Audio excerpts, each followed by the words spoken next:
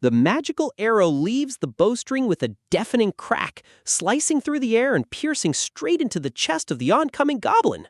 But the monsters just keep coming, and in the absolute chaos of the front line, my ally is caught in a brutal struggle as claws tear into his flesh. Blood sprays across the battlefield as our defenses crumble, arrows raining down like a deadly storm where every single second is a desperate fight to survive. Yet, even in this living hell, I refuse to back down, locking my weapon into place with a fierce grin to turn the tide of this war. But just as I prepare to unleash my ultimate strike, a sudden tremor shakes the very earth beneath my feet.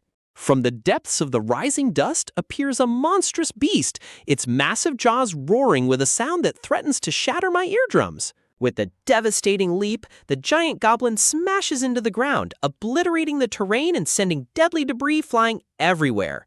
Before I can even regain my footing, the beast tears a massive boulder from the earth and hurls it directly at my head. The crushing shadow of the giant stone looms over me, closing in far too fast for any normal human to dodge. Adrenaline surges through my veins as I slide beneath the oncoming destruction, my eyes glowing with raw focus as power surges within me. Skidding across the dirt, I draw my bowstring to its absolute limit, aiming straight at the leaping monster's weakness. A blazing golden magic circle erupts around me, proving that I am Tarou Satu, and I will survive in this brutal fantasy world no matter what.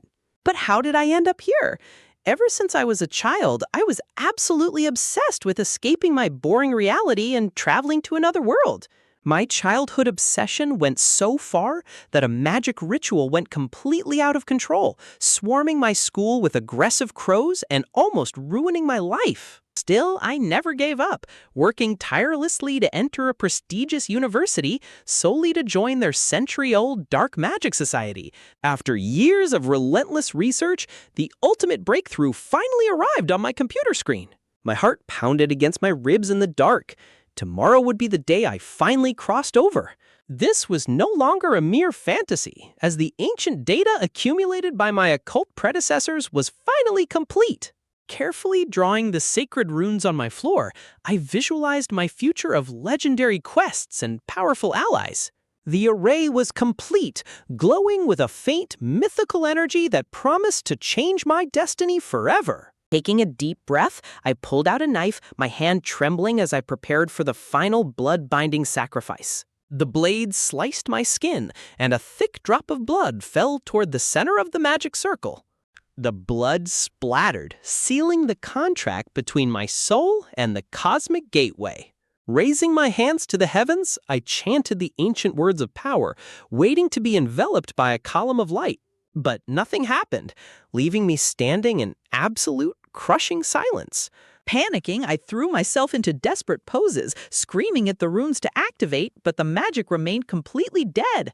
Refusing to fail, I grabbed my favorite stuffed animal, offering it as a ridiculous, desperate sacrifice to the cosmic forces. I slammed the plush toy onto the center of the array, praying for even a spark of magical resonance. Once again, nothing but silence mocked all my years of research. Suddenly, a violent rumble shook the walls as harsh red lightning crackled from the circle, turning the room into a crimson nightmare. A blinding flash of light engulfed me, but instead of a gentle portal, the energy felt hostile, threatening to tear me apart.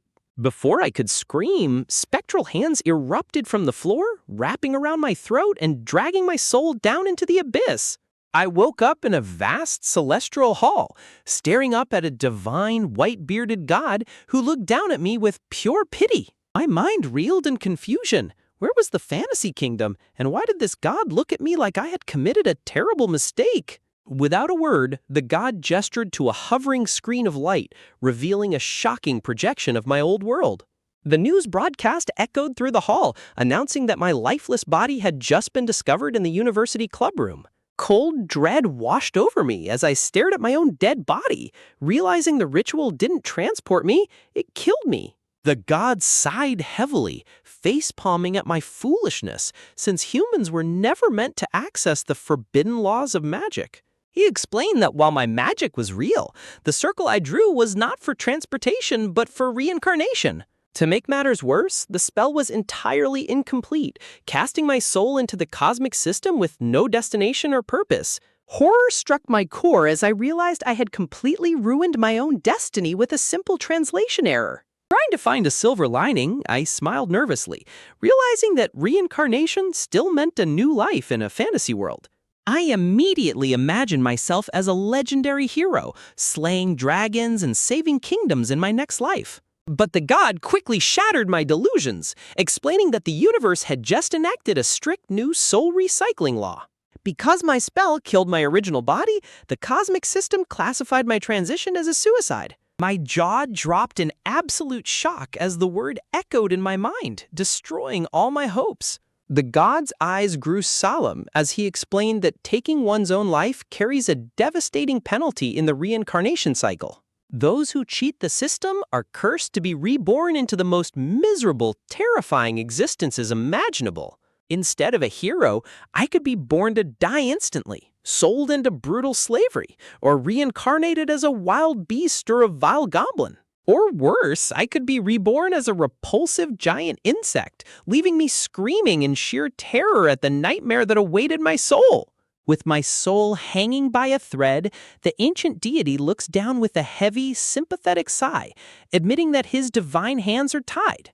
In desperation, the green-haired goddess beside him tilts her head in utter confusion as I beg for any sort of cheat ability to survive the horrors ahead. The god ponders my desperate plea, explaining that while rare and powerful special skills exist in his domain, none of them are simple shortcuts to absolute power. Falling to my knees, I clasp my hands together and plead for just one of these powers, but the deity warns me that such gifts require immense effort and nearly impossible conditions to unlock. I look down, gridlocked in thought, as the harsh reality of starting my next life at an extreme disadvantage begins to sink deep into my mind.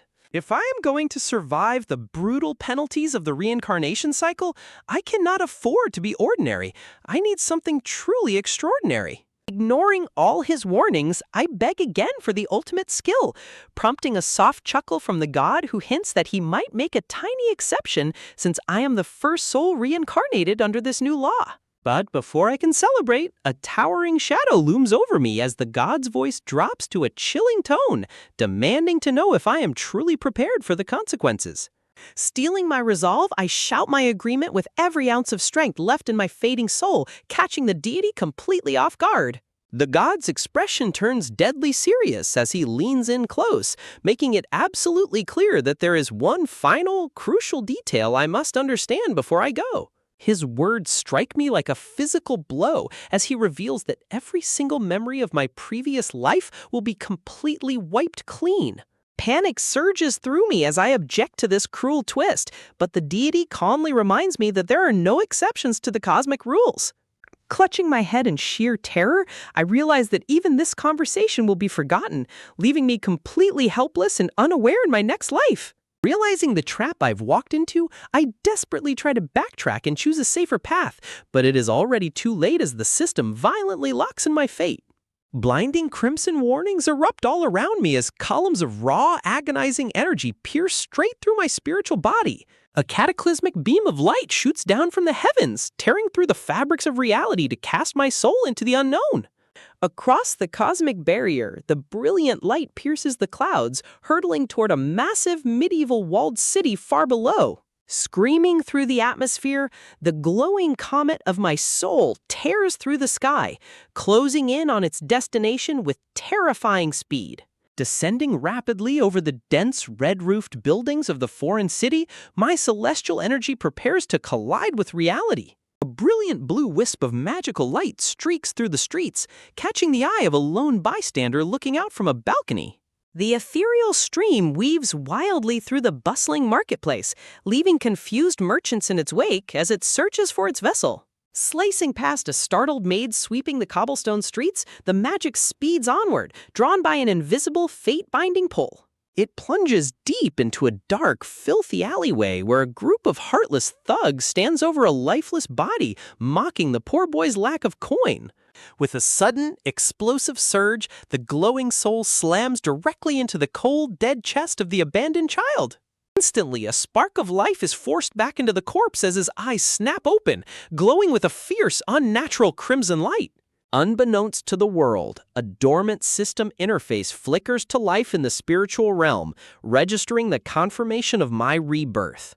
The mysterious code clicks into place, fulfilling the impossible activation conditions and restoring all of my lost memories in a single, overwhelming rush. I gasp violently for air, clawing at the dirt as the agonizing pain of a forced resurrection floods my fragile new body. Propping myself up on the cold cobblestones, the fog in my mind completely vanishes as I realize exactly who I am and what transpired. Dragging myself up against the damp brick wall, I stare at my hands, realizing I have successfully cheated death and I refuse to let this second chance slip away. A single tear falls into a brilliant magical circle as the truth of my new existence crystallizes. I am no longer just Tarou Satu, I am now Tarou Satu. Two lives, separated by death but bound by the same relentless spirit, have finally merged into a single determined entity. But this new life is a nightmare of its own. At my baptismal ceremony at age 6, the priest declared my unique skill to be nothing but completely worthless, garbled nonsense. Deemed a useless failure, my own alcoholic father dragged me into the depths of a monster-infested forest and abandoned me to die. Yet I survived the wild, fleeing across dangerous lands for days until the distant walls of the great town of Saishi finally appeared on the horizon. Blending into the crowded, bustling streets of the grand city, I quickly realized that a nameless orphan stands absolutely no chance in this harsh world. With no food and no shelter, my days became a desperate struggle for survival, forcing me to steal scraps of bread just to keep from starving to death. Exhausted and weak, I lean against a wall as the cold, indifferent gazes of passing adults remind me that no one is coming to save me. If I want to survive in this fantasy world as a child with no power, there is only one logical path left for me to take. Watching a heavily armed guard march past, I realize that my only hope of earning a living lies in joining the ranks of those who fight. I look up, my eyes widening with a sudden spark of hope as the massive structure of my destination finally looms before me. Standing before the towering, weathered wooden sign, I steel my nerves to take my first steps into the legendary Adventurers Guild. But the moment I step inside, a group of sneering, battle-hardened adventurers blocks my path, barking at me to get lost. Clutching my growling stomach, I let out a tired sigh, far too exhausted and hungry to care about their pathetic threats.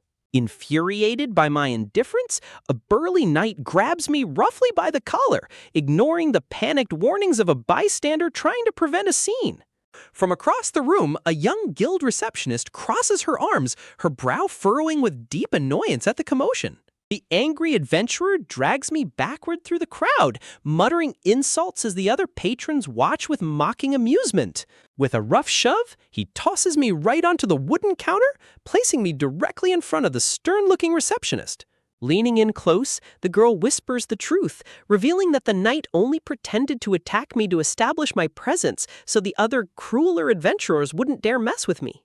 A genuine smile finally breaks across my bruised face as the gruff warrior walks away, giving me hope that maybe, just maybe, this brutal world isn't entirely heartless. Standing before the receptionist, I muster all my courage to ask for registration, desperate to finally begin my journey as an adventurer. But my hopes are instantly dashed when the receptionist apologetically reveals a harsh truth. Registering as an adventurer requires a mandatory fee. Panic strikes my core as the crushing reality sets in, forcing me to clutch my head in absolute disbelief at this sudden roadblock. She calmly explains that the fee is 10 silver coins, an astronomical amount for an orphan, equivalent to 10,000 yen in my past life. Despair washes over me as I realize my plight. Having run away from my village, I have no money, no home, and absolutely no one to vouch for my identity. Just as I prepare to accept my doom, a heavy leather sack of coins suddenly slams onto the wooden counter with a loud thud. I spin around in shock to find the armored knight from earlier offering to cover my fee, leaving me completely speechless at his unexpected kindness. Behind him, a group of cynical adventurers bursts into mocking laughter, warning the knight that a street rat like me will probably run away the second he gets his tag.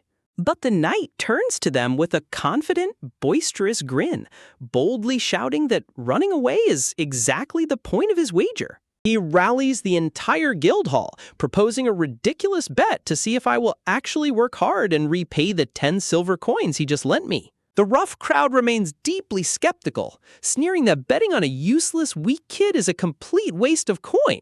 Undeterred, the knight enthusiastically locks in his wager, prompting the other rowdy adventurers to start placing bets on whether I'll slack off, flee, or drop dead first.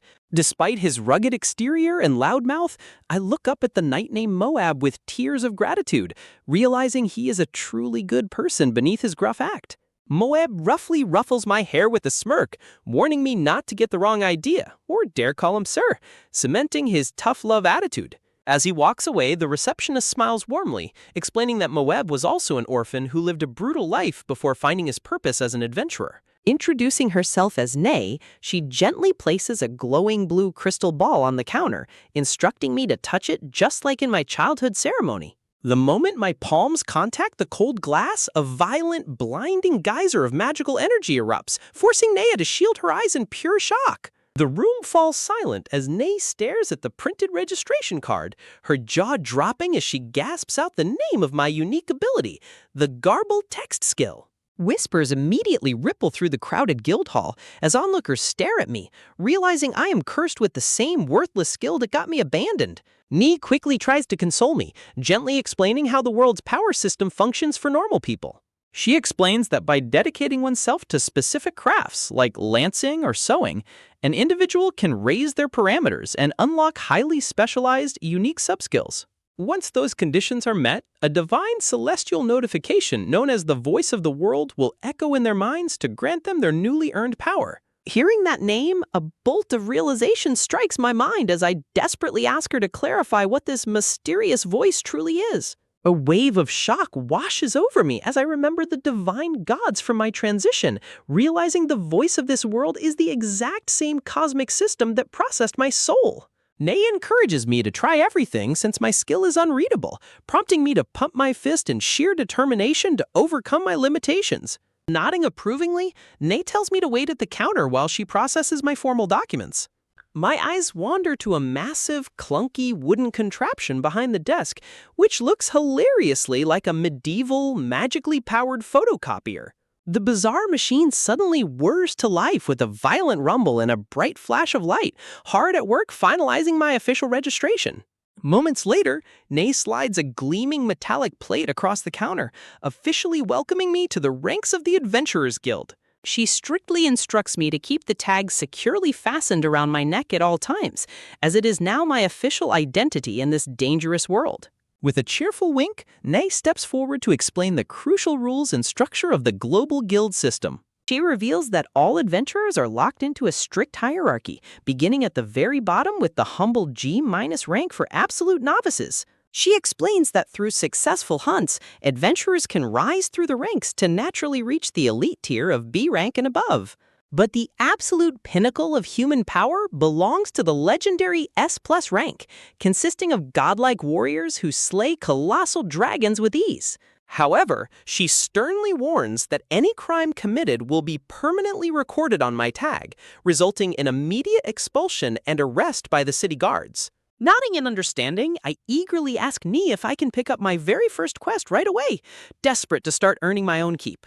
Nee laughs softly and points out that it is already midday, generously offering to buy me lunch to celebrate my official debut as an adventurer. Leading me out of the main hall, we arrive at the cozy tavern attached to the guild, filled with the comforting aroma of hot food. Nee proudly sets down a steaming, heavy ceramic bowl in front of me, her eyes crinkling with warmth as she tells me to dig in.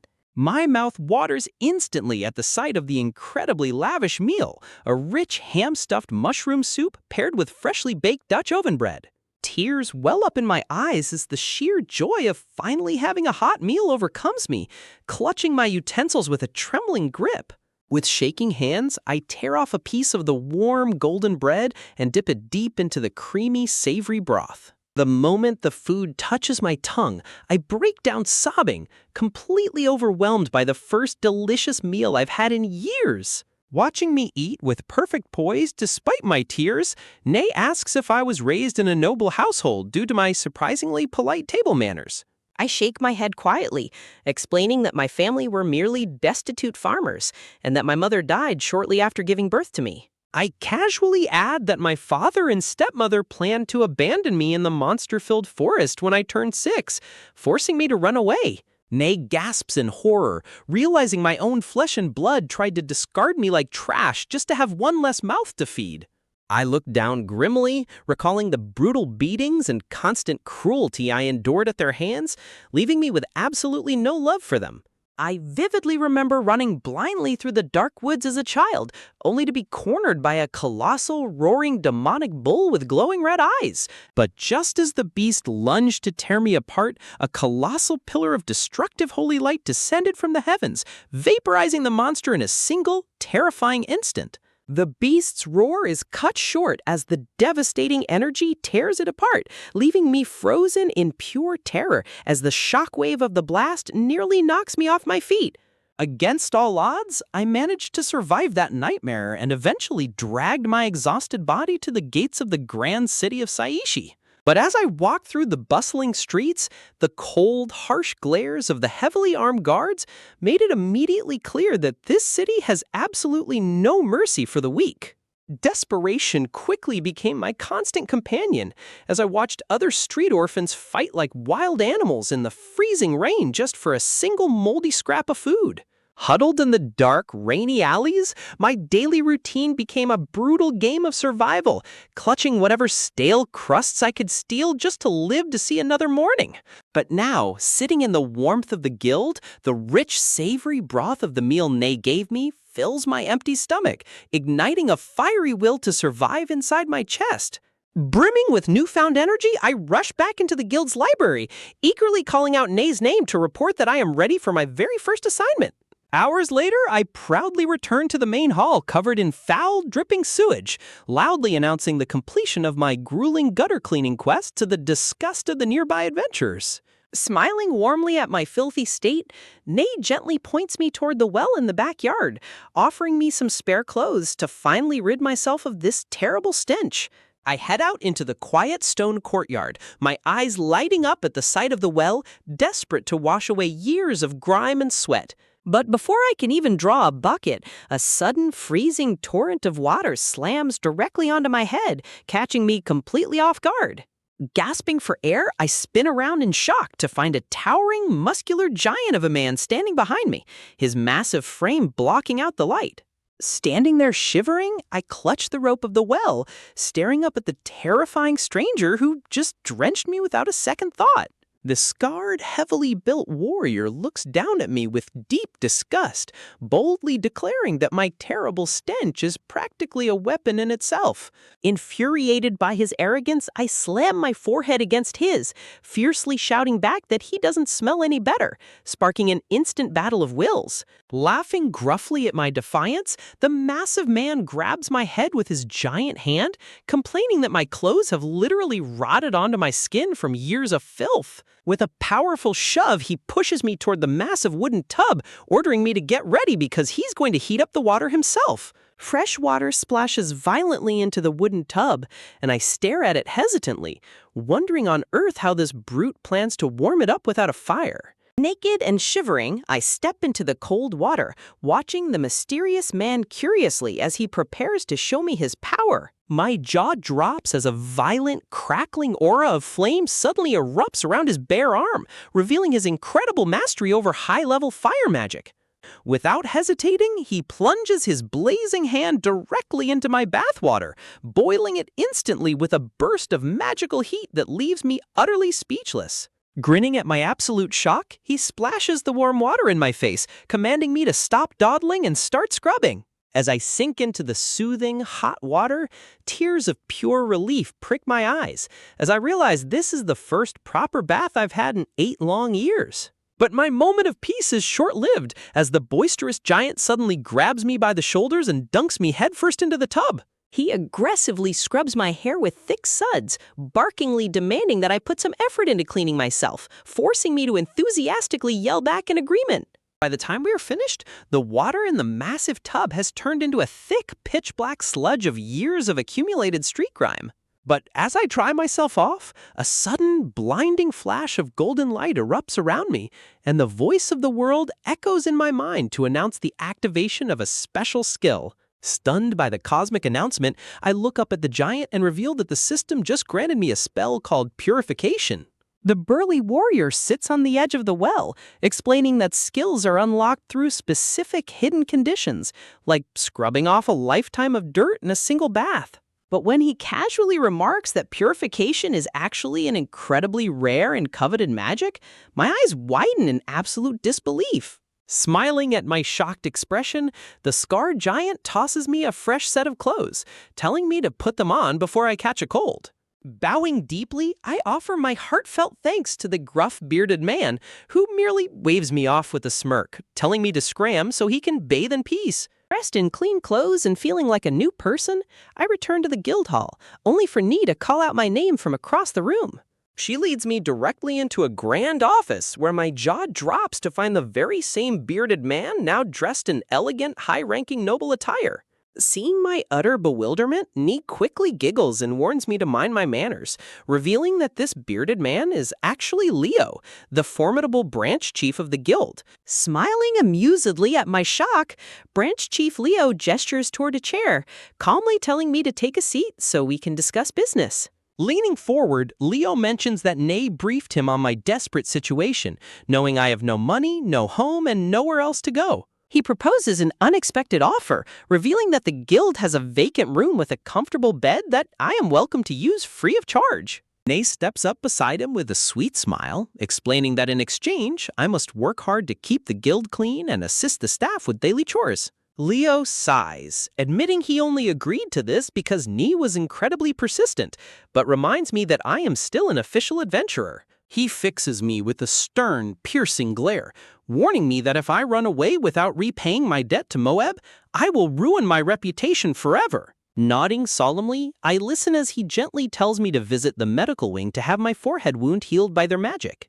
Bowing excitedly, I shout my gratitude to the branch chief and sprint out of the room, leaving Nay and Leo to quietly discuss the mysterious spark of determination in my eyes. Leo watches the door close, thoughtfully noting that even though my garbled tech skill makes my status unreadable, it should at least help me survive day-to-day life. I push open the door to my new quarters, gasping in sheer awe at the sight of a beautiful, spotless room that belongs entirely to me. Overwhelmed with absolute joy, I leap high into the air, celebrating the fact that I finally have a real soft bed to sleep in.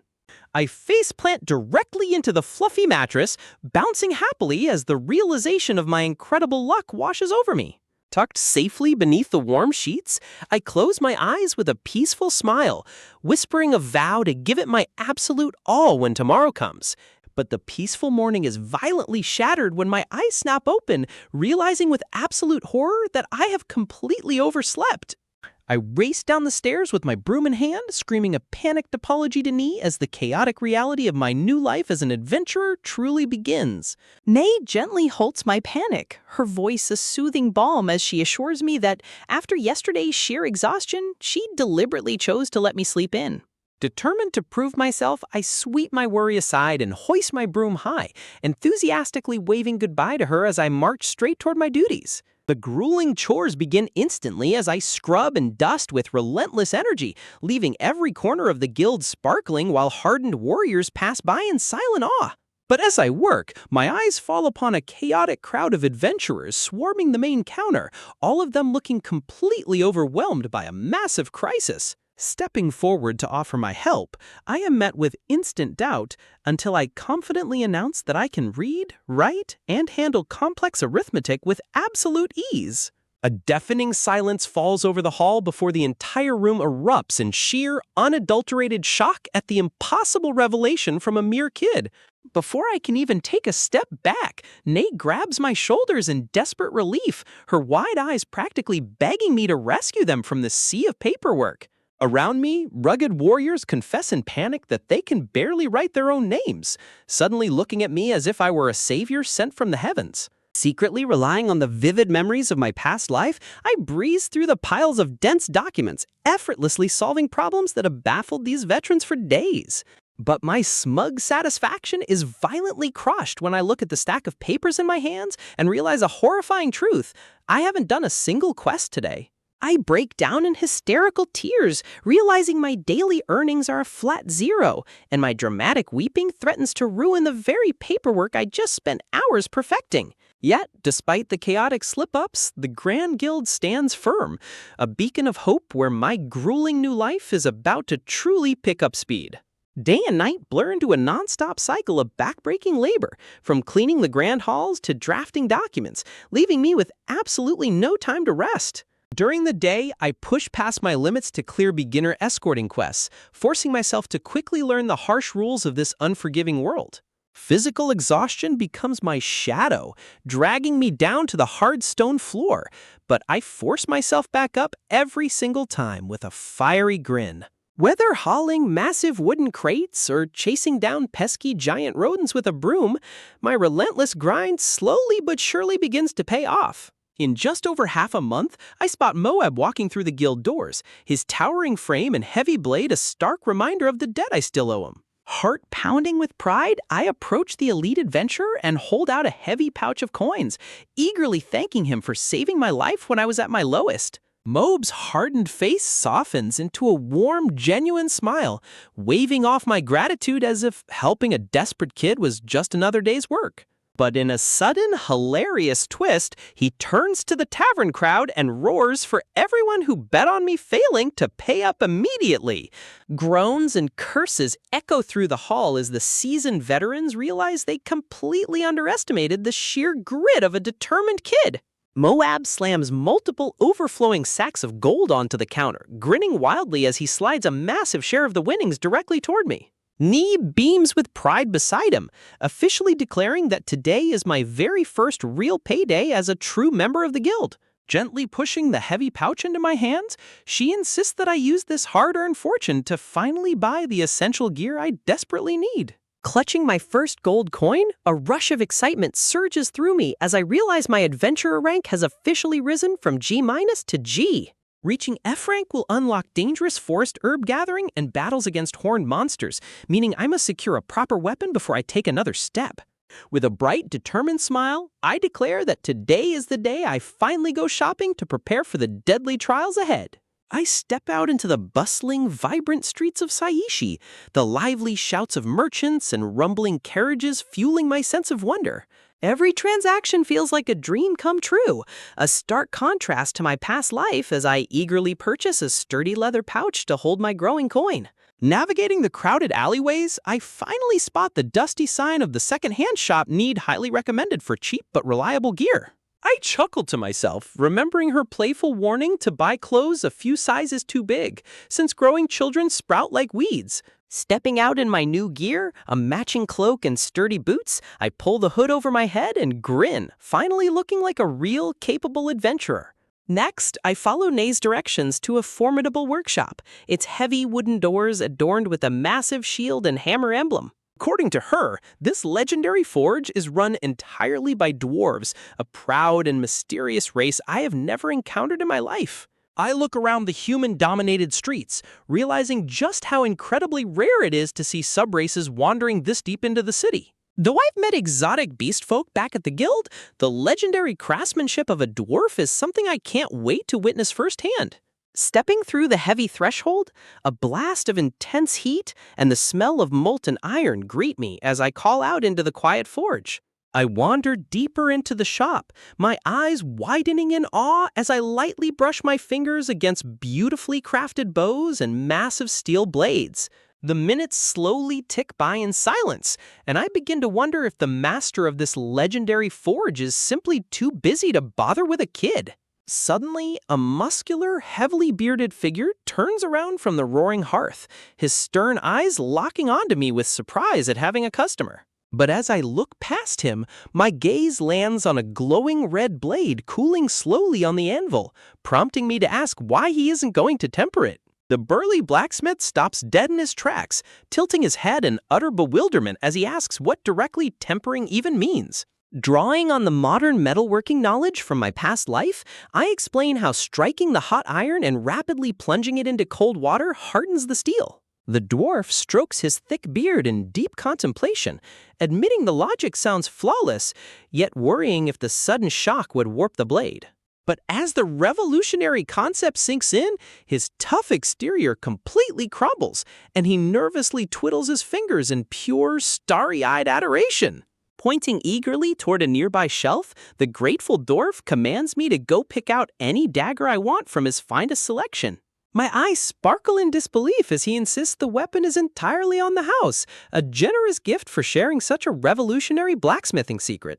Without wasting a single second, the obsessed dwarf swings his heavy hammer, itching to put this incredible new tempering method to the test.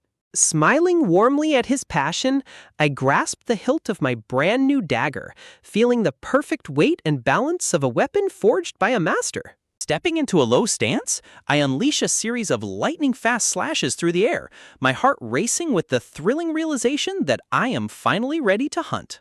I strike a flashy pose, presenting my brand new weapon with a confident smirk, eagerly waiting for the master blacksmith's praise. But the heavy silence in the forge is deafening as he completely ignores me, leaving me frozen in a cold sweat of pure embarrassment. Realizing I've worn out my welcome, I offer a polite, hasty farewell and step away, clutching the precious blade tightly to my chest. I step out into the fading twilight, sighing at how my big moment fell entirely flat, completely unaware of the massive revelations waiting for me back at the guild. Nay lays out a collection of cheap adventurer gear on my bed, gently advising me that a flashy look is perfectly fine for a beginner like me. I hold up the simple tunic, marveling at how incredibly comfortable it feels compared to the ragged, dusty clothes I've worn for weeks. Next, she hands me a basic blue cloak, noting that despite some defects in the fabric, it's an absolute steal for a low-ranking adventurer. Confused by her terminology, I ask what she means, prompting her to reveal the activation of her secret magical ability, appraisal. Glowing runes materialize around her eyes as she explains that her skill is currently restricted, preventing her from analyzing actual people. She details how the skill allows her to instantly inspect quest loot and shields her from the greedy, deceitful tricks of local merchants. Intrigued, I ask what it takes to appraise humans, and she explains that high-ranking S-rank users can see anything, while low-rank G-class users are severely limited. She warns me that if your skill rank is too low, you will never be able to read another person's status, no matter how hard you try. Her voice drops to a whisper as she suggests a high-level appraisal could finally decipher the mystery behind my own garbled tech skill. Offhandedly, I mention that I recently learned the Purify spell, causing me to instantly freeze before grabbing me an absolute wide-eyed shock. She frantically theorizes that my unreadable skill must be an incredibly rare healing attribute, which would explain my sudden affinity for divine magic. But when she excitedly asks if I also learned the basic cleanse spell, my simple refusal leaves her completely flabbergasted. She stands frozen, explaining the absolute law of magic. One must master cleanse and purge before they can ever hope to cast Purify. Divine healing magic requires a strict, step-by-step evolution of power, a fundamental rule of this world's magical hierarchy. Yet I have completely bypassed the laws of nature, proving once and for all that my true class is far more anomalous than either of us realized. A cold sweat drips down my face as the weight of my bizarre existence settles in, leaving me terrified of what my status actually hides. Nee forces a nervous laugh, admitting she has never heard of such an impossible anomaly, leaving me screaming internally in sheer panic. To clear my head, I pour all my anxiety into relentless weapon training, slicing through the air until Nee calls out to interrupt my practice. Wiping the sweat from my brow, I turn to find her smiling warmly as she hands me a heavy, jingling pouch containing my hard-earned daily pay. Joy erupts in my chest as I clutch the coins, instantly brainstorming all the essential gear and supplies I can finally afford to buy. Sitting at my desk, I eagerly draft a prioritized shopping list, humming happily as I plan out my path to becoming a powerful adventurer. A friendly veteran leans over my shoulder, chuckling at my intense focus and teasing me for looking so incredibly pleased with myself. I happily march down the hallway, completely oblivious to the veteran's sudden, suspicious gaze as he watches me walk away. Suddenly, his eyes widen in realization, and he desperately reaches out to stop me, but it is already too late. I crash headfirst into a towering solid chest, the violent impact knocking me flat on my back with a painful yelp.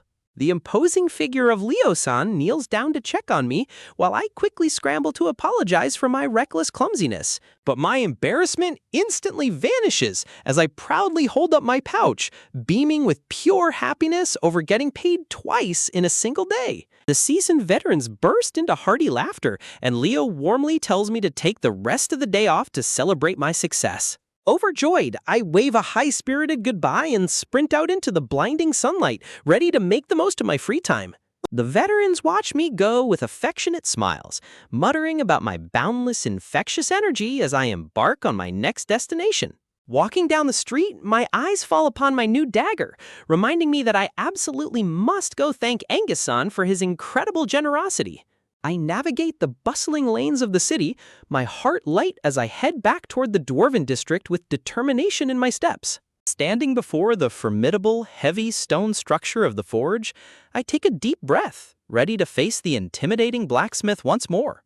Pushing the heavy wooden door open, the rhythmic clanging of a hammer echoes from within, making me wonder if he is too busy with his craft. Realizing I'm not here as a paying customer, I decided it would be much more polite to slip around and use the workshop's back entrance. As I push open the back door and call out his name, the startled dwarf spins around, holding a massive blacksmithing hammer in his grip.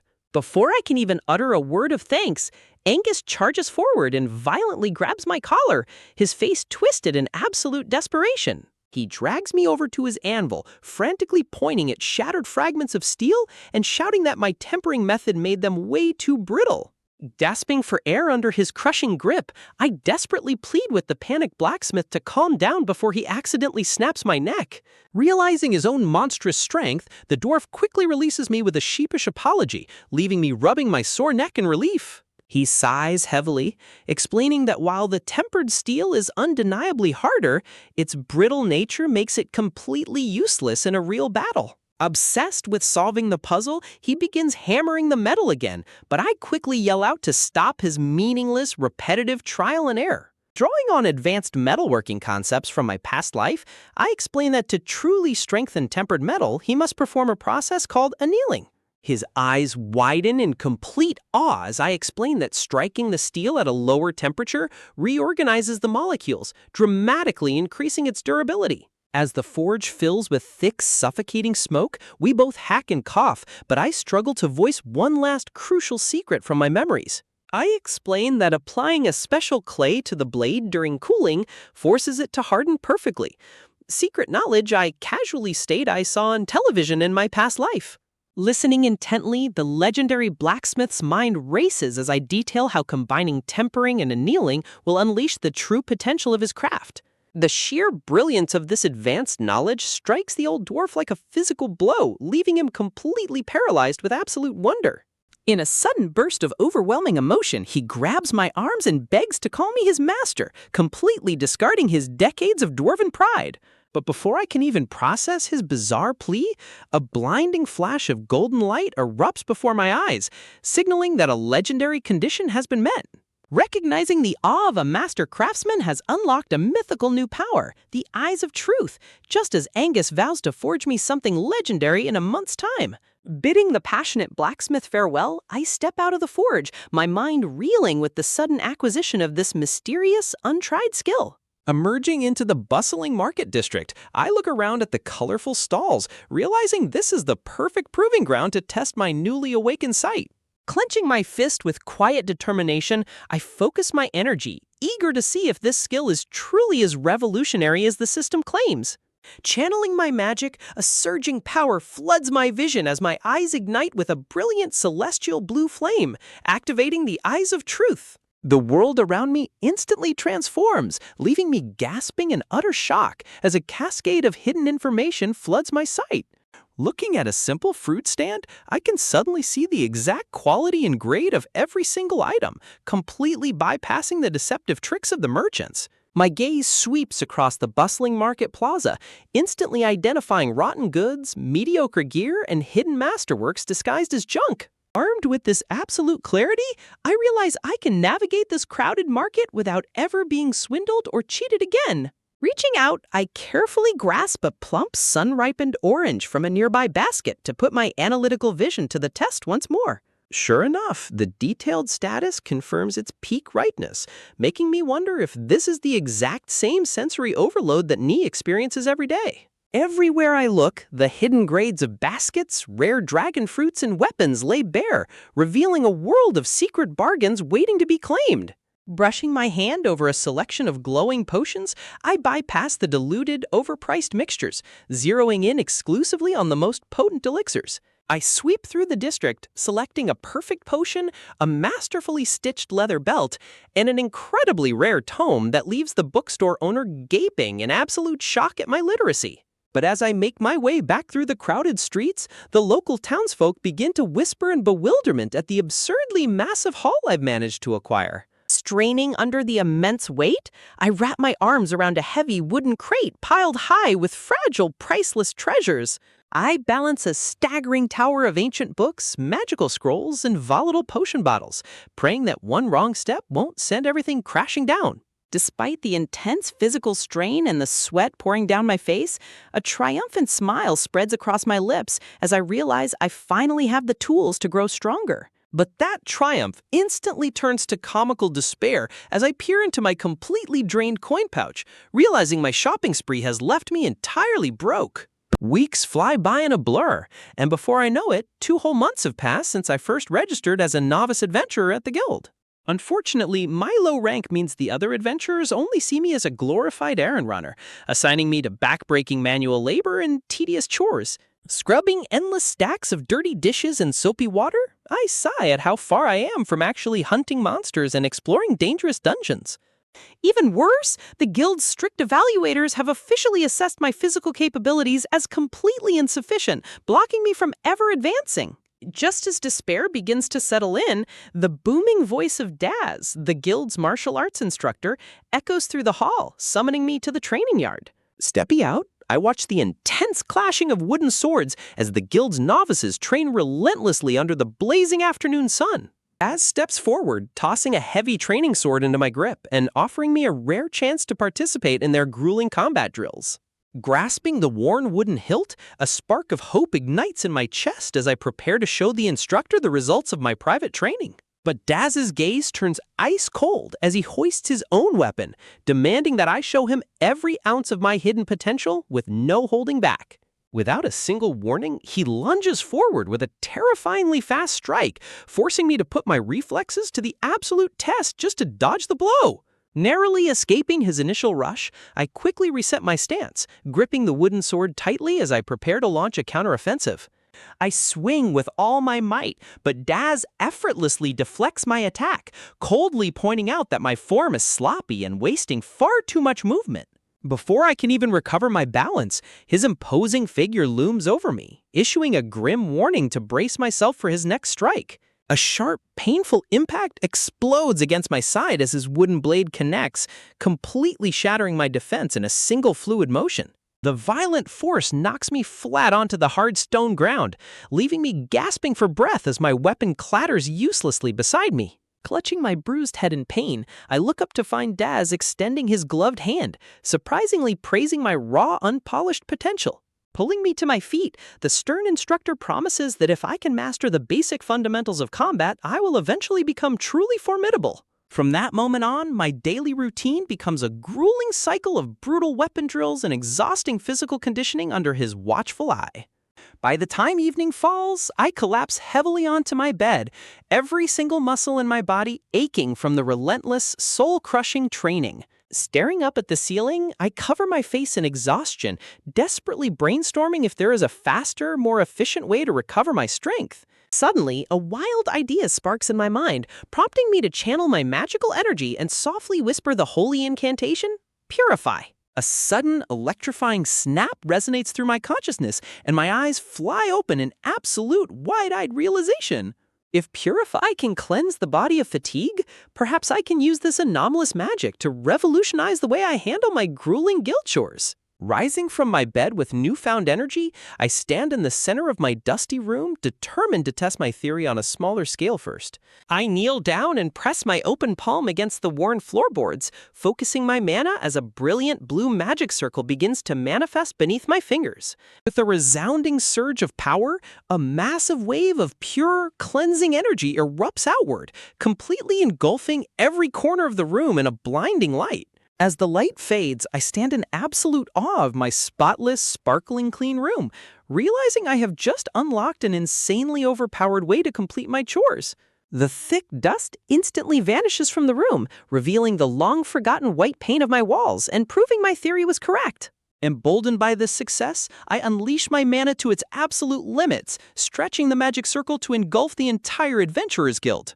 Eager to see if my spell worked, I take a step forward, but a sudden, violent spasm shoots through my entire nervous system. My vision instantly goes black as my body completely shuts down, sending me crashing face first onto the hard wooden floorboards. Suddenly, the door flies open with a loud slam as the guildmaster bursts in, his eyes wide in absolute shock and anger. I can only manage a weak, trembling chuckle as I lie paralyzed, utterly drained of every single drop of my magical energy. Meanwhile, a blinding, celestial light continues to wash over the entire guild, cleansing the filthy corridors in an instant. Adventurers and staff alike stand frozen in sheer disbelief, muttering in panic as the magical glow completely envelops them.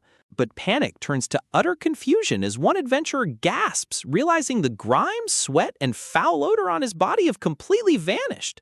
Back in my room, the guild leader sighs in disbelief, scolding me for wasting high-tier holy magic on something as trivial as house cleaning. Swooping me up into his arms, he bluntly explains that Purify is meant for purging high-level curses and deadly undead monsters. Laying me gently onto my bed, he commands me to rest, ignoring my desperate whispers that my chores still aren't finished. Free from the burden of manual labor, I spend the next several weeks relentlessly repeating basic sword drills to build my foundation. Watching my fellow trainees spar, I realize how much smaller and weaker I am compared to their self-taught aggressive combat styles. Yet, my rapid ascent among the novice ranks makes me a complete anomaly, drawing wary glances from everyone in the training yard. Back at the counter, Nay explains that the guild's strict ranking system is the only thing keeping weak adventurers from certain death. She warns me that the wild is infested with terrifyingly massive monsters, where one single mistake leads to being torn to shreds. Undeterred, I raise my training sword with unwavering focus, determined to perfect my form before I ever step foot into the wild. I swing with maximum speed, my blade cutting through the air as I quietly pray my training is enough to keep me alive. With my grueling training finished for the day, I sneak around to the quiet alleyway behind Angus's blacksmithing workshop. The moment I peer through the doorway, the old dwarf's face lights up with absolute joy as he enthusiastically shouts my name. He nearly knocks the wind out of me with a heavy pat on my back, booming that my secret techniques have revolutionized his craft. With a proud grin, he draws a gleaming, masterfully crafted short blade, offering it to me as a token of his eternal gratitude. I humbly accept the magnificent weapon, my hands trembling slightly as I feel the incredible balance of the forged steel.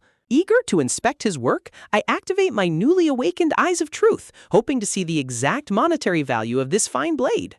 But the glowing appraisal window leaves me completely frozen, revealing a staggering valuation of over 150,000 yen. Stuttering in sheer panic, I try to laugh it off, nervously asking Angus if he did something special to this weapon during the forge. Angus casually rubs his beard, explaining that he occasionally triggers a rare phenomenon to add a permanent bonus modifier to his steel. My heart leaps into my throat as my eyes lock onto the stats, confirming a massive boost of +5 agility and +2 skill. I break out into a cold sweat, realizing that if a simple +1 modifier drove the public crazy, this weapon could trigger a war. 6 months fly by since I regained my past life memories, and I realize how dangerous it is to reveal my advanced knowledge. Watching the novices trade brutal blows, I think about how classic isekai protagonists easily dominate their worlds with modern tricks. But real life is far crueler, as a chilling poster on the guild's notice board warns of a vagabond who met a gruesome, untimely end. Straining to listen, I overhear the nearby veterans whispering that the dead man had foolishly registered at the commercial guild without backing. My blood runs cold as they reveal the vagabond tried to patent a genius idea, only for a corrupt noble to steal it and execute him the next day. Realizing I must hide my talents to survive, I focus back on the training field, analyzing a beastkin's overly wild, risky sword swings. Sure enough, her opponent exploits the massive opening, disarming her with a swift, punishing strike that sends her wooden sword flying. Witnessing this, a brilliant spark of inspiration hits me. I don't need flashiness, I just need a style that is plain but highly practical. Clutching my fists in determination, I resolve to master an unremarkable, solid style that no one can easily counter or copy. Keeping my need for secrecy in mind, I decide to tackle another major issue from my past life, the terrible food of this medieval world. Looking at the hard, unappetizing rye bread on the table, I smile as I prepare a special, secret fermentation mixture in a glass jar. I shudder thinking about the horrific hygiene here, where people shovel manure and bake without ever washing their hands. Closing my eyes, I visualize the perfect, elastic stretch of gluten, dreaming of the soft, fluffy white bread I used to eat. My mouth waters at the thought of biting into a warm, pillowy roll far superior to the brick-like loaves of this world. Holding the jar high, I channel my anomalous purify magic, carefully filtering out the harmful bacteria while keeping the active yeast alive. A brilliant flash of blue light erupts, and I triumphantly raise the jar, having successfully cultured the world's first perfect yeast. Suddenly, Nay peers over my shoulder with intense curiosity, asking what on earth I plan to do with a jar of fruit soaked in sugar water. I beam with pride, confidently telling her that this mysterious mixture is the secret key to baking incredibly soft white bread. Stirring the dough with a wide smile, I declare that I am about to create a culinary masterpiece this world has never seen before. Nay's eyes widen in sheer excitement as she gasps, wondering if this legendary bread is the mythical luxury food only the richest nobles eat. I begin mixing the fresh yeast into the heavy dough, guiding Nay through the delicate process as she watches with absolute fascination. I urge her to knead it with all her strength until it is perfectly smooth. After letting the dough rise under a clean cloth for a full hour, I realize this medieval kitchen lacks a proper oven, forcing me to improvise by cooking it directly inside a heavy, covered pan over the roaring fire. The moment I lift the lid, a massive cloud of fragrant hot steam billows out, revealing 3 perfectly golden, freshly baked loaves that look absolutely spectacular. I proudly present the fresh loaves, though I cannot help but apologize that they aren't as light and fluffy as they should be, given the limitations of cooking them in a pan. The sweet, irresistible aroma of fresh bread wafts through the entire guild, instantly halting conversations as both Nay and the formidable guildmaster sniff the air in sheer disbelief. Unable to control his hunger, the guildmaster bursts into the kitchen at full speed, demanding to know if I actually managed to create real white bread. He eagerly tears a roll in half, gasping in shock as the soft, pillowy interior stretches apart flawlessly beneath a beautifully thin, crispy outer crust. Taking a massive bite, both he and Nay melt in pure culinary ecstasy, completely overwhelmed by a level of flavor they have never experienced in this world. Recognizing a massive business opportunity, we immediately add a simple meat and vegetable sandwich to the adjacent tavern's menu, and it becomes an absolute sensation overnight. Within a single week, the tavern is packed to the brim with eager citizens and adventurers, transforming my simple creation into the guild's most exclusive and profitable specialty. It is an incredible, life-altering win-win situation, earning me the ultimate protection and shelter of the guild while securing my place in this harsh society. Yet, as I happily bite into my own sandwich, my mind drifts back to my previous life, deeply craving the comforting, simple taste of freshly steamed white rice. Suddenly, my eyes widen in complete shock as I witness a stable boy feeding a cow, realizing that the high-quality grains being discarded as simple livestock feed are actually precious, untouched rice. As a former Japanese citizen, I feel a burning duty to introduce the wonders of rice to this world. But when I enthusiastically pitch the idea to the guildmaster, he only looks at me with utter confusion. Determined to prove its value, I decide to ease him into it, presenting him with a plate of steaming, soft white rolls crafted entirely from finely ground rice flour. The guildmaster stares down at the unfamiliar pale buns with heavy skepticism, deeply doubting that livestock feed could ever be fit for human consumption. At the very moment he takes a hesitant bite, a shockwave of absolute realization electrifies his entire face. He marvels at the incredibly unique, chewy texture, realizing it is completely superior to standard wheat bread and absolutely delicious. Slapping the counter in sheer excitement, the guildmaster immediately declares that we're going to start selling rice bread to the public. Just as I predicted, the revolutionary rice bread triggers an absolute frenzy, drawing massive crowds of hungry customers that line up all the way down the street. Riding the wave of this massive success, I realize it is time to unleash the ultimate comfort food, a quick, hearty, and easy-to-eat rice bowl. I immediately get to work, boiling the rice over a blazing fire while dicing savory monster meat into bite-sized pieces so that the adventurers can easily eat it with a spoon. I toss the diced meat into a searing hot pan, sautéing it with rich seasonings as the savory oils sizzle and caramelize to absolute perfection.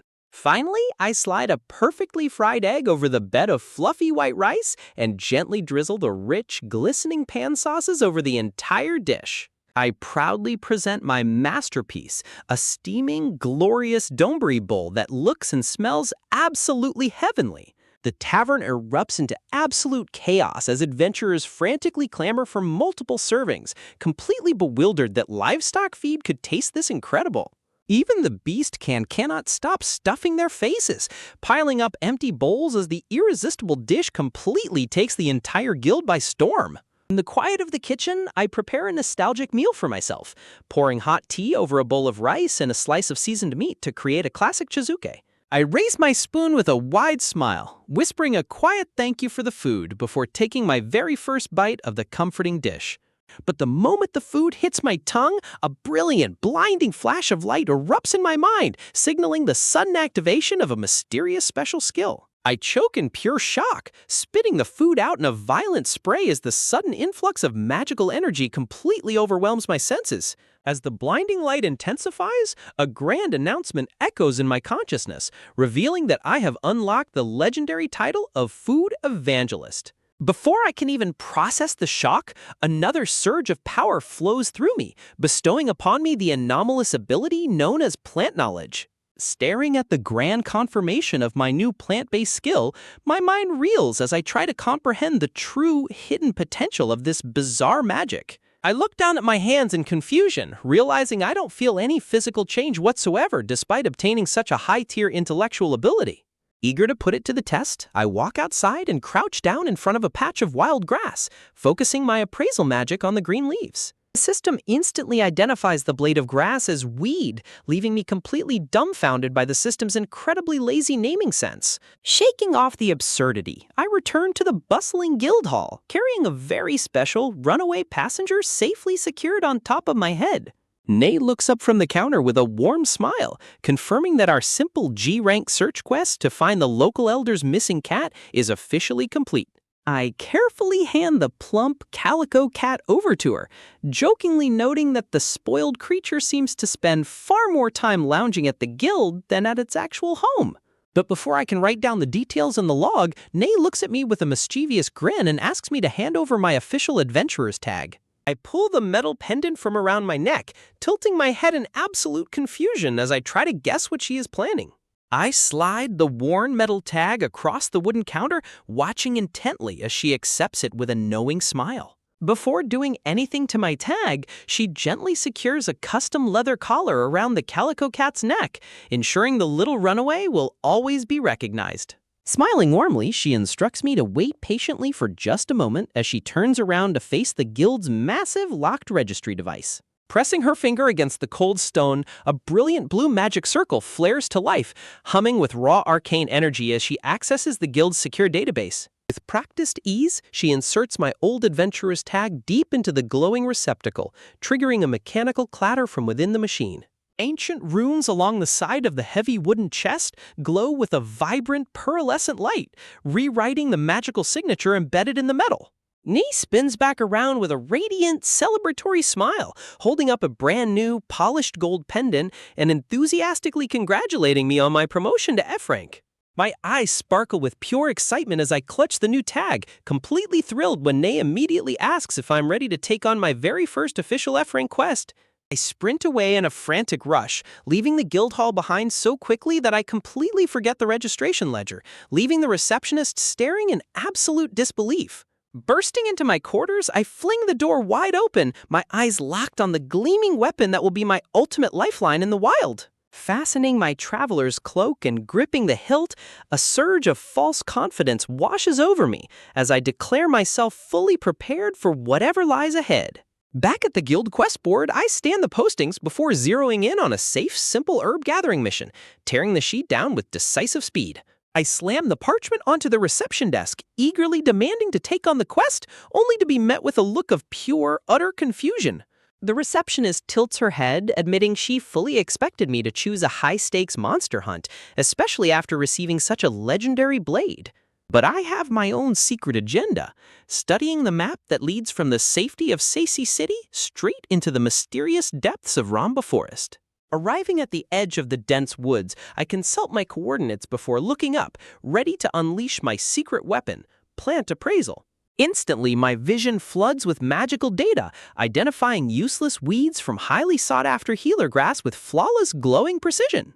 A wave of satisfaction hits me as the system confirms the location of rare straw mushrooms, proving my analytical approach is entirely correct. Without wasting a single second, my gloved hand rips the valuable healer grass from the forest floor, eager to maximize my haul. I carefully deposit the specimens into my large wicker basket, amazed at how incredibly efficient this magical sensory boost makes the tedious task. My fortune grows even greater as I identify and gather rare, toxic cleansing poisu grass, completely stunned that I filled my basket in just 2 hours. But as the shadows lengthen and a sudden, ominous rustling echoes through the ancient trees, cold sweat drips down my neck as I realize I've gone too far. Clutching my basket straps in a panic, I resolve to retrace my steps immediately, only for a violent thrashing in the nearby bushes to freeze me solid. The thick foliage shakes violently, signaling the approach of something massive, aggressive, and altogether deadly. I hold my breath, my eyes wide with terror as I peer through the leaves, desperately praying it is nothing more than a harmless woodland creature. The branches part, and my heart drops into my stomach as a grotesque, sneering green goblin emerges, locking its bloodthirsty gaze directly onto me. My mind races as I size up the threat, trying to convince myself that in any typical fantasy tale, a single goblin should be an easy victory. I reach for the hilt of my sword, but a primal terror paralyzes my body, making my hand shake so violently I can barely hold the grip. Squeezing my eyes shut to steady my nerves, I realize I must act now if I want to survive the next 10 seconds. Lowering my posture, I creep forward with silent, agonizingly slow steps, desperately trying to catch the vile monster completely off guard. But the goblin's ears twitch, its head snapping toward me with a guttural screech as it swings a crude stone axe straight at my skull. Instinct takes over as I draw my blade just in time, sparks flying as steel clashes violently against heavy stone. The sheer, brutal force of the monster's blow presses down on me, my muscles screaming as I struggle to hold my ground against its terrifying strength. With a sickening metallic clatter, the impact shatters my guard, sending my precious sword flying high into the air and leaving me completely defenseless. I stumble backward in sheer panic, staring helplessly as the hideous creature leaps forward, ready to cleave me in two. Lunging frantically to the side, I dive onto the hard ground as the axe blade chops through the grass, missing my flesh by a mere hair's breadth. I scramble backward on my hands and knees, desperately dodging another wild, ferocious swing that tears up the forest floor. Cornered against the brush and shaking uncontrollably, I clutch my empty scabbard, realizing my life is hanging by a single desperate thread. The goblin rears back for the final fatal blow, and I squeeze my eyes shut, a tear escaping as I brace myself for the painful end. But in that dark, hopeless moment of absolute terror, a strange, overwhelming surge of magical energy flares deep within my soul. Nearby, even a horned rabbit watches in stunned silence as a deafening, spectral roar echoes through the clearing, shattering the goblin's focus. Confused but still driven by bloodlust, the monster swings its axe downward with terrifying, single-minded ferocity. I brace myself for the impact, praying for a miracle as the shadow of death looms directly over my head. The axe slices down, but instead of tearing through flesh, it passes harmlessly through empty air, as if I had vanished from this plane of existence. I open my eyes to find my entire body glowing with strange, glowing circuit-like runes, sending a bizarre jolt of power through my veins. Goblin shrieks in absolute bewilderment, looking around wildly as a sudden, violent shockwave of wind erupts from beneath my feet. Before I can even comprehend what is happening, I am propelled backward at a mind-bending, breakneck speed, flying away from danger like a literal rocket. As the wind rushes past, my mind flashes back to my endless, exhausting hours of sword training, clashing wooden blades day in and day out. I remember the grueling nights spent hunched over ancient books, grinding herbs in a mortar to master the delicate art of potion making. The memories of hammering red-hot metal under a dwarven smith's watchful eye and drawing my bowstring until my fingers bled rush back to me. I recall the frustrating target practice, staring at a stone dummy surrounded by my miserably missed arrows, realizing how far I was from mastery. Yet there was a deeply calculated reason behind my chaotic, seemingly scattered attempts to learn every trade in this new world. Reincarnated with all my past memories, I knew survival meant pushing my limits, spending 2 grueling years purifying my body of impurities to unlock divine magic. By studying what true masters revered, I achieved the legendary Eyes of Truth, a feat normally requiring decades of wisdom, charisma, and status. Utilizing my past life's knowledge, I became a culinary genius and a master of botanical lore, blending science with magic. I knew that in this brutal, unforgiving reality, none of these extraordinary skills could ever be achieved overnight. I had to try absolutely everything, desperately hoping to trigger the hidden system conditions to unlock any skill possible. Because in a world where survival is a constant battle, persistence is the only weapon that can turn a useless outcast into a legend. A blinding streak of pure, violent energy tears through closely held beliefs with terrifying speed, demonstrating the brutal, unfiltered reality of this fantasy world. Even a simple training session can turn deadly in an instant, forcing a frantic young archer to dive out of the way of a stray projectile with wide eyes. I awkwardly scratch the back of my head and offer a nervous apology, deeply relieved that my clumsy mistake didn't end in absolute disaster. The veteran adventurer pats my shoulder, reassuring me with a calm sigh, while I secretly reflect on the bizarre twist of fate that brought me to this world. Walking through the guild hall, the lively chatter of battle-hardened mercenaries fills the air, reminding me of how far I am from my peaceful past life. I slump onto the table in exhaustion, lamenting the fact that despite a year and a half of relentless training, I have completely failed to master a single combat class. Yet, my true talent lies elsewhere. My culinary creations at the local inn have become a legendary hit, drawing massive, hungry crowds every single day. I even introduced the art of forging the legendary katana to the dwarven smiths, while managing to complete my very first successful monster hunt. Still, the deity who sent me here wasn't lying when they warned me that survival would be a brutal uphill battle. But all that grueling experimentation wasn't in vain, unlocking a unique, unparalleled versatility that allows me to handle almost any task with mechanical precision. In a world where your worth is entirely dictated by rigid class skills, those born without a specialization are immediately branded as useless outcasts. Yet, my lack of a fixed class gives me the freedom to wield any weapon I choose, slicing through obstacles with fluid, unpredictable movements. Bracing myself for the next challenge, I stride out of the Grand Guild gates, determined to prove my worth on a solo herb-gathering expedition. Studying my map carefully, I decide to chart a course toward the dense, uncharted forest to the northeast, seeking rare, untouched flora. Touching the rough bark of a giant tree, I strategically plan my gathering route to ensure I don't deplete the forest's delicate ecosystem. But as I venture deeper into the shadowy, ancient canopy, the heavy silence makes me realize that rarer treasures are always guarded by lethal threats. My heart rate spikes as I spot a feral green goblin patrolling the thicket, and a monstrous, heavily armed orc lurking just a few paces away. Trying to ignore the lurking dangers, I keep my head down and focus on filling my woven basket with valuable resources as quickly as possible. Carefully reaching out, I pluck a vibrant, delicate pepper bell flower from the forest floor, a crucial ingredient for my culinary creations. I gently place the rare specimen into my basket, pleased with the bounty but acutely aware that my time in this dangerous zone is rapidly running out.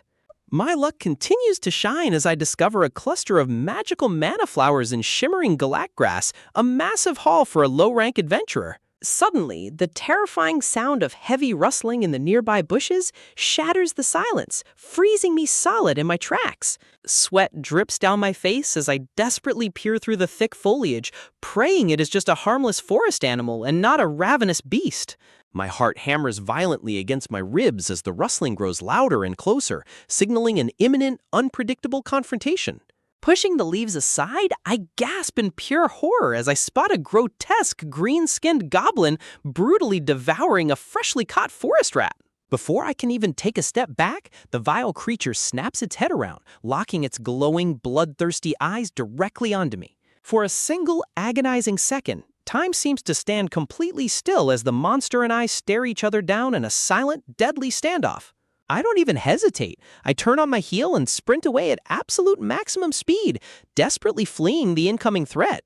As I run, a brilliant golden flash erupts in my mind, announcing the sudden activation of a bizarre, cowardice-fueled special skill. The strange system notification grants me the legendary power of a stealth cloak, triggered solely by my shameful, desperate retreat. Back in the crowded safety of the guild hall, I stand amidst the bustling crowd of adventurers, ready to put this highly unusual magic to the test. I walk right past a group of battle-hardened veterans, completely unnoticed, as if I were nothing more than a passing breeze. With a simple mental command, a glowing digital interface confirms that my stealth cloak is fully active and functioning flawlessly. Transformed into a shimmering, ghost-like blue silhouette, I weave through the dense crowd of oblivious hunters, completely invisible to the naked eye. I playfully wave my hands right in front of a stern-faced, red-haired elf warrior, giggling as she looks directly through my spectral body without a clue.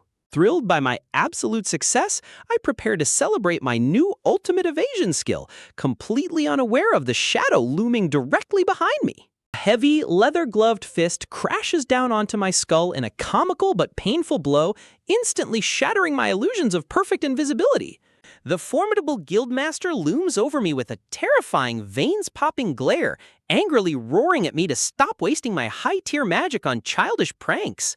Shaken but determined to test my stealth skill in a real-world scenario, I return to the forest and carefully harvest a bizarre, golden-leafed plant. Instantly, my enhanced senses detect a faint, rhythmic movement in the dense underbrush under the canopy, putting me on high alert. I let out a quiet sigh of relief as a horned rabbit hops out of the bushes, a relatively harmless creature compared to the nightmares of this forest. Realizing its valuable meat and materials can be sold for a high price, I draw my sharp dagger, ready to test my stealth tactics. Channeling my mana, my body erupts in a surge of brilliant blue light as my stealth cloak seamlessly activates once more. Creeping up silently behind the unsuspecting creature, I deliver a swift, decisive strike, splitting the air with a single drop of crimson blood. The horned rabbit falls instantly, proving that my stealth-assisted hunting method is incredibly efficient and deadly. I smile in quiet satisfaction, marveling at the incredible utility of my new evasion skill as I prepare to head back to the city. But before I can take another step, a violent rustling erupts from the dense bushes nearby, much larger and louder than before. I swing my blade defensively just as a bloodied, panicked hunter bursts through the brush, screaming at me to alert the guild immediately. Clutching his wounds, the terrified adventurer gasps out the horrific news. His team is currently being overwhelmed by a massive horde of 80 goblins. Realizing the extreme gravity of the situation, I promise to return with help immediately and sprint toward the city, leaving him behind as the ultimate race against time begins. I slam the guild doors open, my breath ragged and my voice cracking as I yell the horrific news directly to the guildmaster. 80 goblins have pinned down the Five Arrows party. Instantly, a heavy silence falls over the hall before Guildmaster Leo roars a call to arms, demanding every available adventurer gather immediately to protect Seizi City. The entire room erupts into a deafening battle cry as blades are drawn and spirits ignite, ready to stand as one against the green plague. Spreading out the tactical map, Leo quickly divides the force into 3 strike teams, thrusting me into the high-stakes role of primary messenger to coordinate this massive, chaotic assault. With a final, thunderous warning that failure means death, the adventurers salute and sprint into the darkness of the forest, the weight of their lives suddenly pressing hard onto my shoulders. Deep in the woods, the situation is already a bloodbath.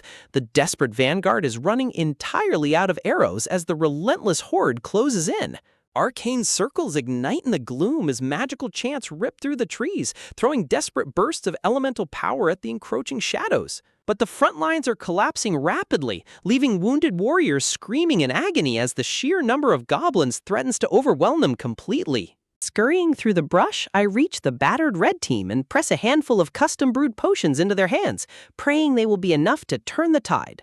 The lead warrior stares in utter shock at the highly valuable vials, barely able to believe that a simple messenger could produce life-saving medicine of this caliber. But there is no time for praise. Blue mana surges around my legs as I rocket back into the forest, desperate to reach the other teams before they are wiped out.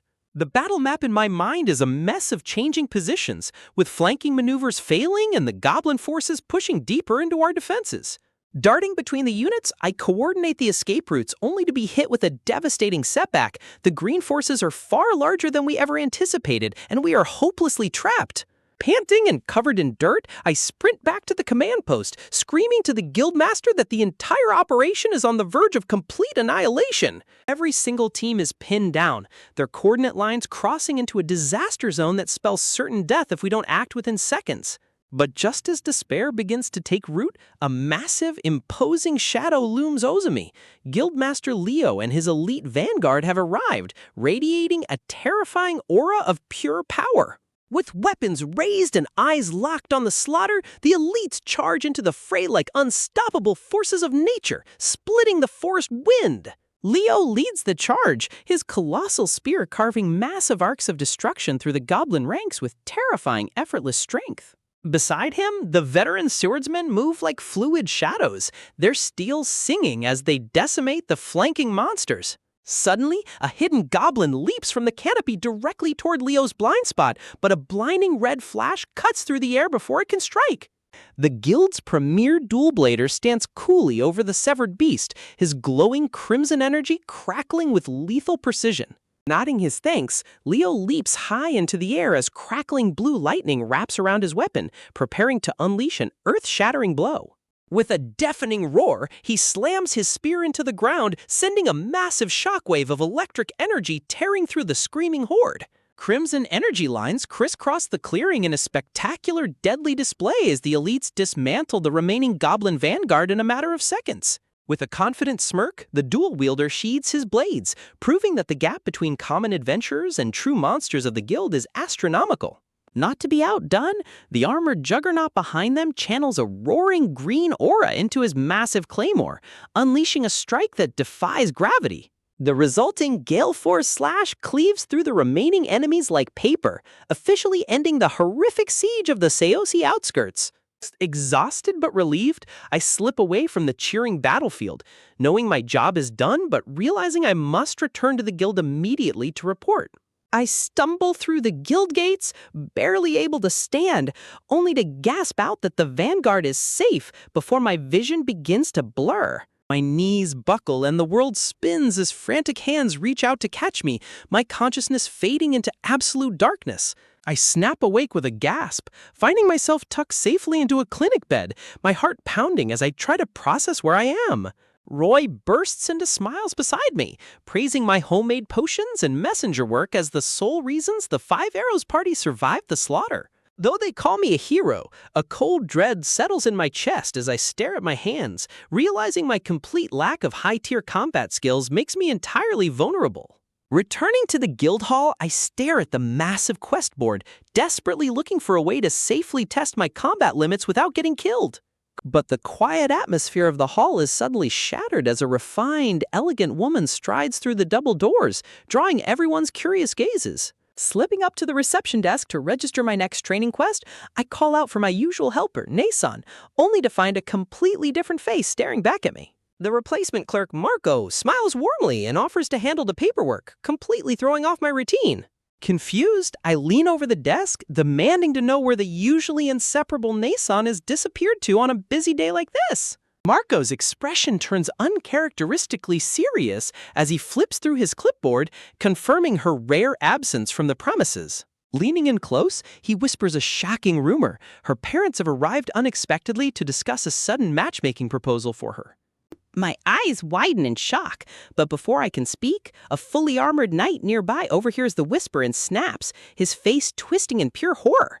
The knight screams the devastating news to the entire guild hall, sending a violent shockwave of panic through the crowd of desperate suitors. The hall erupts into a hilarious but chaotic mess of tears and outrage as devastated adventurers weep over their shattered dreams of winning her heart.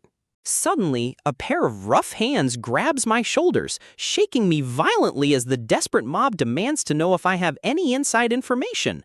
Pointing aggressive fingers at me, they order me to use my close relationship with her to spy on her date and report back every single detail. I try to use my pending quest as an excuse to escape, but Marco betrays me with a cheerful thumbs up, refusing to process my paperwork so I can go. Trapped between a corrupt clerk and an angry mob of heartbroken warriors, I am forcefully shoved toward the exit under threat of severe consequences.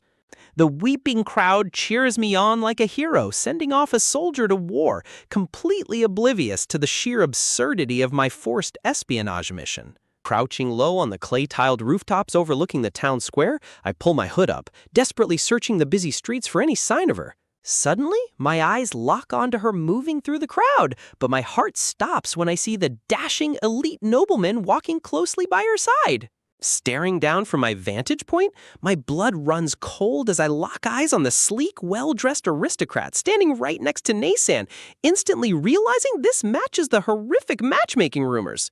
But as the couple moves down the busy street, Nason suddenly pauses, her head whipping around as if sensing my presence, forcing me to act quickly before my cover is completely blown. Diving headfirst into a passing merchant cart, I bury myself beneath a mountain of dry straw, barely holding my breath as I watch them from my scratchy, uncomfortable hiding spot. Peering through the stalks, I notice a strange, awkward gap between the two of them, their hands deliberately avoiding any contact, which only makes the entire situation feel incredibly suspicious. Suddenly, the cart halts and a confused local peasant peers down at me, asking if I am all right after falling from the sky, completely threatening to expose my secret operation. My heart leaps into my throat as I scramble out of the cart, realizing that a single second of distraction might have cost me the trail of my target. Scanning the bustling market square, panic sets in as the cobblestones stretch out empty before me. The targets have completely vanished into the crowd. Brushing the leftover straw from my hair, I bolt down the street in a desperate sprint, knowing that if I lose them now, the entire guild will tear me apart for failing the mission. Horrific visions flash through my mind of the slick noble kneeling before Nason, offering a bouquet of roses and begging for her hand in marriage, sealing her fate forever. In my panicked imagination, even the vile goblins of the forest have transformed into flying cupids, ready to strike her heart with their wicked, love-inducing arrows. The imaginary nightmare reaches a fever pitch as I picture her accepting his proposal with a blush, causing my soul to practically leave my body in sheer, unadulterated horror. If she actually gets engaged to this mysterious noble, the fragile piece of Sicey City will crumble and a wave of chaos will wash over our lives. Clutching my head in absolute agony, I realize there is absolutely no way I can deliver this devastating news to the bloodthirsty mob of suitors waiting back at the guild. Suddenly, a warm, familiar hand drops onto my shoulder, and I freeze instantly as Nason's voice rings out behind me, catching me completely off guard. Spinning around in a cold sweat, I frantically point toward the direction the nobleman went, demanding to know exactly what is going on between them. Nason blinks in genuine confusion, casually explaining that the handsome aristocrat was merely a lost traveler asking for directions, completely shattering my dramatic assumptions. Before I can even process this massive wave of relief, she smiles brightly and points toward the corner, inviting me to join her parents for a family meal. Sitting awkwardly at the tavern table, the tense silence is thick enough to cut with a knife as I sit directly across from her parents, barely able to swallow my food. Desperate to clear the air, I blurt out the burning question about her matchmaking rumors, causing Nason to violently choke on her drink in absolute shock. Flashbacks of the previous afternoon rush through my mind, recalling how her mother had unexpectedly arrived at the guild counter with a warm, knowing smile. Nason had frozen on the spot, her eyes wide with disbelief as her mother unexpectedly breached the guild's sacred walls. Hidden just around the corner, a sneaky observer had cupped his ear to the wall, desperately trying to catch every single syllable of their private conversation. That was when the mother had gently suggested that it was time to consider matchmaking, causing a nearby guild staff member to drop his paperwork in absolute clumsy panic.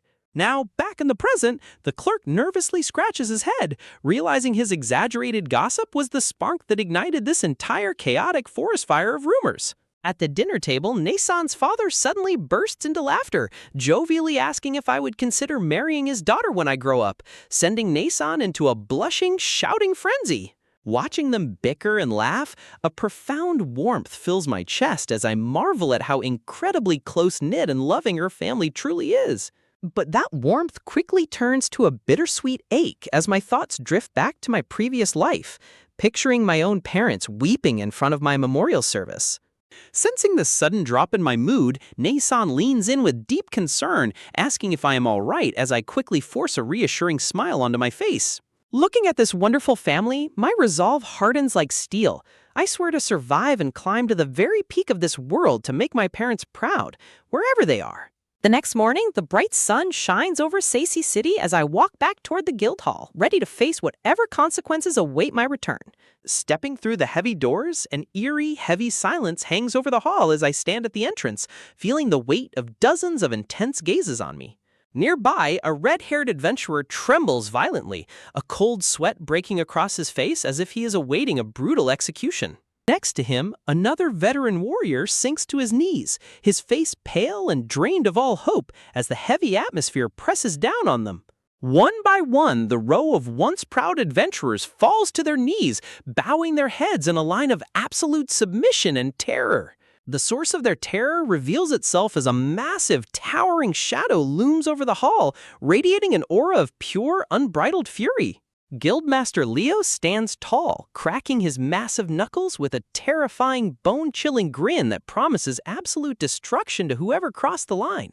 The kneeling adventurers look absolutely pathetic, whispering in trembling voices, completely clueless as to how their foolish rumors escalated to this level of wrath. Behind the reception desk, the gossipmonger clerk chuckles to himself, completely oblivious to the dark, murderous aura of Nason rising directly behind his back. Nason stands towering over the culprits, her eyes entirely cast in shadow as she stares down the pathetic line of trembling warriors with silent, chilling judgment.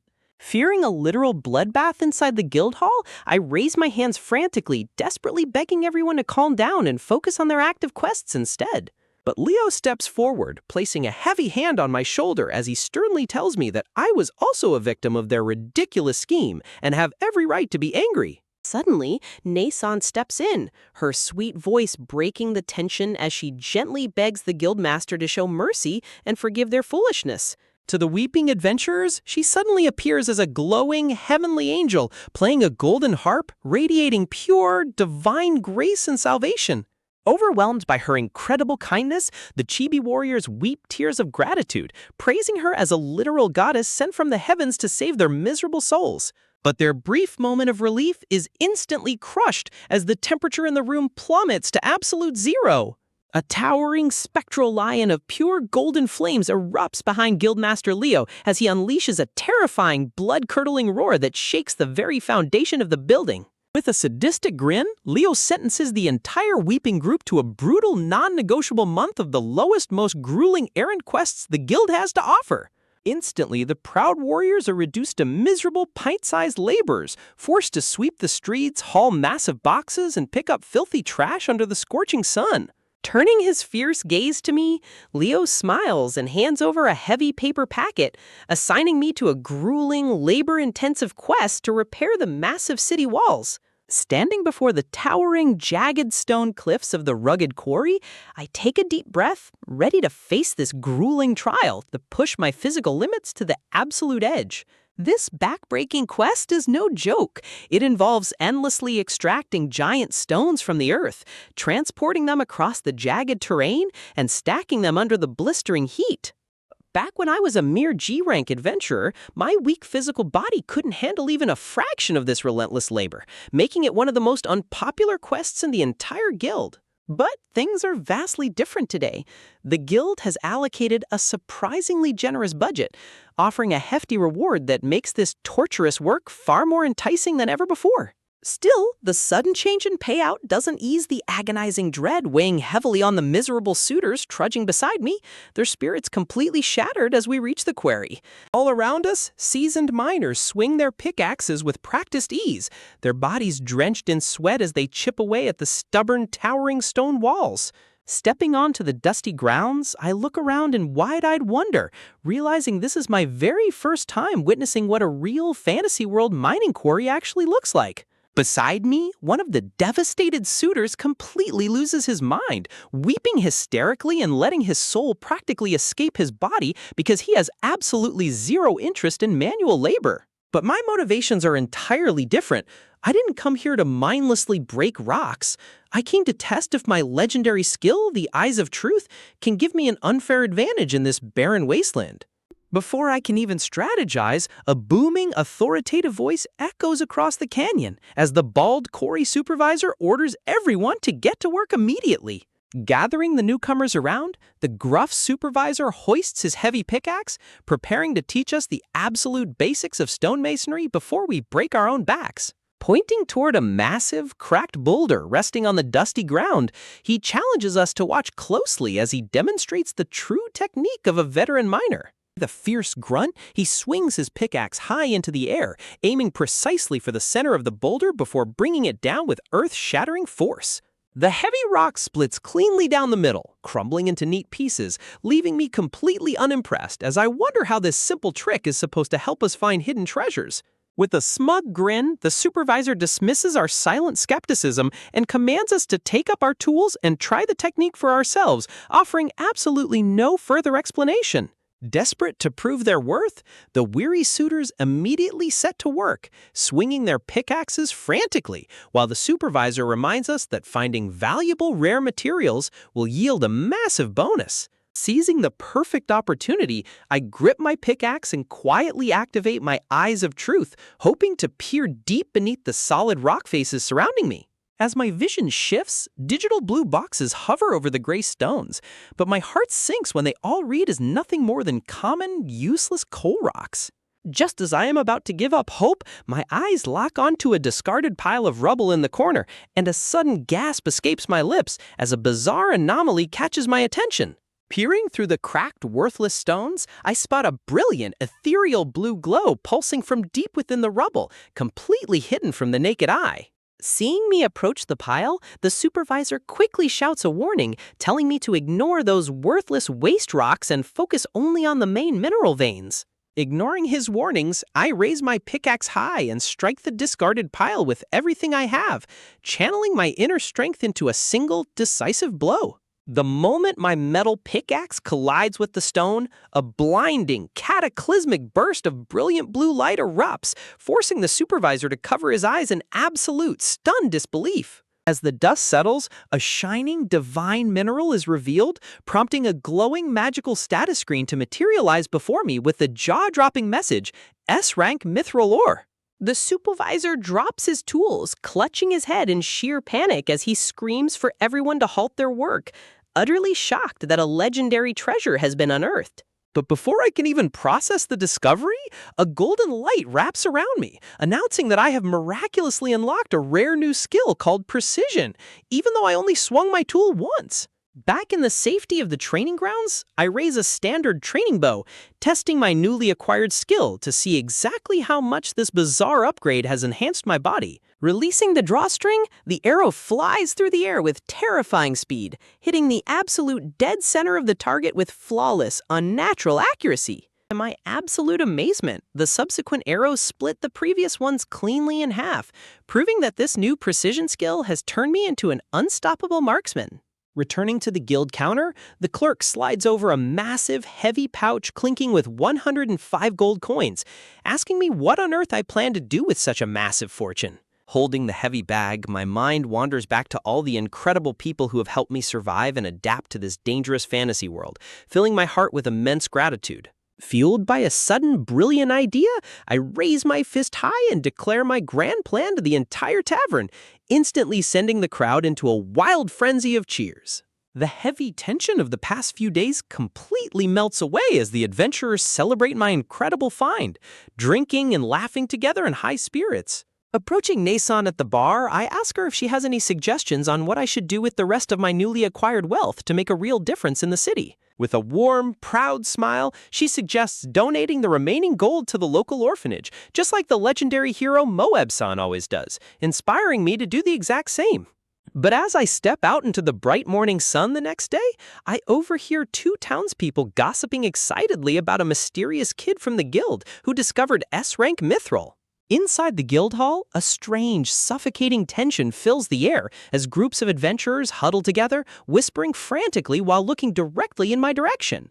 Suddenly, they surround my table, bombarding me with utterly absurd rumors about how I apparently vanquished a horde of villains and even brought a dead old man back to life. Clutching my temples in sheer agony, I loudly deny their ridiculous tales, wondering how on earth these insane rumors could have escalated so wildly in just a single day.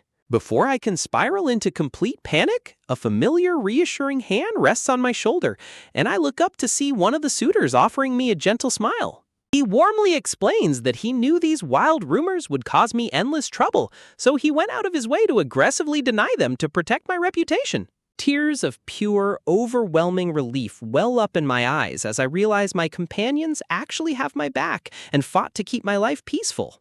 Looking at their bright, supportive smiles and cheerful thumbs up, a wave of genuine gratitude washes over me as I thank them from the bottom of my heart.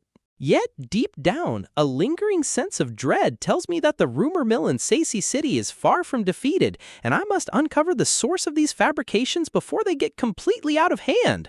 Utilizing my advanced stealth magic, I manifest a shimmering blue illusion to shroud myself in complete invisibility, slipping quietly into the bustling city streets to investigate.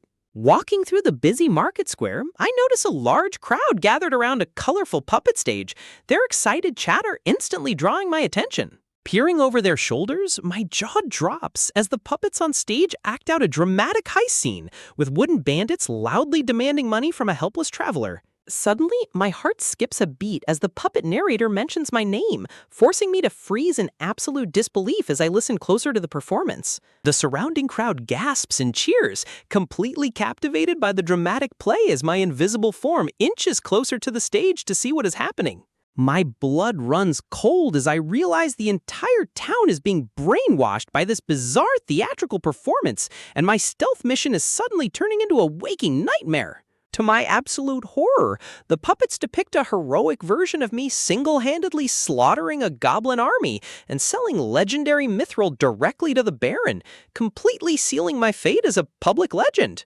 Watching the wooden puppet on stage mimic my very words and announce my private donation plan to the entire crowd sends a sudden icy chill down my spine. Absolute panic freezes my blood as I stare at the puppet's clumsy wooden face, realizing with sheer horror that the entire town is watching a caricature of my life. My mind races as the puppet play continues, depicting my deepest secrets for public entertainment and threatening to turn me into an irreversible local legend. Shrouded in my invisible state, I watch the crowd cheer and laugh, knowing this runaway theater piece will only fan the flames of the rumors even further. Clasping my head in sheer agony, I try to force my racing heart to calm down, terrified of drawing any more unwanted eyes and dangerous attention to my true identity. With no peaceful options left to quietly quell the gossip, I realize I must deploy a risky, desperate last resort plan to completely redirect the public's obsession. Apologizing silently to the unsuspecting theater troupe, I resolve to introduce an addictive new distraction that will utterly consume the town's attention. Reappearing in the material world, I struggle to balance a massive, heavy stack of wooden planks as Nasan's sharp voice suddenly halts me in my tracks. Surprised by my bizarre cargo, Nasan warns me that I am drawing even more stairs, prompting me to explain that these planks are the foundation of my survival. To reclaim a peaceful life, I must create a game so wildly captivating that the gossip-hungry townspeople will completely forget about my exploits. Clasping her hands in sudden realization, Nasan immediately sees my brilliant intent, though she remains highly skeptical that a simple game can conquer a town overnight.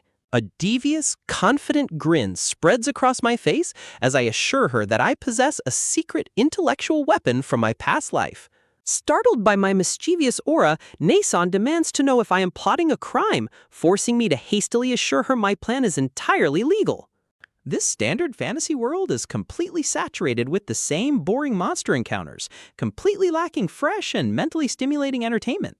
Realizing that standard adventuring tales bore modern minds, I decide to bypass combat altogether and unleash a timeless tabletop classic. Pushing my doubts aside, I declare the birth of a game that will take this world by storm, introducing the absolute masterpiece, Reversi. Working with practice speed, I cut a perfect square board, carve out an 8x8 grid, and paint the double-sided black and white discs. Folding my arms proudly over the completed board, I marvel at my work, ready to unleash this brilliant board game upon the unsuspecting public. Completely intrigued by the mysterious grid and smooth tokens, Nasan leans forward eagerly, desperate to understand how the game is played. I explain the fundamental, cutthroat rules of the game, flanking the opponent's pieces with your own and flipping them to capture the board. Illustrating how simple alignment can lead to absolute domination, I show her how to trap and flip sandwich pieces in any direction. Leaning in close, I whisper the ultimate strategy of securing the corners to gain absolute crushing control over the entire battlefield. Swept up by the deceptive simplicity of the game, Nasan's eyes sparkle with competitive excitement as she demands we start a match this instant. Sparks of intense rivalry fly between us as our mental battle begins, materializing an imaginary war between my white knights and her black warriors. Clutching her token with fierce determination, Nasan wears a confident smile, declaring that she will not suffer defeat in this new arena. Tactical battle explodes as a devastating strike lands on my imaginary white forces, leaving my pieces isolated in a sea of black. Our fingers move like lightning across the wooden grid, trading complex maneuvers as the score shifts dynamically with every single turn. With a triumphant smirk, Nasan drops a black token onto the board, summoning her dark vanguard to deal a crushing blow to my forces. Attempting to counter her advance, I place my token, but my jaw drops as the final tally confirms a crushing defeat of 40-24. Throwing her fists into the air with pure, unbridled joy, Nasan erupts into a victorious cheer, absolutely thrilled by her hard-fought victory. Proudly puffing out her chest, she giggles in triumph, boasting about defeating the very creator of the game on her first attempt. Refusing to let a single defeat slide, I look up with a determined smile, immediately challenging her to a high-stakes rematch. Imagining a massive battalion of pristine white knights behind me, I raise my sword in spirit, swearing that I will show no mercy this time. Undeterred, Nasan's dark army stands towering and resolute, her imaginary commander declaring that I still have much to learn. Letting a sharp, competitive smirk slip, I narrow my eyes and prepare my mind, knowing it is finally time to get absolutely serious. After a brutal, exhausting exchange of wits, Nasan stretches her arms and sighs, admitting the game is shockingly deep and profound. Suddenly pausing, she narrows her eyes in suspicion, demanding to know if I purposely went easy on her during our very first match. I break into a nervous sweat, frantically averting my eyes and stammering a denial while she fumes at my obvious deception. Dismissing my suspicious behavior, Nasan smiles warmly, completely confident that this incredibly fun game will easily capture the hearts of the town. Her praise sends a surge of triumphant hope through my chest, making me realize that my plan to escape the rumors might actually succeed. But just as I begin to celebrate, a sudden, dark realization halts my thoughts, bringing me face to face with a massive, unforeseen obstacle. Unlike the food recipes from my previous life, which required no official registration, this entirely new game falls under strict, complicated commercial laws. Because the Adventurers Guild has an absolute untouchable reputation, my past culinary creations were never blatantly copied by outsiders. But a highly profitable, easily replicable tabletop game like Reversi is different. Without legal protection, greedy merchants will steal it instantly. Sensing my sudden shift in mood, Nason looks at me with deep concern, asking what step I intend to take to resolve this legal nightmare. I explain that registering the game with the commercial guild is mandatory, but doing so under my own name will immediately expose me to the public. Thinking of Guildmaster Leo-san's formidable reputation, I wonder if I can use his name, only to realize he is far too prominent to avoid suspicion. To pull this off, we need a trustworthy, powerful, and utterly selfless proxy to claim ownership and shield me from the oncoming storm. Nason taps her chin in deep thought before her eyes suddenly light up with a brilliant, triumphant realization. Pointing her finger directly at me, she excitedly declares that she knows the absolute perfect candidate, and he is surprisingly close to me. Nason's sudden suggestion leaves me completely frozen, my mind spinning as I desperately try to think of who could possibly be close enough to pull off such a high-stakes deception. But just as the weight of my desperation threatens to crush me, a sudden spark of brilliant clarity flashes through my mind, illuminating the perfect solution. The name practically escapes my lips in a breathless gasp. Moeb-san, the veteran adventurer who holds the ultimate key to our salvation. He is a man of unmatched sincerity, widely renowned for his charitable donations to the local orphanage, and hailed as one of the most respected figures in the entire Seisei Branch Guild. Nason eagerly confirms my revelation, pointing out that Moeb-san's frequent long-term quests away from the city make him the perfect shield to distract the public and hide my involvement. Yes, with a legendary figure like Moeb-san acting as the public creator, the greedy merchants won't dare copy it, and my secret identity will remain completely safe. We waste no time pitching the grand proposal to Guildmaster Leo-san, and Moeb-san's eyes light up as he realizes how much the profits will secure the future of his beloved orphanage. Driven by his own burning ambitions, Moeb-san admits he has been searching for a way to fund his team's rise to higher-ranking, high-risk territories. Yet, looking at me with deep concern, he hesitates, questioning if I will truly be okay with giving away the massive fame and recognition once this game inevitably takes the world by storm.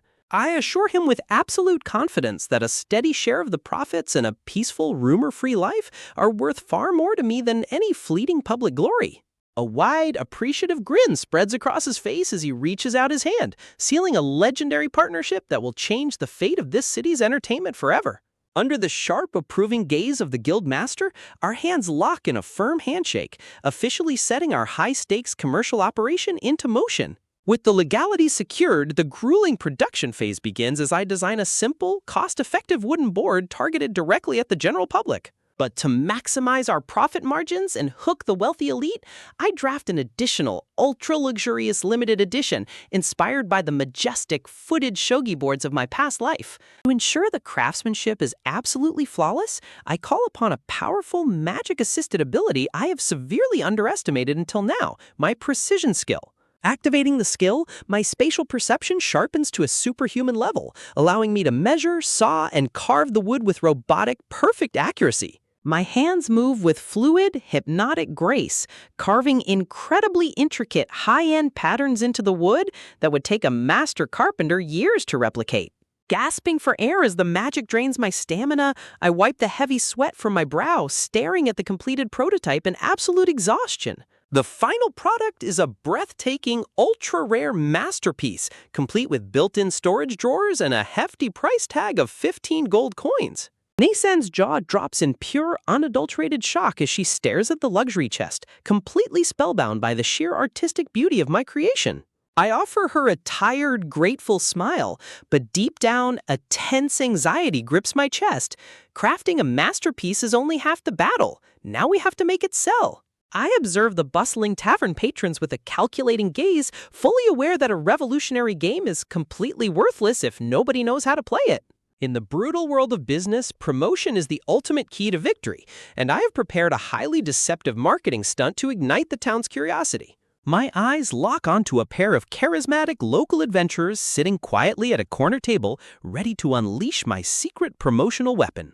Giving them the secret signal, I offer a confident thumbs up, silently declaring that our grand undercover operation has officially begun. Returning my signal with matching grins, the decoy players prepare to launch a theatrical performance that will completely manipulate the tavern's atmosphere.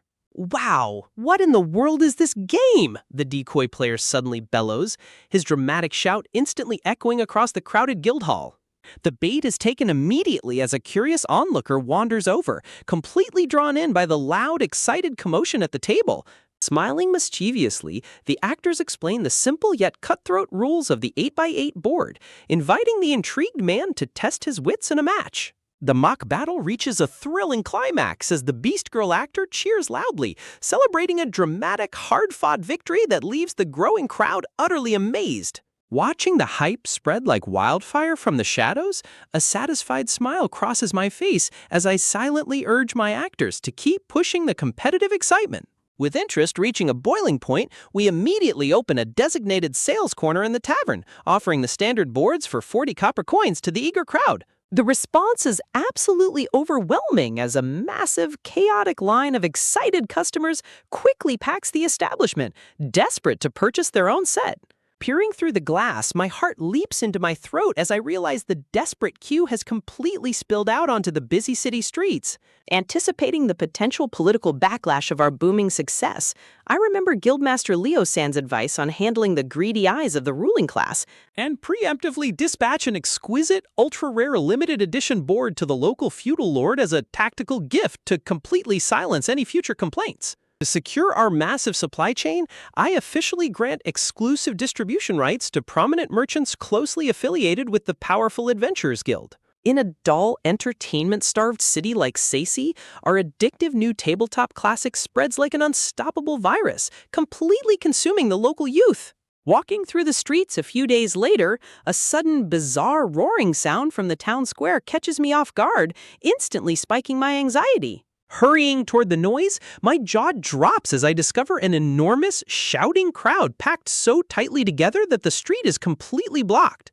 To my absolute bewilderment, the obsession has broken all age barriers, completely enthralling even the elderly citizens of the city. The spectators scream in wild excitement, pointing frantically at the board as an elderly resident ruthlessly dominates the center tiles. A deafening cheer erupts from the crowd as a player lands a devastating comeback move, proving that the entire town is now completely enslaved by the game. Standing amidst the chaotic joy of the crowd, a wave of profound relief washes over me.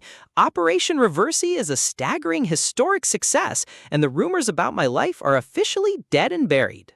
Back at the guild, a frantic merchant rushes up to Moabe-san, shouting at the top of his lungs that both versions of the game are flying off the shelves faster than they can make them. Moabe-san turns to me with a look of absolute stunned awe, asking if I can believe the massive scale of the chaos we have unleashed. I offer a calm, knowing smile, revealing that I have already negotiated with the guildmaster to drastically expand our production facilities to meet the endless demand. He stands completely speechless, staring at me as if I am some sort of terrifying, otherworldly business genius. With a proud grin, Moab-san declares that this sudden wealth and fame will finally allow his team to travel and compete in the grand capital, swearing that he owes me his life. Returning his determined fist bump, a surge of genuine triumph fills my chest, knowing that our brilliant alliance has successfully bought me the peaceful life I so desperately crave. Moem and I cross paths, our shoulders bumping in a silent, powerful acknowledgement of the bond we have forged. His team has conquered every high-rank challenge in Saisi, earning a glorious promotion to B rank. Armed with a glowing letter of recommendation from Guildmaster Leo, Silver Sword sets off toward a massive, distant capital to chase even greater legends, leaving Saisi behind. But as soon as they depart, I am summoned to the Guildmaster's office, my heart pounding violently against my ribs under Leo-san's heavy, ominous silence. His scarred face remains entirely unreadable, his eyes piercing straight through my soul as he sits with his hands locked, suffocating the room with tension. Sweat beads on my forehead as the silence stretches on, my mind racing through every mistake I could have possibly made to warrant this terrifying audience. He looks absolutely, deeply disgruntled, and the sheer pressure radiating from him makes me want to bolt out the door and never look back. I swallow hard, my throat completely dry as I desperately try to brace myself for whatever devastating news he is about to deliver. Finally, he lets out a heavy, exhausted sigh, rubbing his temple as he laments the influx of rowdy, ill-mannered adventurers flooding into Saisi from other regions. These foreign troublemakers are constantly starting massive brawls and cheating the locals, severely dragging down the proud reputation of our entire branch. To make matters worse, our own top C-rank teams like the Five Arrows and Azure Protectors are still completely lacking the maturity and strength of Moeb's departed team. Leo-san vents his immense frustration, explaining that while crime and bandit activity are surging, his requests for backup from the local feudal lord have been utterly ignored. His endless barrage of complaints leaves me sweat-dropping, my mind wandering as I realize I am essentially acting as a cheap therapist for an A-rank powerhouse. The only thing keeping the guild's finances afloat right now is the massive, steady stream of commission fees coming from our exploding reversey sales. He suddenly pauses, leaning forward as his demeanor shifts back to serious business, instantly snapping me out of my daydream. He reveals that a massive, unprecedented order for standard sets has just arrived from the capital, along with a demand for 10 of my ultra-rare high-end boards. 10 luxury boards? The sheer scale of the capital's wealth leaves me completely speechless, my mind struggling to process such a ridiculous sum of gold. But before I can celebrate, Leo-san drops a massive bombshell. The wealthy patrons of the capital insist that I personally accompany the merchant caravan. My eyes pop out of my head in sheer, unadulterated panic as the reality of his words crashes down on me like a physical blow.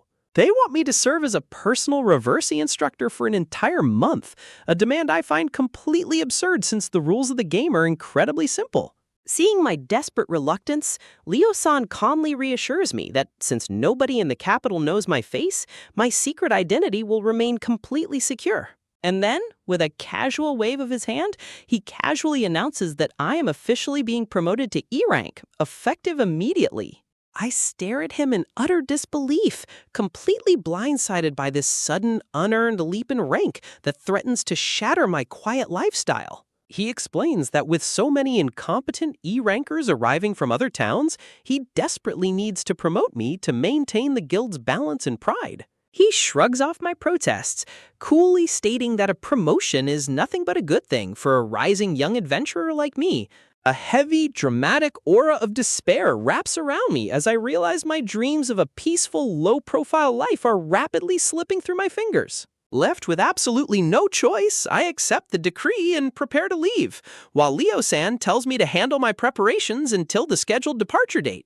Making the most of my remaining time, I venture deep into the lush forest, gathering rare ingredients like poizu grass to keep my potion stock fully loaded. Back at the workshop, I unleash my legendary precision skill, carving and crafting the 10 high-end limited edition reversey boards with flawless robotic perfection.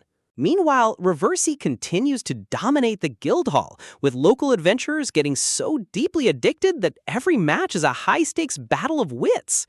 A frustrated player screams in anger, slamming his hand down and sending pieces flying everywhere as the surrounding crowd erupts in mocking laughter. I walk up to the guild counter, politely handing over my completed quest paperwork to the receptionist to secure my reward points.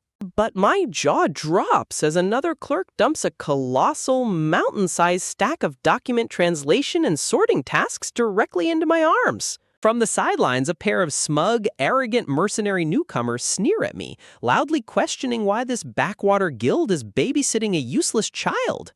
Their insults echo through the hall as they laugh at my size, completely unaware that their pathetic arrogance is about to trigger a massive disaster.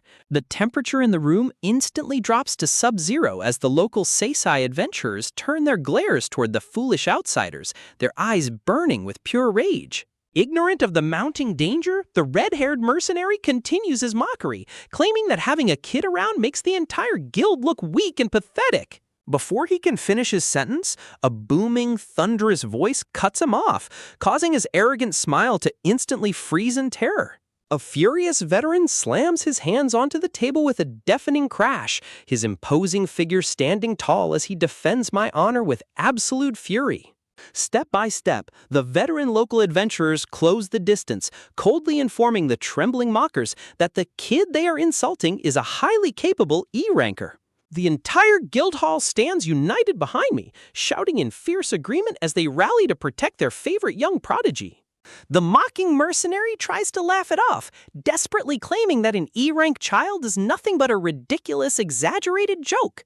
But the local veterans unleash a crushing, suffocating aura, reminding the outsiders that Seisi is led by a legendary former A-rank master who trains everyone to be monsters. The crowd erupts in triumphant, mocking laughter, thoroughly enjoying the pathetic sight of the arrogant outsiders being put in their place.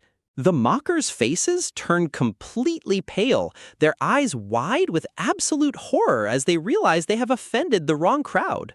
Trembling in fear under the intense, united pressure of the entire guild hall, the two bullies bow frantically, screaming apologies as they flee for their lives. I stand frozen in shock, my mind reeling as I finally realize the true legendary power of Guildmaster Leo-san and Instructor Das-san. They are both legendary A-rank figures. Shaking off the shock, I carry my massive pile of paperwork and walk away, completely focused on completing my tasks before my impending journey. The local adventurers quickly crowd around me, offering warm smiles and reassuring words to make sure the cruel insults didn't get to my head. I offer them a bright, cheerful smile, waving my hand to assure them that the pathetic words of arrogant fools could never bother me. They let out collective, happy sighs of relief, completely charmed by my easygoing attitude as the warm, protective bond of the Seisi Guild shines brighter than ever. Looking at the warm smiles of the people around me, tears of genuine gratitude well up in my eyes, finally feeling like I have found the deep, protective bonds I have spent my entire life searching for. But peace is always fleeting in the life of an adventurer, and by the very next morning, the guild is already buzzing with intense energy as warriors rush out the gates to face the day's challenges. Stepping back into the Grand Guild Hall, I prepare myself for another day of hard work, determined to build on the momentum of my recent successes and secure my future. I quietly approach the massive quest board, scanning the notices for any high-reward tasks that can help me maintain my quiet, comfortable lifestyle without drawing too much attention. The hall is a lively chaos of shouting adventurers, clinking armor, and bustling staff, a thriving community that I am proud to finally call my home. Suddenly, a grim, disheveled figure steps through the heavy wooden doors, his dark, calculating eyes scanning the room as if searching for a specific target. At the counter, the friendly receptionist diligently processes a quest for a local warrior, completely oblivious to the ominous shadow that has just entered the building. Her professional smile suddenly falters, her eyes narrowing in confusion as she senses a deeply unsettling, hostile aura moving through the crowd. The scruffy man strides purposefully across the floor, his heavy, threatening footsteps bringing him closer and closer to where I stand completely unaware. A chilling, familiar shadow suddenly falls over my back, the temperature around me plummeting as a sudden sense of dread grips my chest. Before I can even turn around, a roaring, thunderous voice explodes right behind me, demanding to know what on earth I think I am doing here. I spin around to find my toxic, abusive father glaring down at me, pointing his finger and accusing me of being a worthless brat who ran away from home. He clicks his tongue in deep disgust, his face twisting with a malicious contempt that instantly drags up the darkest memories of my painful past. Looming over me like a tyrant, he violently demands an immediate answer, trying to use his sheer physical presence to crush my spirit and force me into submission. When I refuse to cower, his fury boils over, and with a vicious snarl, he draws back his arm and launches a savage full-force punch directly at my face. His eyes burn with sadistic rage as he throws his entire weight behind the blow, determined to humiliate me and reassert his absolute authority right here in the open. The heavy fist cuts through the air with terrifying speed, a ruthless attack meant to break my spirit and leave me bleeding on the floor. But my mind remains perfectly calm. With a quiet thought, I trigger my system interface, immediately activating my agility boost to turn the tables. In a flash of pure speed, I lean back effortlessly, leaving nothing but a blurred afterimage as his massive fist sails uselessly through empty air. He stumbles forward, his jaw dropping in absolute bewilderment as he stares at his empty hands, completely unable to comprehend how a child could dodge his attack. His shock instantly morphs into humiliated fury, his face turning red as he shakes his fist and violently screams at me for daring to evade his blow. Blinded by sheer rage, he lunges forward again like a wild beast, throwing his hands out in a desperate, chaotic attempt to grab me and drag me down. But his movements are painfully slow. I duck beneath his wild swipe with flawless precision, completely outclassing his pathetic, unrefined brute strength. He frantically swings again and again, but I glide around him like a ghost, treating his deadly assault as nothing more than a slow-motion training exercise. He enters a frantic, desperate frenzy, flailing his arms in a wild panic as I easily sidestep every single attack without breaking a single sweat. Overextended and completely off balance, his own forward momentum betrays him, sending him crashing face first onto the hard wooden floor with a pathetic thud. From behind the counter, the receptionist peeks out with wide, startled eyes, utterly stunned by the sudden outburst of violence and my unbelievable evasive maneuvers. Seeing the commotion, the local seisai adventurers immediately step forward, fiercely warning the intruder that senseless violence is strictly forbidden inside our guild hall. A kind-hearted beast girl gently places a hand on the trembling man's shoulder, trying to defuse the situation and urge him to calm down before things get out of hand. But my father violently shakes her off, lunging forward to grab my wrist with a desperate grip, screaming that he is going to force me to pack my bags and drag me back home. With a cold, unyielding glare, I slap his hand away with effortless force, making it crystal clear that I have absolutely no intention of ever returning to that hellhole. Enraged by my defiance, his face twists into a monstrous mask of fury as he draws back his fist once more, screaming to know who I think I am talking to. He launches another violent, desperate punch, completely ignoring the guild's rules in his manic obsession to break my defiance once and for all. Dodging the blow with ease, a wave of cold realization washes over me. This pathetic excuse for a man hasn't changed a single bit since the day I escaped. Every instinct in my body screams at me to unleash a devastating counterattack and crush him, but I restrain my fist, knowing that violating the guild's peace would only cause trouble for my friends. The onlookers watch in tense, suffocating silence as we step outside, their worried eyes fixed on me as they pray I can survive this toxic confrontation. We relocate to a nearby cavernous tavern, but the moment the doors close, my father slams his hands down, aggressively demanding to know where the money from my mithril sales is. He violently bangs his fist on the wooden table, shouting at the top of his lungs that everything I own belongs to him by blood right as my father. I offer him nothing but a cold, heavy silence, realizing with bitter disgust that the rumors of my wealth must have reached my old village, turning his greedy eyes back toward me. When I calmly tell him I won't give him a single copper, he loses his mind, calling me an ungrateful brat as his hand flies out in a vicious, sudden backhand. But I block his hand effortlessly with a single gloved palm, staring directly into his pathetic, rage-filled eyes as I wonder when he will finally realize how powerless he truly is.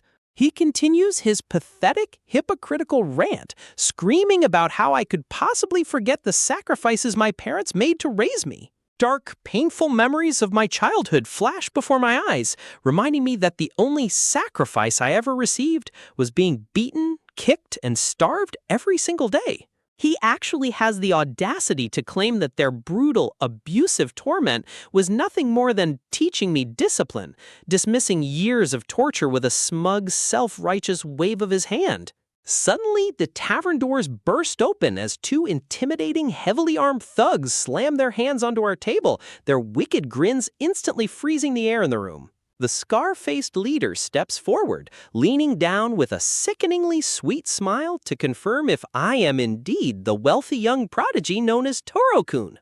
He casually reveals that my deadbeat father owes their syndicate a massive, impossible sum of money, and if he doesn't pay up immediately, they will have to collect from me instead. Remaining entirely unfazed by their threatening posture, I look them straight in the eye and calmly ask if they actually have a signed, legally binding loan agreement to prove this debt.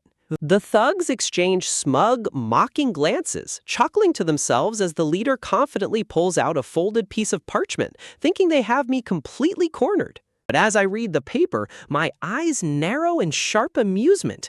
It isn't a loan agreement at all, but a secret instruction from their boss, ordering them to play nice, find out how much gold I have, and squeeze me dry.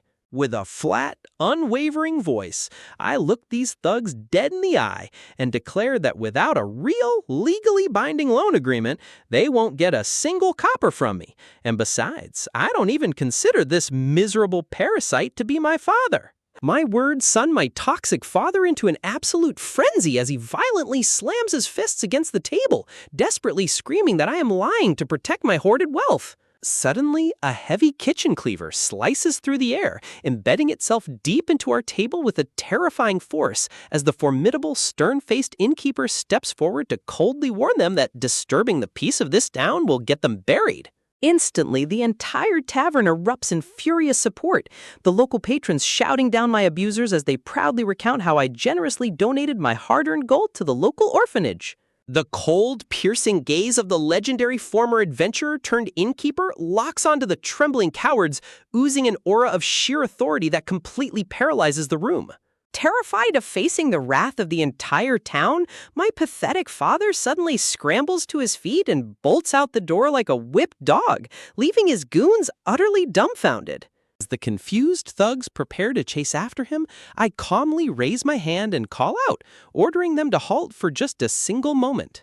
The thug leader turns back, his face twisted in annoyance as he snaps at me, telling me that if I am not going to pay his debt, I should stay out of his way. Maintaining my flawless composure, I politely extend my hand, explaining that even though I have permanently severed ties with that deadbeat, I still apologize for the disruption he caused in this establishment.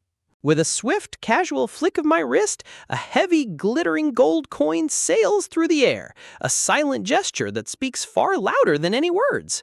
The thug catches the gold coin out of the air, his eyes widening in complete shock as he stares at the incredible wealth handed to him without a second thought.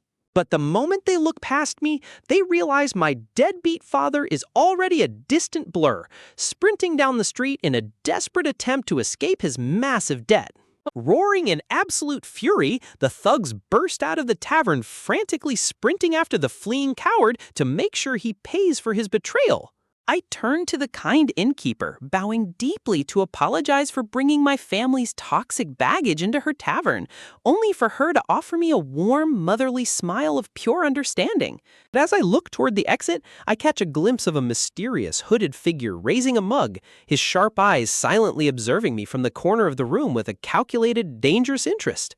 The next day, I head deep into the whispers of the lush forest, entirely unaware of the sinister, silent shadow tracking my every move from behind the ancient trees. Clenching my jaw, I sigh deeply, wondering why on earth trouble keeps piling onto me all at once, when all I want is a peaceful, quiet life. Suddenly, the rustle of leaves betrays a hostile presence as a cold, metallic crossbow is thrust directly in front of my path, aiming straight for my chest. Before the trigger can be pulled, my instincts kick in and I launch myself high into the air, soaring effortlessly above the sudden ambush with a burst of wind-enhanced speed. Defying gravity, I spin gracefully in midair, looking down to identify the desperate outlaw who dared to try and corner me in the wild woods. Just a few minutes prior, I was peacefully foraging for rare, vibrant herbs, completely relaxed in the serene quiet of the forest floor.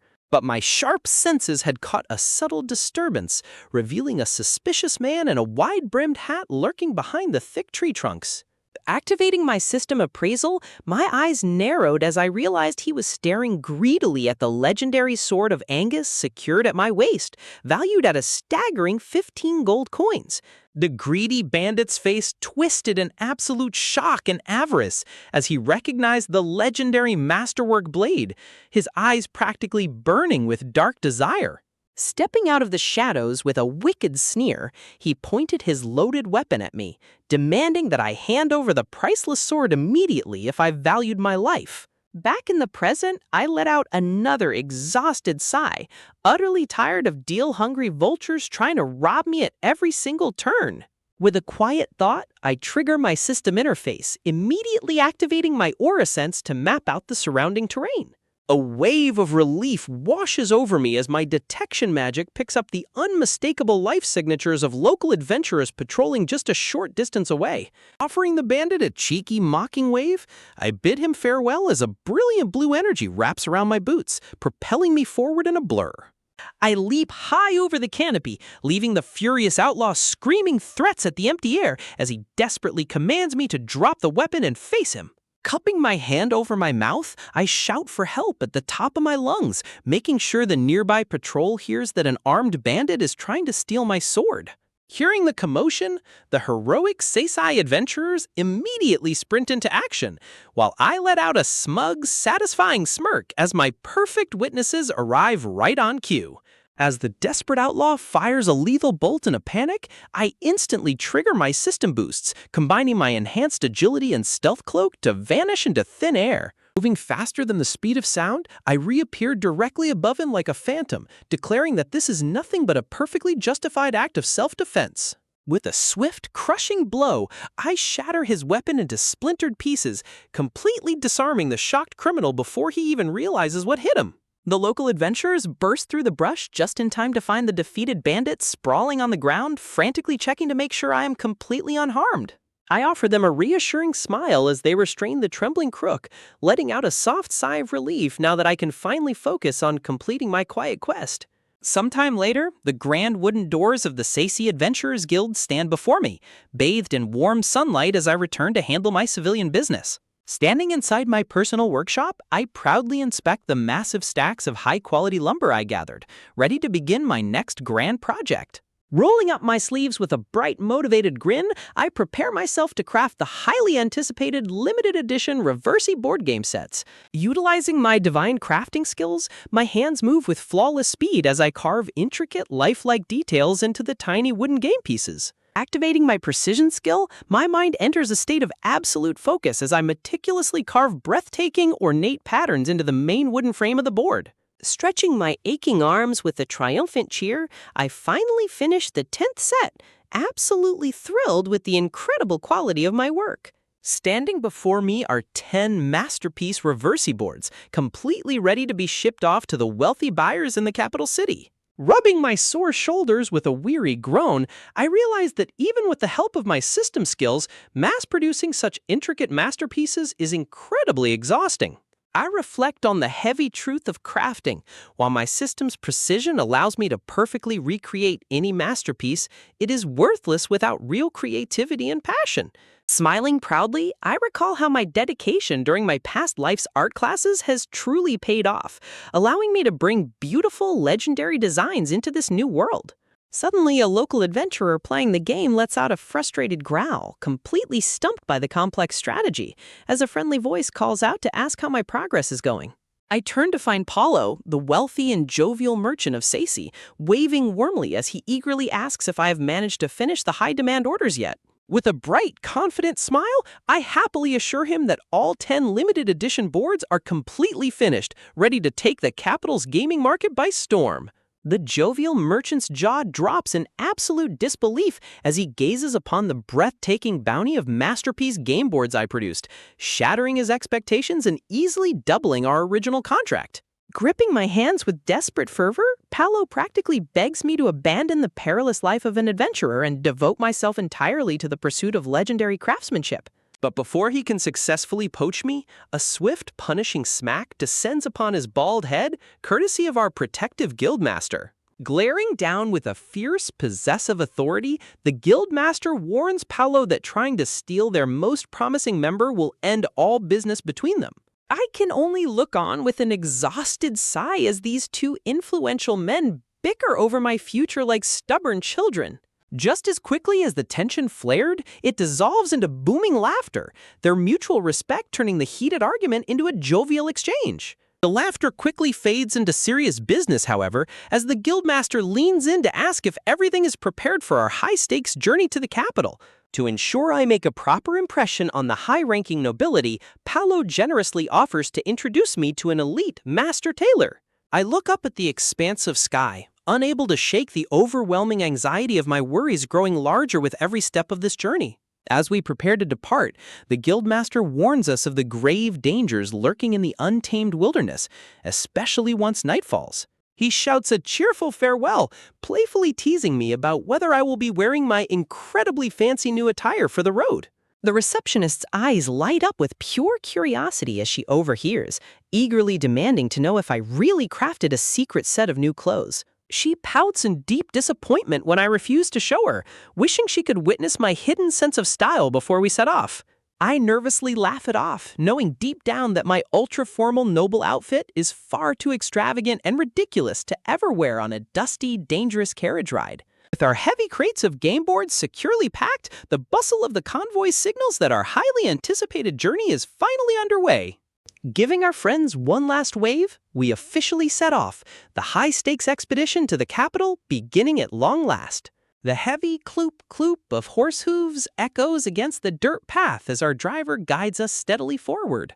Traveling along the heavily patrolled main highway provides a deep sense of relief, with armed royal troops stationed at every rest stop. Despite the security, my overactive imagination runs wild, painting terrifying mental pictures of a brutal, sudden bandit ambush in the dark. I shake my head to clear the paranoia, trying to convince myself that my dark worries are entirely unnecessary on such a secure route. But my calm is instantly shattered when our hired escort, the highly capable C-rank solo adventurer Mina, spots a suspicious rider closing in from the front. My eyes narrow as I observe the hooded armored rider, his calculating gaze intensely gauging our strength as he passes us by. Mina pulls back the curtain, her voice dropping to a tense whisper as she warns me that he could be a hostile scout utilizing high-level appraisal skills. The sheer intensity of his lingering cold gaze leaves no room for error. We cannot afford a single moment of carelessness. Instantly, my mind maps out our entire force of 17 guards, coachmen, and passengers, calculating whether any bandit group would dare risk attacking a convoy of this size. Sometime later, we halt at a bustling rest stop to catch our breath, though the warm food does little to ease the growing knot in my stomach. Suddenly, our instincts flare in perfect unison as a chilling, distant vibration echoes through the air. I gasp, my heart rate spiking as I frantically look around to pinpoint the source of that unsettling, violent disturbance. Mina's face pales, a deep, ominous dread washing over her as she confesses to having a terribly bad feeling about what just transpired. Horror strikes me as the grim truth flashes through my mind. Did the bandits bypass our heavily armed convoy only to mercilessly target the defenseless group traveling behind us? My worst fears are tragically confirmed when a breathless soldier arrives at the outpost, desperately reporting a horrific scene along the highway. We listen in stunned, heavy silence as he reveals that by the time the patrol reached the ambush site, the ruthless killers had already vanished into the night. The devastating reality of this cruel world hits like a physical blow, leaving a trail of shattered carriages and lifeless bodies in the bandits' wake. Driven by a renewed sense of urgency, our driver whips the horses, desperately pushing our carriage to move faster before the predators strike again. The wheels spin in a frantic blur as we race through the perilous forest, the looming threat of danger chasing us all the way to our destination. Breaking through the dense canopy, Mina's tense expression finally softens as she points ahead, announcing that the grand capital is finally in sight. I squint against the bright, blinding sunlight, peering out of the carriage window in absolute astonishment. The sheer, endless scale of the outer city walls is utterly mind-blowing, completely dwarfing the humble town of Seisi. Paulo chuckles at my disbelief, proudly declaring that the towering height of the fortress will shock me even more once we reach the gates. Rising high into the heavens, a colossal, glistening spire dominates the skyline, radiating an aura of supreme power and ancient magic. Gasps of pure wonder erupt from the other travelers as we cross the threshold, completely captivated by the majestic sight. Despite the awe, a sudden wave of intimidation washes over me as we pass beneath the massive, iron-reinforced gates of this sprawling metropolis. Mina lets out a warm, teasing chuckle, gently nudging my chin to close my wide-open, starstruck mouth. As we enter the bustling streets, we are immediately greeted by the sight of elegant nobles draped in fine silks, oozing prestige. The sheer density of the crowd is overwhelming, a vibrant sea of people flowing through the grand stone-paved avenues. I look around in absolute fascination, spotting exotic demi-humans and fantasy races I have never once seen in my entire life. It truly feels as though I have stepped directly into an entirely different, magical world. A sudden wave of realization hits me, shaking off my daze as I remember that we still have crucial, high-stakes business to conduct. Gathering near the Grand Guild emblem, Paulo outlines our next steps, instructing us to report our successful delivery and warn the local authorities about the deadly highway bandits. When asked about our next move, Mina steps forward with a confident smile, declaring that as her loyal bodyguard, she will stand by my side as we navigate the hidden dangers of the capital. Looking at my old companions, the 5 arrows, waving goodbye as they settle comfortably into their new life in the capital, I feel a sudden pang of isolation in this massive city. Mina steps closer, reminding me that they are seasoned veterans used to high-stakes missions, but her reassuring words only highlight how out of my depth I truly am. She points high into the sky, advising me to use the colossal Imperial Spire as a permanent guidepost if I ever lose my way in this daunting metropolis. She chuckles, admitting she once wandered blindly for half a day searching for the guild headquarters before finally looking up, a confession that does little to settle my nerves. I stare at my bodyguard, completely dumbfounded, wondering if she is genuinely trying to comfort me or if she is just a hopelessly lighthearted airhead in a dangerous place. The moment we step into our designated lodgings, my jaw drops at the sheer, breathtaking opulence surrounding us, completely shattering my expectations of a simple rest stop. Gazing around the grand, crystal-lit hall, I naively wonder aloud if all inns in the capital are this insanely luxurious, desperate for some sense of normalcy. My heart drops into my stomach as Mina casually reveals that this place is 5 times more expensive than her usual quarters, a stark reminder of the crushing financial pressure of noble business. She explains that because I am acting as the official reversey tutor for high-ranking nobility, any cheap lodging would instantly stain their prestigious reputation, putting my entire performance under a terrifying spotlight. The sheer weight of high society expectations presses down on me, making me realize that a single misstep in this delicate game of politics could destroy everything I've built.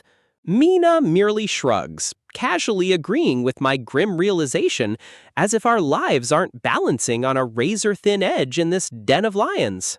An icy sweat breaks out on my forehead as the cold reality of my situation sinks in, my anxiety spiraling completely out of control.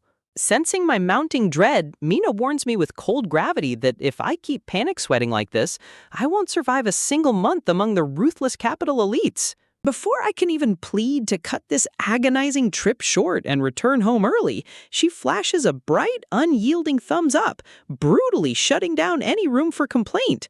With a cheerful wave, she dismisses me for the night, leaving me alone with my racing thoughts as the impending trial looms closer in the dark. The next morning, I greet her with forced cheer, only to be met with a dark, terrifyingly cranky aura that tells me she is absolutely not a morning person. We sit down to eat, both of us aggressively biting into our breakfast in a tense, silent standoff that only fuels the growing unease between us. As we chew in heavy silence, a sudden mutual wave of disgust washes over our faces, catching us completely off guard. I grimace, complaining about how impossibly hard and tasteless the luxury bread is, only to realize my own modern culinary inventions have completely ruined my taste buds. Mina drools at the mere mention of my legendary cooking, her intense craving for real food creating a bizarre, desperate distraction before our high-stakes meeting. But our brief respite vanishes instantly as we arrive at the massive, imposing gates of our first business destination, the headquarters of the powerful Garfish traders. Walking through the grandiose courtyard, I try to steady my breathing, knowing that the man we are about to meet holds immense sway over our entire operations. Suddenly, a booming, larger-than-life laugh echoes through the stone arches as the legendary trade representative, Arde Garfish, makes his roaring entrance.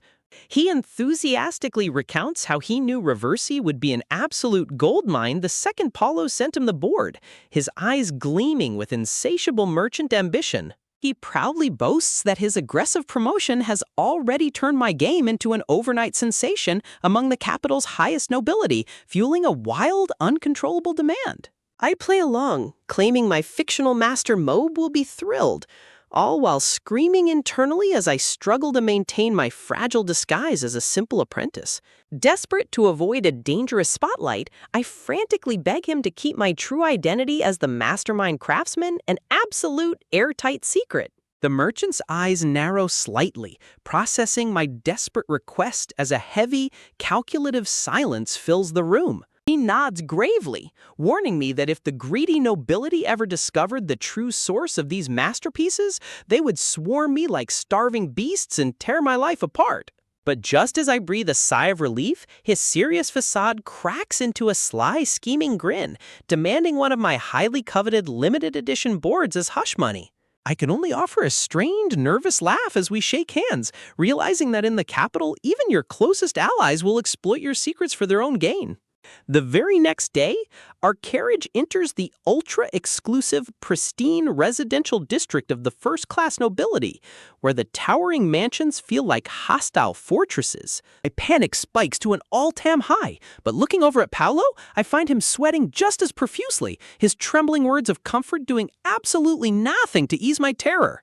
In sheer desperation, I look to Mina for stability, hoping her stoic, battle-hardened demeanor will provide the anchor I so desperately need. Instead, she smiles calmly and remarks that if she were in my shoes, she would be completely soiling herself. A horrifyingly blunt statement that shatters what little composure I had left. My entire mind goes blank, petrified into solid stone by her terrifying lack of reassurance as the reality of our destination closes in.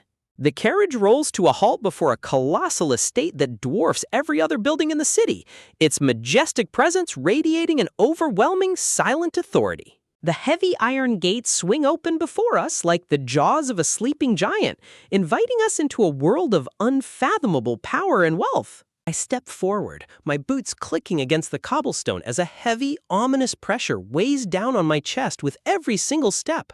Looking up at the glistening fountains and manicured gardens, I can't help but wonder what kind of absolute monster rules over an estate of this unimaginable scale.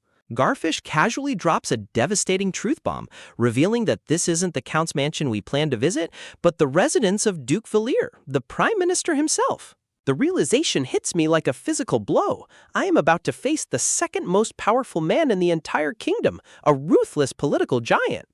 My body turns entirely to stone as the gravity of my situation sinks in, Garfish's jovial encouragement sounding like a death sentence to my ears. As we are led down the sweeping stone path by a silent, stern butler, the sheer, crushing isolation of this elite world begins to close in around us.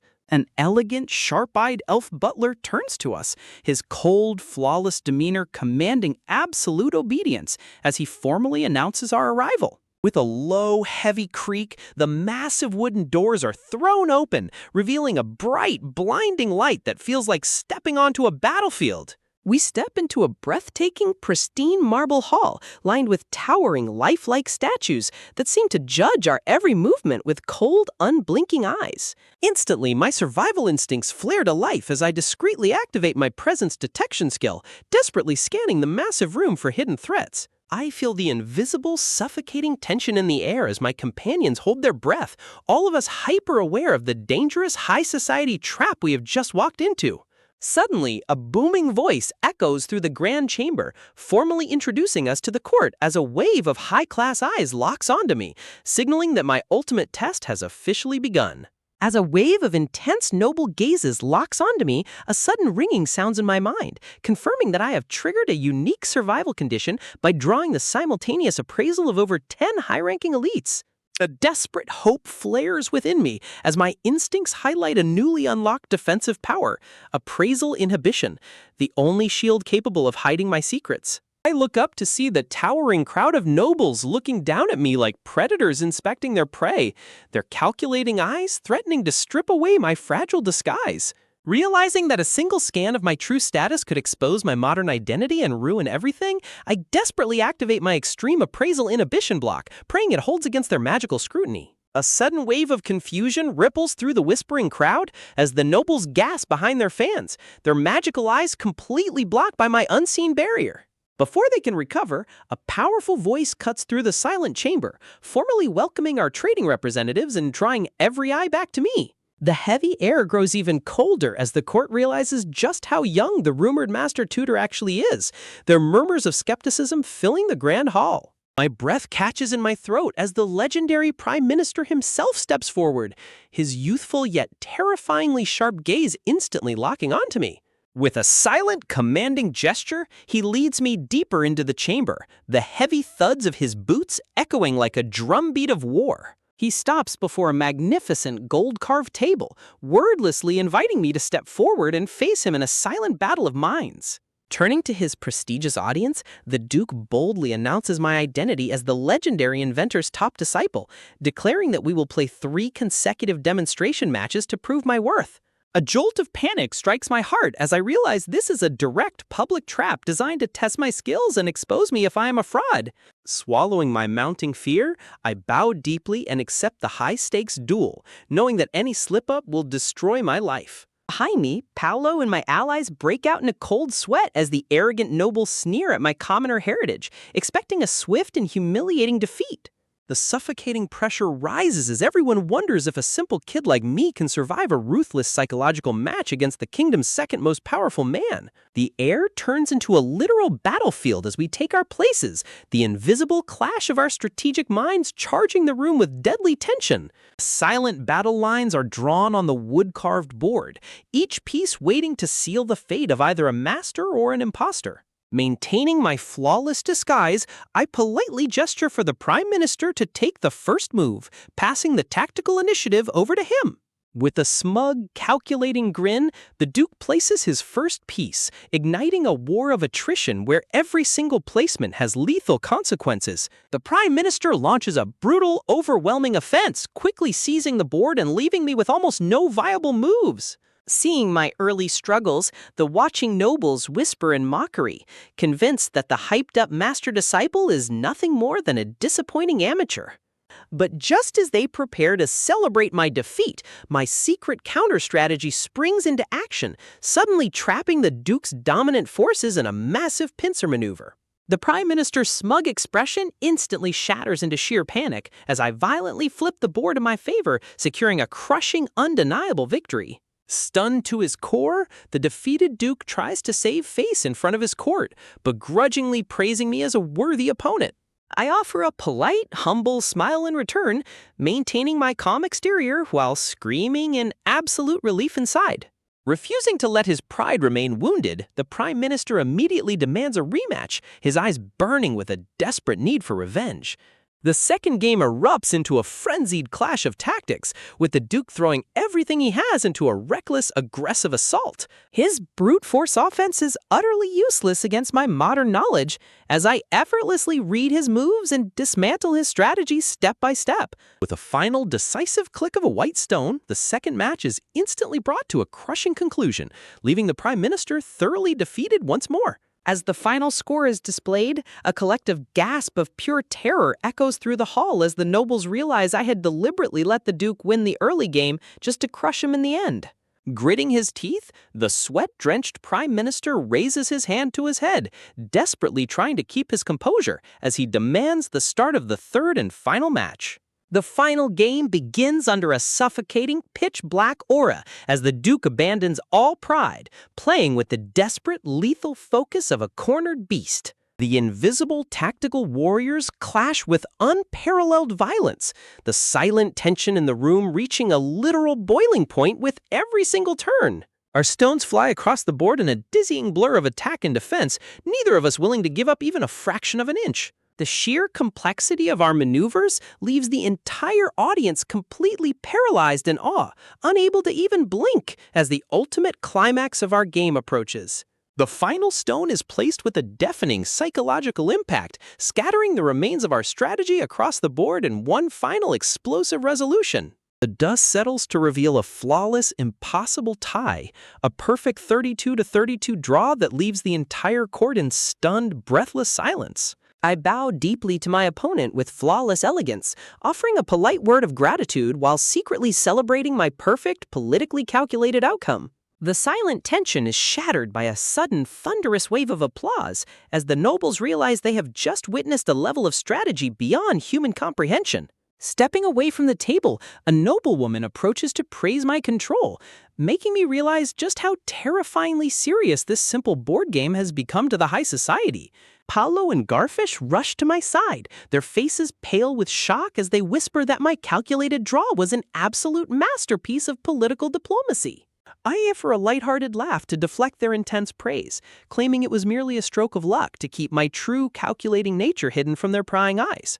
Suddenly, the Prime Minister steps in, his stern face melting into a gentle smile as he sincerely apologizes for his arrogant behavior and asks me to address him by his true name. He reflects on our match with deep humility, admitting that the game has completely shattered his overconfidence and exposed his own tactical foolishness. I quickly reassure him of his incredible adaptation skills, keeping our relationship friendly and mutually beneficial to secure my safety in this dangerous capital. The Duke laughs heartily, my diplomatic words successfully turning a potentially lethal political rival into a highly powerful, fiercely loyal ally. But his expression suddenly turns deadly serious as he leans in, whispering that he has one final, crucial piece of information to share. My heart skips a beat as he reveals that he didn't summon me here for his own amusement, but to evaluate my worth on behalf of someone far more powerful. He boasts that his legendary S-rank appraisal skill never fails him, explaining that he caught a brief, terrifying glimpse of my godlike abilities before they suddenly vanished. Cold dread paralyzes my body as he explains that my status suddenly shifted to reveal a perfectly mundane, ordinary profile, leaving me to wonder if my desperate skill block was enough to save my life, or if I have just walked straight into an even deadlier trap. A brilliant realization strikes me in the dark. My newly unlocked defense doesn't just block prying eyes, it actually generates completely false data to feed them. But my momentary triumph is instantly shattered when the Prime Minister leans in closer, his voice dropping to a whisper as he asks me to deactivate my barrier to earn his absolute trust. Panic surges through my veins as I realize this terrifyingly sharp man has already detected my hidden protective skill, leaving me completely cornered. I swallow my rising terror, realizing that cooperating might be my only chance to finally unravel the mysteries of my own garbled status text. Forcing a calm, respectful smile, I agree to lay bare my secrets, but strictly under the condition that he alone will be the one to witness them. The heavy wooden door shuts behind us, locking me in a private room with the second most powerful man in the kingdom, as my heart beats like a war drum. The silence between us stretches thin and dangerous, his calculating eyes drilling into me as I prepare to take the ultimate, irreversible gamble with my identity. Carefully scanning the room one last time to make sure we are truly alone, I brace myself to let down my only shield. With a quiet, nervous breath, I command my appraisal inhibition to deactivate, instantly exposing my raw stats to his terrifying S-rank gaze. The Prime Minister's jaw drops as his magical eyes lock onto my profile, his flawless composure completely shattering in an instant. He mutters in sheer fascination, noting that while my physical stats are perfectly ordinary for a child, my underlying power is anything but normal. He traces the phantom text of my incredible profile, utterly mystified by how unique skills like the Eyes of Truth connect seamlessly to my detection powers. I stand shivering under his intense scrutiny, feeling utterly naked as he points out my bizarre ability to master wildly different professions simultaneously. He rubs his chin, thoroughly baffled by the impossible anomaly of my stat growth failing to match my massive professional proficiency. Inwardly, my heart leaps with ecstatic joy as I realize all my tireless, secret efforts have actually paid off in a massive boost to my skills. I desperately suppress my excitement, knowing I must act humble in front of the Prime Minister as he mutters about a mysterious, unreadable skill hidden deep within me. His expression turns deadly serious as he explains that only an appraisal skill of S rank or higher could ever hope to decipher the garbled text of my primary power. He compares my chaotic, multi-talented growth to legendary figures like holy knights or heroes, his voice trembling with a mixture of awe and suspicion. He demands to know how a single child could possess high-level expertise in completely unrelated masteries like blacksmithing, alchemy, and woodworking. Staring at me as if I were a mythical beast, he admits that in all his years of governing the kingdom, he has never witnessed such a terrifyingly chaotic pattern of growth. A wave of deep relief washes over me as I realize that even the greatest appraiser in the entire capital is completely unable to pierce my true cosmic origin. My confidence returns tenfold, proving that my bizarre path of learning everything under the sun is actually my greatest weapon. I offer a silent prayer of gratitude to the divine forces that reincarnated me, resolving to keep working hard while keeping my true nature safely hidden. Suddenly, the heavy tension breaks as the Duke claps his hands with a hearty laugh, declaring that my status holds absolutely nothing suspicious or dangerous to the crown. But before I can even breathe a sigh of relief, he drops a massive bombshell, requesting that I become the personal tutor for the crown prince himself. My soul nearly leaves my body as the realization hits me like a lightning bolt. He wants me to teach royalty. Cold sweat pours down my face as I realize my simple, low-profile life is about to be dragged straight into the treacherous, deadly heart of the imperial family. Sometime later, I walk alongside Mina, completely drained of energy as she happily hums, utterly oblivious to the existential dread crushing my chest. I sigh, remembering how easily I used to blend into the background of high society, a luxury that has now been completely stripped away from me. Mina cheerfully teases me about my upcoming tutoring sessions with the prince, sending a fresh wave of panic directly to my stomach. We finally arrive back at our grand mansion, where a perfectly poised maid bows deeply and asks if we would prefer a hot meal or a bath first. My mind instantly short-circuits at the luxurious, aristocratic treatment, my inner commoner screaming in absolute panic as I struggle to maintain my composure. Trying to act casual, I consult Mina, and we both quickly agree that eating a quiet dinner in the safety of our private rooms is the best way to unwind. I politely instruct the maid to serve our meals upstairs, desperate to escape the suffocating elegance of the main halls. As Mina giggles and playfully addresses me like a true noble lord, I offer a dry laugh, praying I can survive the night before my royal trial begins tomorrow. The next morning arrives with clear skies, and Mina gently suggests we take full advantage of our rare day of rest in the bustling capital. Knowing the terrifying meeting with the prince looms on the horizon tomorrow, I eagerly agree to escape into the city streets to clear my anxious mind. Our boots clatter against the stone pavement as we step into the lively, sunlit streets, the vibrant energy of the capital instantly lifting my spirits. We weave through the colorful, bustling crowds, surrounded by a fascinating array of travelers, merchants, and demi-humans from all corners of the continent. Mina pauses by a market stall, mentioning that she wants to find the perfect souvenir for her family and her beloved younger brother back home. I look at her in surprise, learning for the first time that she has a little brother who happens to be the exact same age as me.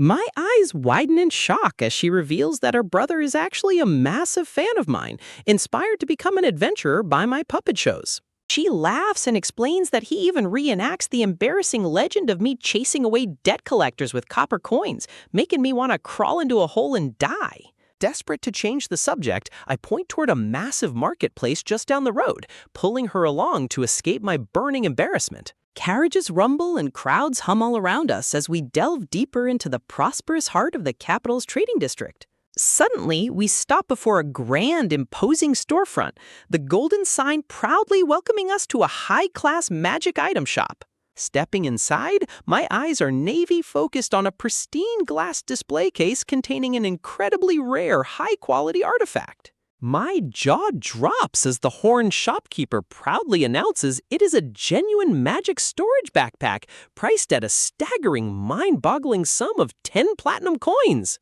Despite the terrifying price, my modern gamer instincts scream at me to buy it, knowing a spatial storage item is the ultimate non-negotiable cheat for any fantasy adventure. Seeing my intense fascination, the shopkeeper offers a warm, knowing smile and gestures toward a grand staircase, inviting us to go upstairs to explore even more exclusive magical treasures. My breath catches as we climb the stairs, only to find ourselves staring at a bizarre collection of magical trinkets and eccentric artifacts that defy all common sense. Mina's eyes light up with playful mischief as she immediately starts pointing out the most ridiculous novelty items in the shop, completely ignoring the legendary artifacts. Before I can stop her, she puts on a pair of absurd rabbit ears and goofy glasses, sending the shopkeeper into a frantic, whispering panic as he begs us not to touch his fragile stock. Exhausted but thoroughly amused, we finally exit the shop to the sound of the shopkeeper's deep sigh of relief, deciding it is high time we make our way back home to rest. Back inside our quarters, Mina heartily laughs at my initial panic, teasing me about how bold we were today, though even I have to admit the second half of our trip was incredibly fun. The next morning arrives with the heavy rumble of wheels as a magnificent carriage bearing the royal dragon crest halts directly outside our door. My heart hammers against my ribs as I sit inside the luxurious cabin, realizing there is absolutely no turning back from this imperial summon. My jaw drops in sheer awe as the colossal stone walls and towering spires of the royal castle rise up to pierce the morning sky. The moment our carriage stops, a perfectly poised butler and a line of immaculate maids bow in flawless unison to welcome us to the imperial grounds. I swallow hard, a cold sweat breaking out across my neck as the sudden overwhelming gravity of the situation begins to crush my composure. The butler, whom I mentally dub Sebi, calmly briefs me on what to expect within these ancient, treacherous walls, only adding to my mounting dread. With a polite gesture, he ushers us forward, stepping into the massive courtyard as the weight of my new royal duty looms overhead. The gargantuan castle gates creak open, revealing a path that leads directly into the heart of the Empire's power structure. We march down a grand, high-ceilinged corridor lined with towering guards clad in gleaming silver armor, their spears held in rigid, intimidating silence. Suddenly, an official steps forward, politely but firmly informing us that Mina and my other attendants are strictly forbidden from accompanying me any further. I look back nervously as Mina offers a reassuring wave, leaving me entirely on my own to face whatever awaits behind the inner chamber doors. Sebi leads me to the final threshold, his calm demeanor offering no comfort as he gestures for me to enter the private chambers of royalty. Forcing my voice to remain steady, I announce my arrival, my heart racing as I prepare to meet the mysterious fifth prince of the kingdom. Standing before me is Prince Flu himself, an elven child dressed in lavish imperial green, his haughty gaze immediately sizing me up. I blink in surprise, realizing that while his pointed ears confirm his elven blood, his stern, slightly chubby appearance is a far cry from the ethereal elves of legend. The young prince immediately scoffs, crossing his arms in deep disappointment as he demands to know how a mere child could possibly teach him anything. I offer a humble, practiced introduction, but his arrogant dismissal instantly sparks a competitive fire deep within my modern gamer soul. Without wasting another second, the prince smugly gestures toward the ornate board game on the table, eager to humiliate me on his own terms. I accept the challenge with a polite smile, inwardly preparing to show this arrogant young royal the true meaning of tactical despair. The game begins with a soft click as I place my very first piece, setting a deadly trap that the overconfident prince doesn't even register. Within mere minutes, a cascade of flips echoes through the room as my pieces completely surround and devour his entire formation. Watching his smug expression turn to utter horror, I feel a tiny twinge of guilt, but quickly dismiss it. He wanted to treat me like a kid, so he can suffer like one. The prince stares blankly at the board, completely frozen in disbelief as he realizes his flawless record has been utterly obliterated in a single match. Driven to a complete temper tantrum, he suddenly grabs the board and flips it into the air, scattering the expensive pieces in a wild, chaotic burst. Tears of frustration well in his eyes as he points a trembling finger at me, crying out that I must have used some kind of forbidden, underhanded trick to defeat him. Panic flashes through me as I stare at the sobbing royal, realizing that making a prince cry on my very first day is a one-way ticket to the executioner's block. Desperate to pacify him, I quickly explain that there are logical, repeatable strategies to master this game, promising to teach him every single one of them. His tears instantly dry up as he looks at me with sudden curiosity, prompting me to ask if he is truly prepared for the grueling training ahead. I channel my inner demonic drill sergeant, a metaphorical aura of blazing fire erupting behind me as I vow to forge him into an absolute master of the board. The prince's eyes go wide as he leans in, quietly asking if this legendary, ruthless method is how I managed to crush the prime minister himself. A bright, genuine smile breaks across his face as he clutches my hands, thanking me with newfound respect and declaring me a truly magnificent teacher. I offer a nervous, sweat-dropped laugh, deeply relieved that I managed to dodge a royal execution while somehow earning his absolute devotion. He immediately dives back into the game, his brow furrowed in intense concentration as he begins to analyze the incredible depth of my strategies. Hearing how the Prime Minister showed him absolutely no mercy during their matches, I can't help but sweat at Valeria's sheer, cold-hearted ruthlessness. With a look of fierce determination, the young prince begs me to teach him how to completely crush the Prime Minister in their next match.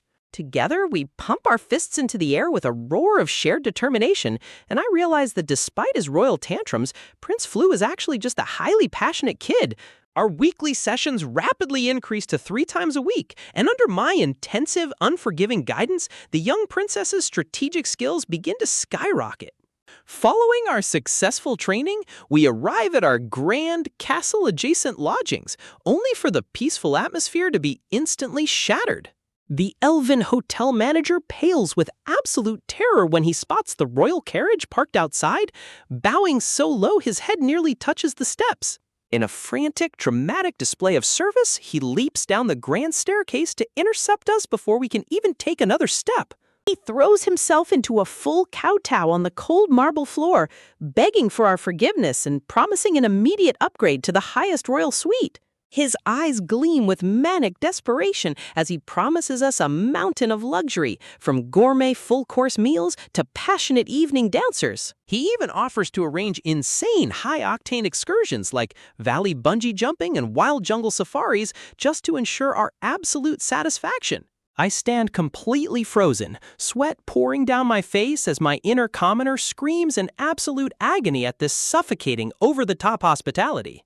Unable to bear the crushing weight of royal luxury, I immediately request a downgrade, standing outside our new, peaceful lodging as Mina smiles at my desperate attempt to live a quiet life. I can't help but feel a pang of guilt for rejecting the innkeeper's absurd luxury upgrade, but living a peaceful life means keeping a low profile, even if it leaves everyone else thoroughly bewildered. Just as we settle into our modest new reality, our reliable butler suddenly appears out of thin air, a tight, professional greeting instantly putting me on high alert. I quickly apologize for requesting such difficult lodgings so close to the castle, but his calm response reveals that his supreme connections have handled everything seamlessly.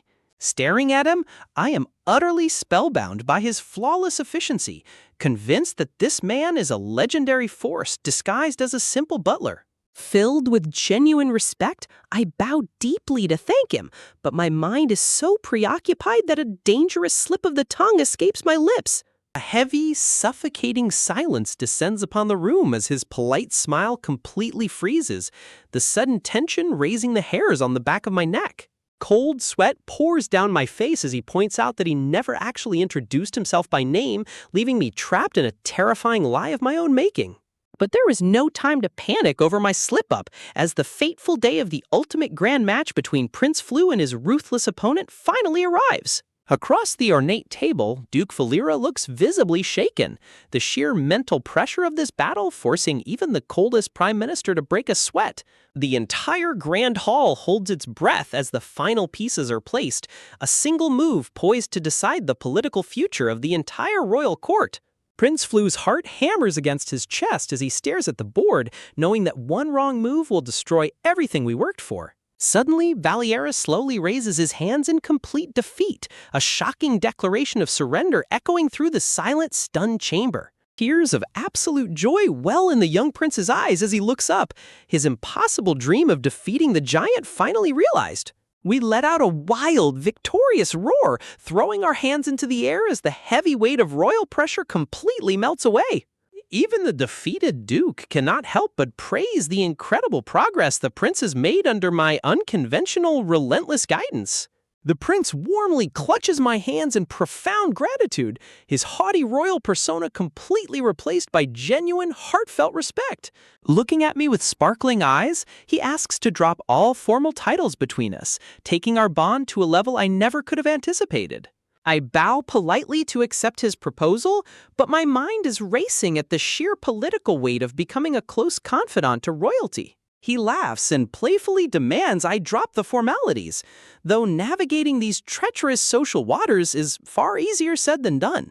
Before I can even reply, a blinding flash of ancient energy erupts inside my mind, signaling a massive, world-altering transformation. My soul trembles as a chaotic, glitching power begins to forcefully rewrite my very magical foundation in real time.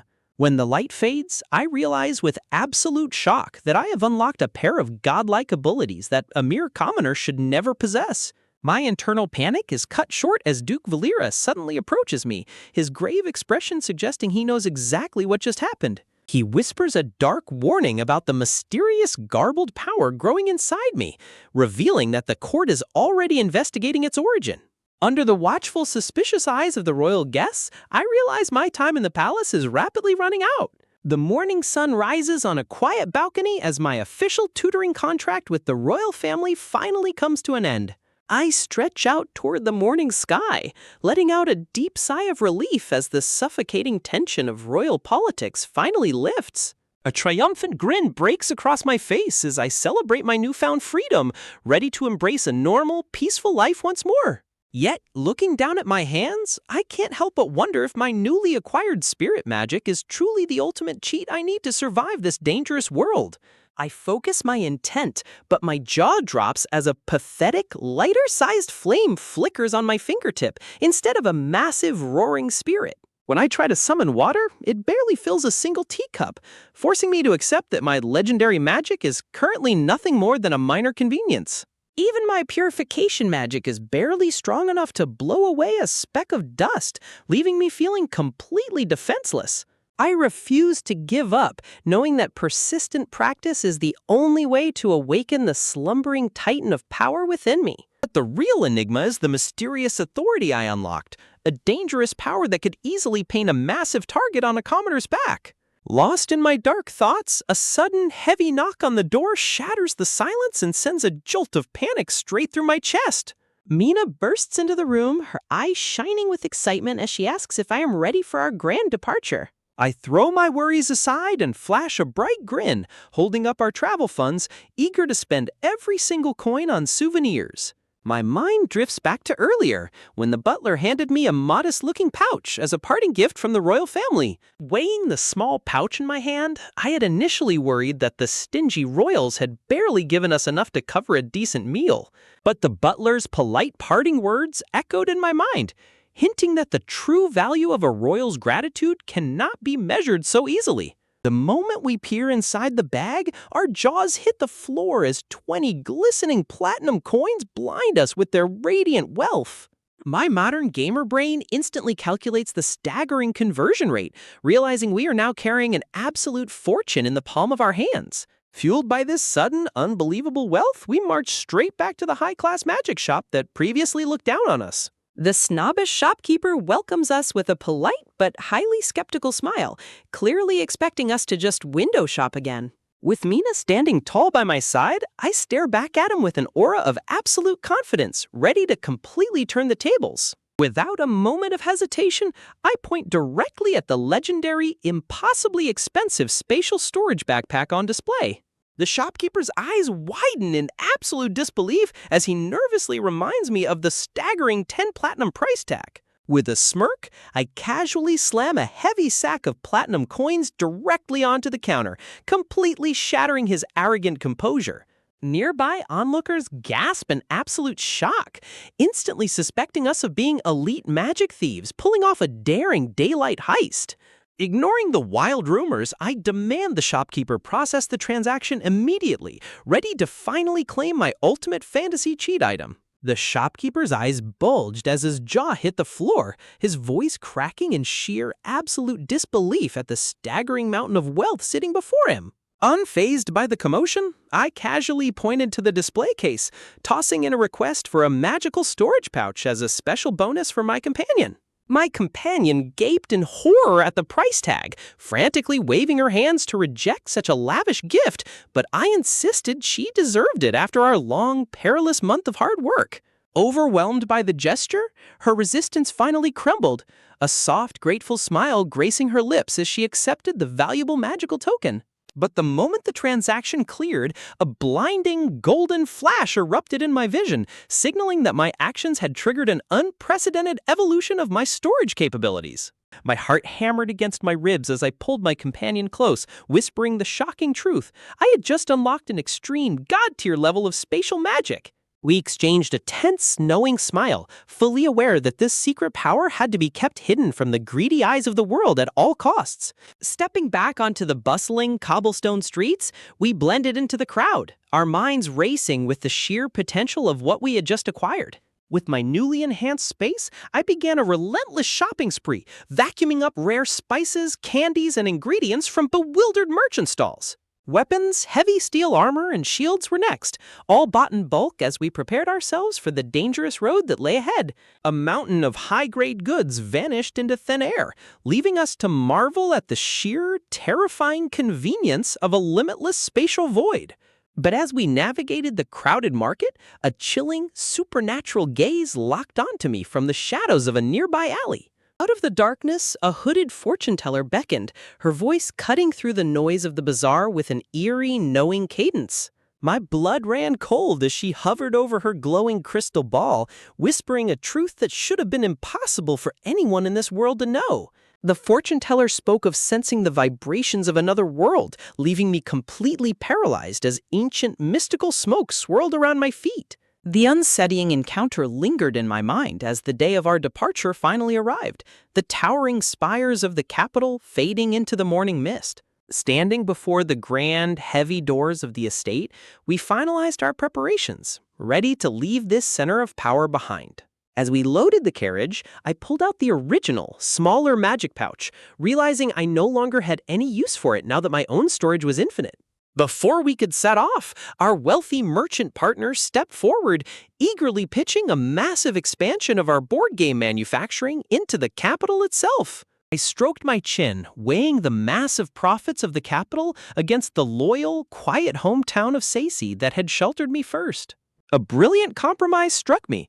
We would have the capital's master craftsmen build ultra-exclusive, limited edition boards for the high nobility, sealing the deal with a firm handshake. To cement our partnership, I handed over the discarded magic pouch, leaving the merchant utterly speechless at my casual disregard for such a rare item.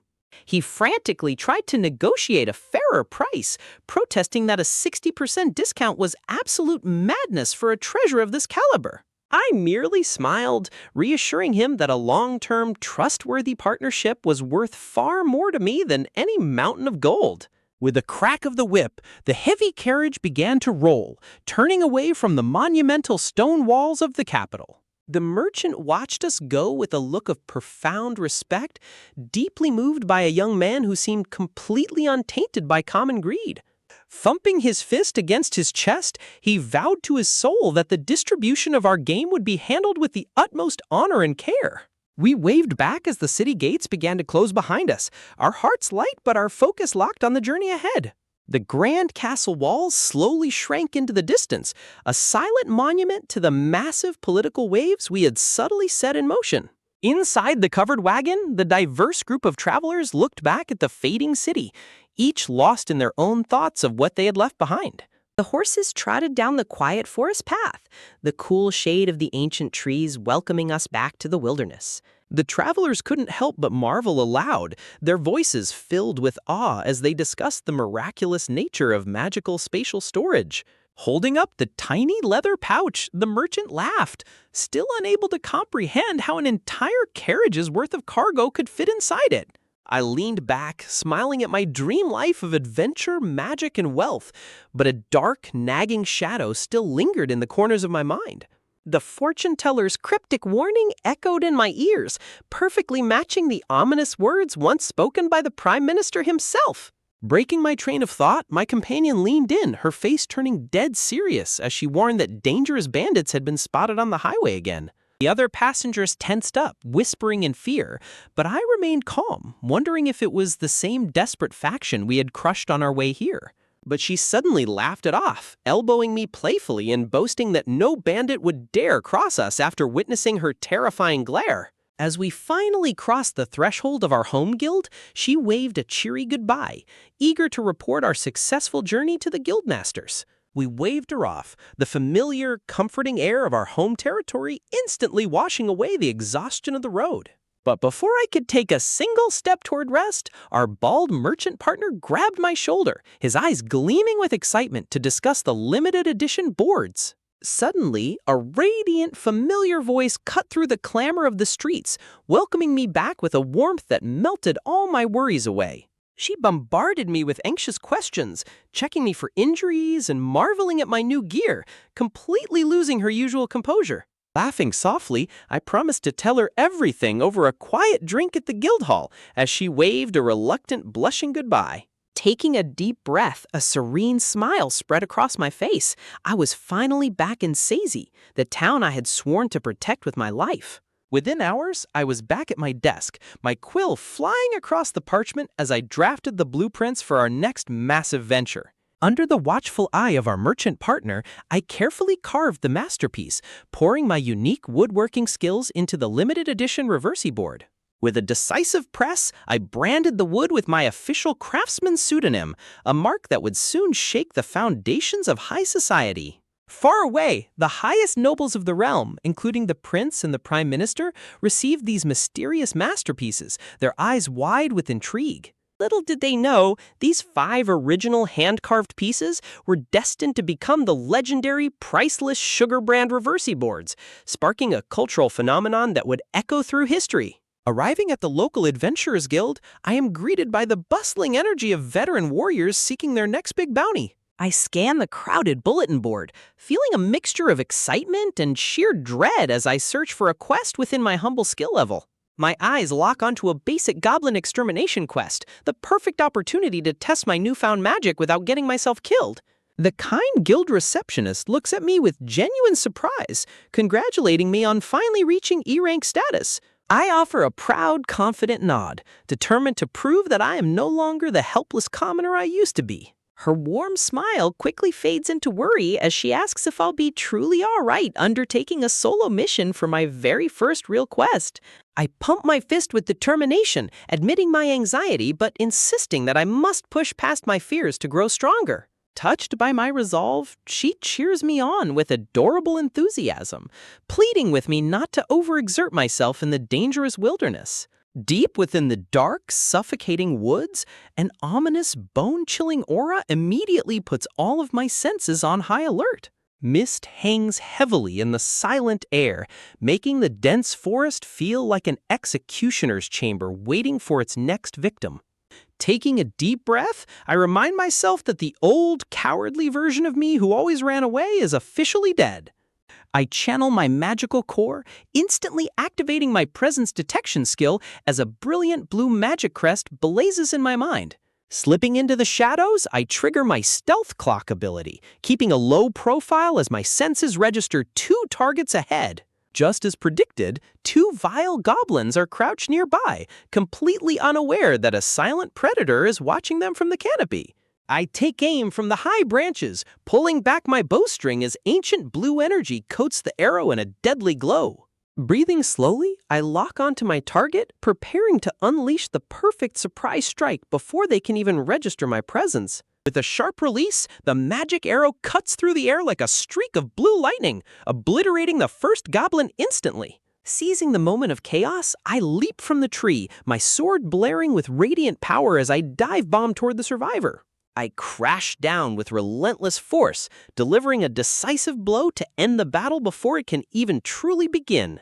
I let out a heavy sigh of relief, proud of my flawless execution and convinced that my first hunt was a total success. Suddenly, a massive, murderous shadow falls over me as 3 terrifying goblins loom behind my back with hideous, gaping grins. Clutching the harvested goblin ears and magic stone, a horrific screech echoes behind me, confirming my worst nightmare. Before I can even turn around, a group of armed goblins lunges at me from above, their crude weapons poised to rip me to shreds. I barely dodge a lethal downward swing, throwing myself into a frantic spin as blades scrape inches away from my throat. My sword clashes violently against a spiked club, the sheer physical impact sending a painful shockwave straight up my arms. Outnumbered and outmaneuvered, a wicked dagger suddenly slices through my defenses, tearing through my clothes and drawing first blood. I stumble backward, clutching my bleeding shoulder in agony as the terrifying reality of solo combat hits me like a physical blow. A massive goblin steps forward, a sadistic, victorious grin plastered across its face as it prepares to deliver the final blow. With no escape in sight, the beasts close in for the kill, and my mind races as I realize I have seconds left to live. In a flash of pure desperation, my forehead blazes with a brilliant, godlike crest as my latent powers answer my cry for survival. I thrust my hand forward, desperately calling upon my mysterious authority skill to completely rewrite the rules of this battle. An invisible, crushing wave of dominant energy erupts from my palm, instantly paralyzing the attacking goblins mid-swing. Taking full advantage of their sudden, absolute terror, I surge forward with a powerful horizontal slash to cut them down. I quickly draw my bow to finish off the remaining archer, sending a devastating magical blast that completely purges the threat. Panting heavily, I drop to my knees in absolute exhaustion, sweating at how close I truly came to meeting an early grave. I examine my torn sleeve and painful cuts, realizing that despite my victory, solo adventuring is a brutally unforgiving path. When I finally limp back into the guild hall, the receptionist lets out a shocked gasp, horrified by my battered and bloodied state. She immediately rushes over to cradle my head, desperately checking me for fatal injuries, while the nearby veteran adventurers glare in intense, jealous rage. Seeing that my wounds are only superficial, her panicked expression softens into a warm, incredibly comforting smile of pure relief. The legendary guildmaster approaches, praising my incredible achievement while I humbly insist that my survival was nothing but pure luck. Though they praise me, I know the truth. I am still a complete novice who barely survived by relying on an unpredictable trump card. The guild master watches me closely, his gaze filled with deep respect for my unexpected humility and hidden potential. He warm-heartedly pats my head as the receptionist hands me an elegant, sealed letter from a powerful nobleman named Count Seizi. Standing before the breathtakingly massive mansion of Count Seizi, I swallow hard, wondering what kind of political trap awaits me inside.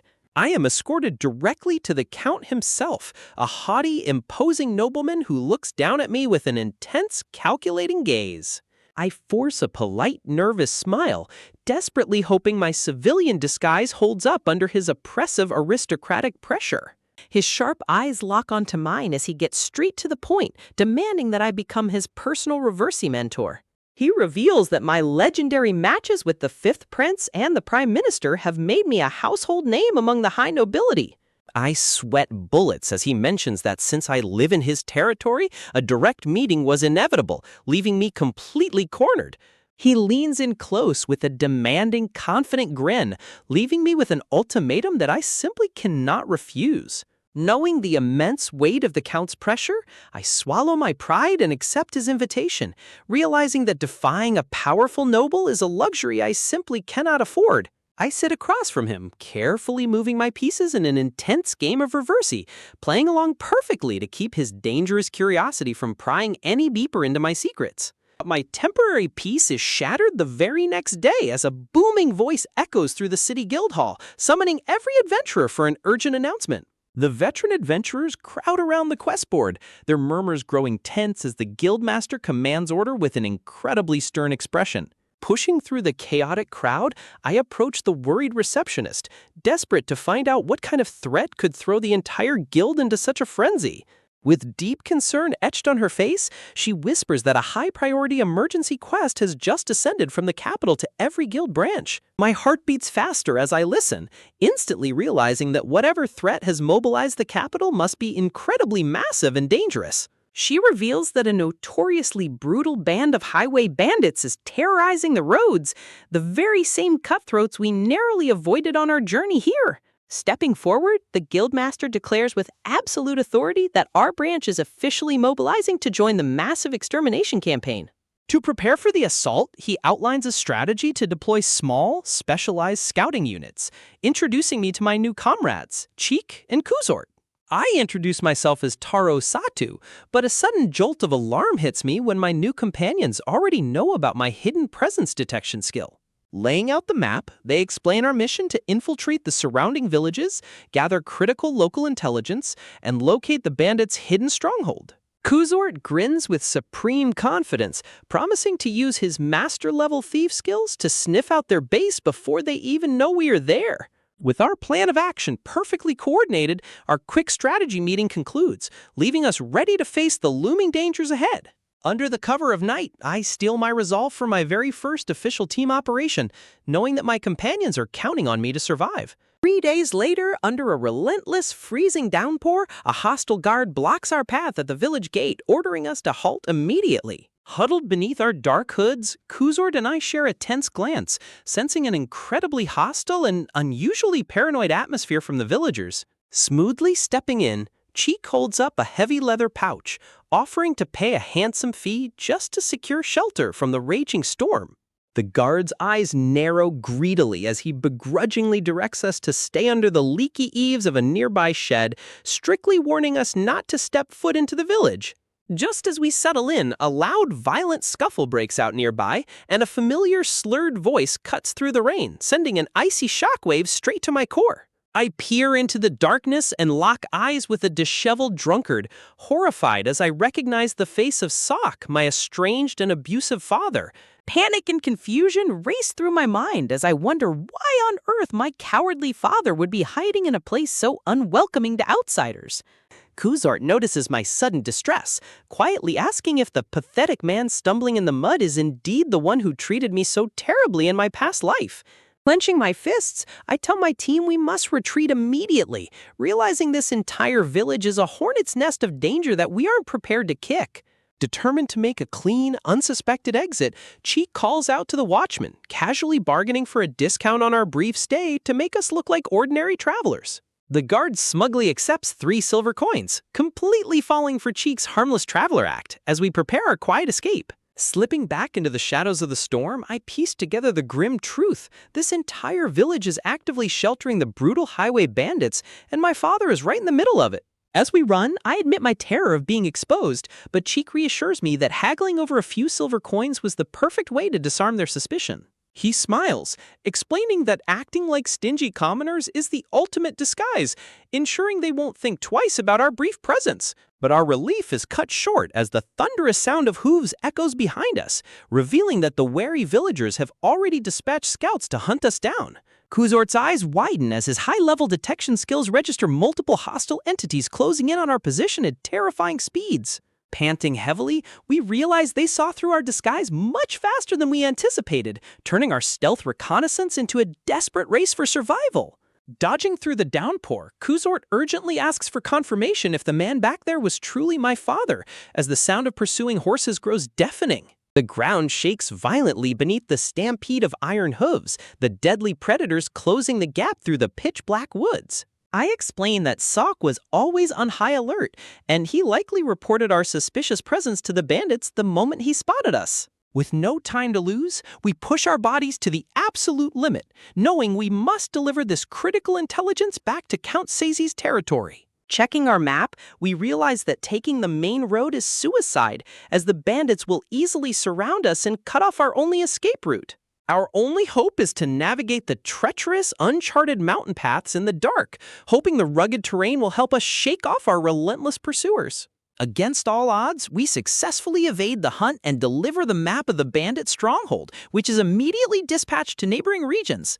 Riders gallop at breakneck speeds, carrying our hard-earned intel to every allied guild branch to coordinate a massive synchronized counterstrike. The combined forces of multiple regions light up the map, preparing to converge on the bandit fortress in a synchronized pincer extermination campaign. Standing before the guildmaster, I firmly demand to join the front lines of the assault, determined to settle things with the father who dragged me into this mess. Seeing my ironclad resolve, the guildmaster nods, and I take my place among the ranks for my very first large-scale war. In the quiet hours before dawn, a massive coalition of battle-hardened adventurers gathers at the edge of the mountains, staring down at our target. Our squad leader swiftly gathers us to outline the tactical plan, pointing directly toward the heavily fortified village ahead. We are ordered to split into 2 squads, with my team tasked to scale the mountain and launch a surprise rear assault on the fortress to secure the hostages. Peering through the mist, we see that the village is heavily defended with tall wooden barricades and strategic watchtowers, making it a formidable fortress. Utilizing my stealth and archery skills, I activate my presence concealment, fading into a ghostly blue aura as I slip toward the enemy lookout. I slowly draw my bowstring, locking my sights onto the unsuspecting guard high up in the tower, knowing a single mistake will alert the entire base. With a quiet release, my arrow cuts through the wind like a silent bullet, instantly neutralizing the target and signaling the start of our daring raid. The guard falls silently from the watchtower, his body crashing to the cold earth below without a single sound to alert the others. Seizing the split-second opening, our squad leader swiftly signals the vanguard to initiate the assault before the enemy can realize their defense has been breached. Adrenaline surging through our veins, we press forward into the enemy territory under the cover of night, our hearts pounding as the reality of the clash sets in. I look down at my trembling gloved hands, gripped by the sudden, terrifying realization that this is my very first time directly assaulting other humans. Sensing my paralyzing hesitation, the squad leader firmly places a reassuring hand on my shoulder, urging me to steel my resolve and never back down. Forcing a nod to assure him I'm fine, I quickly shift my focus back to the mission as Kuzort glides like a shadow, silently neutralizing another bandit in the blink of an eye. The lifeless bandit sword clatters to the ground, a grim testament to the silent, lethal efficiency of our vanguard's infiltration.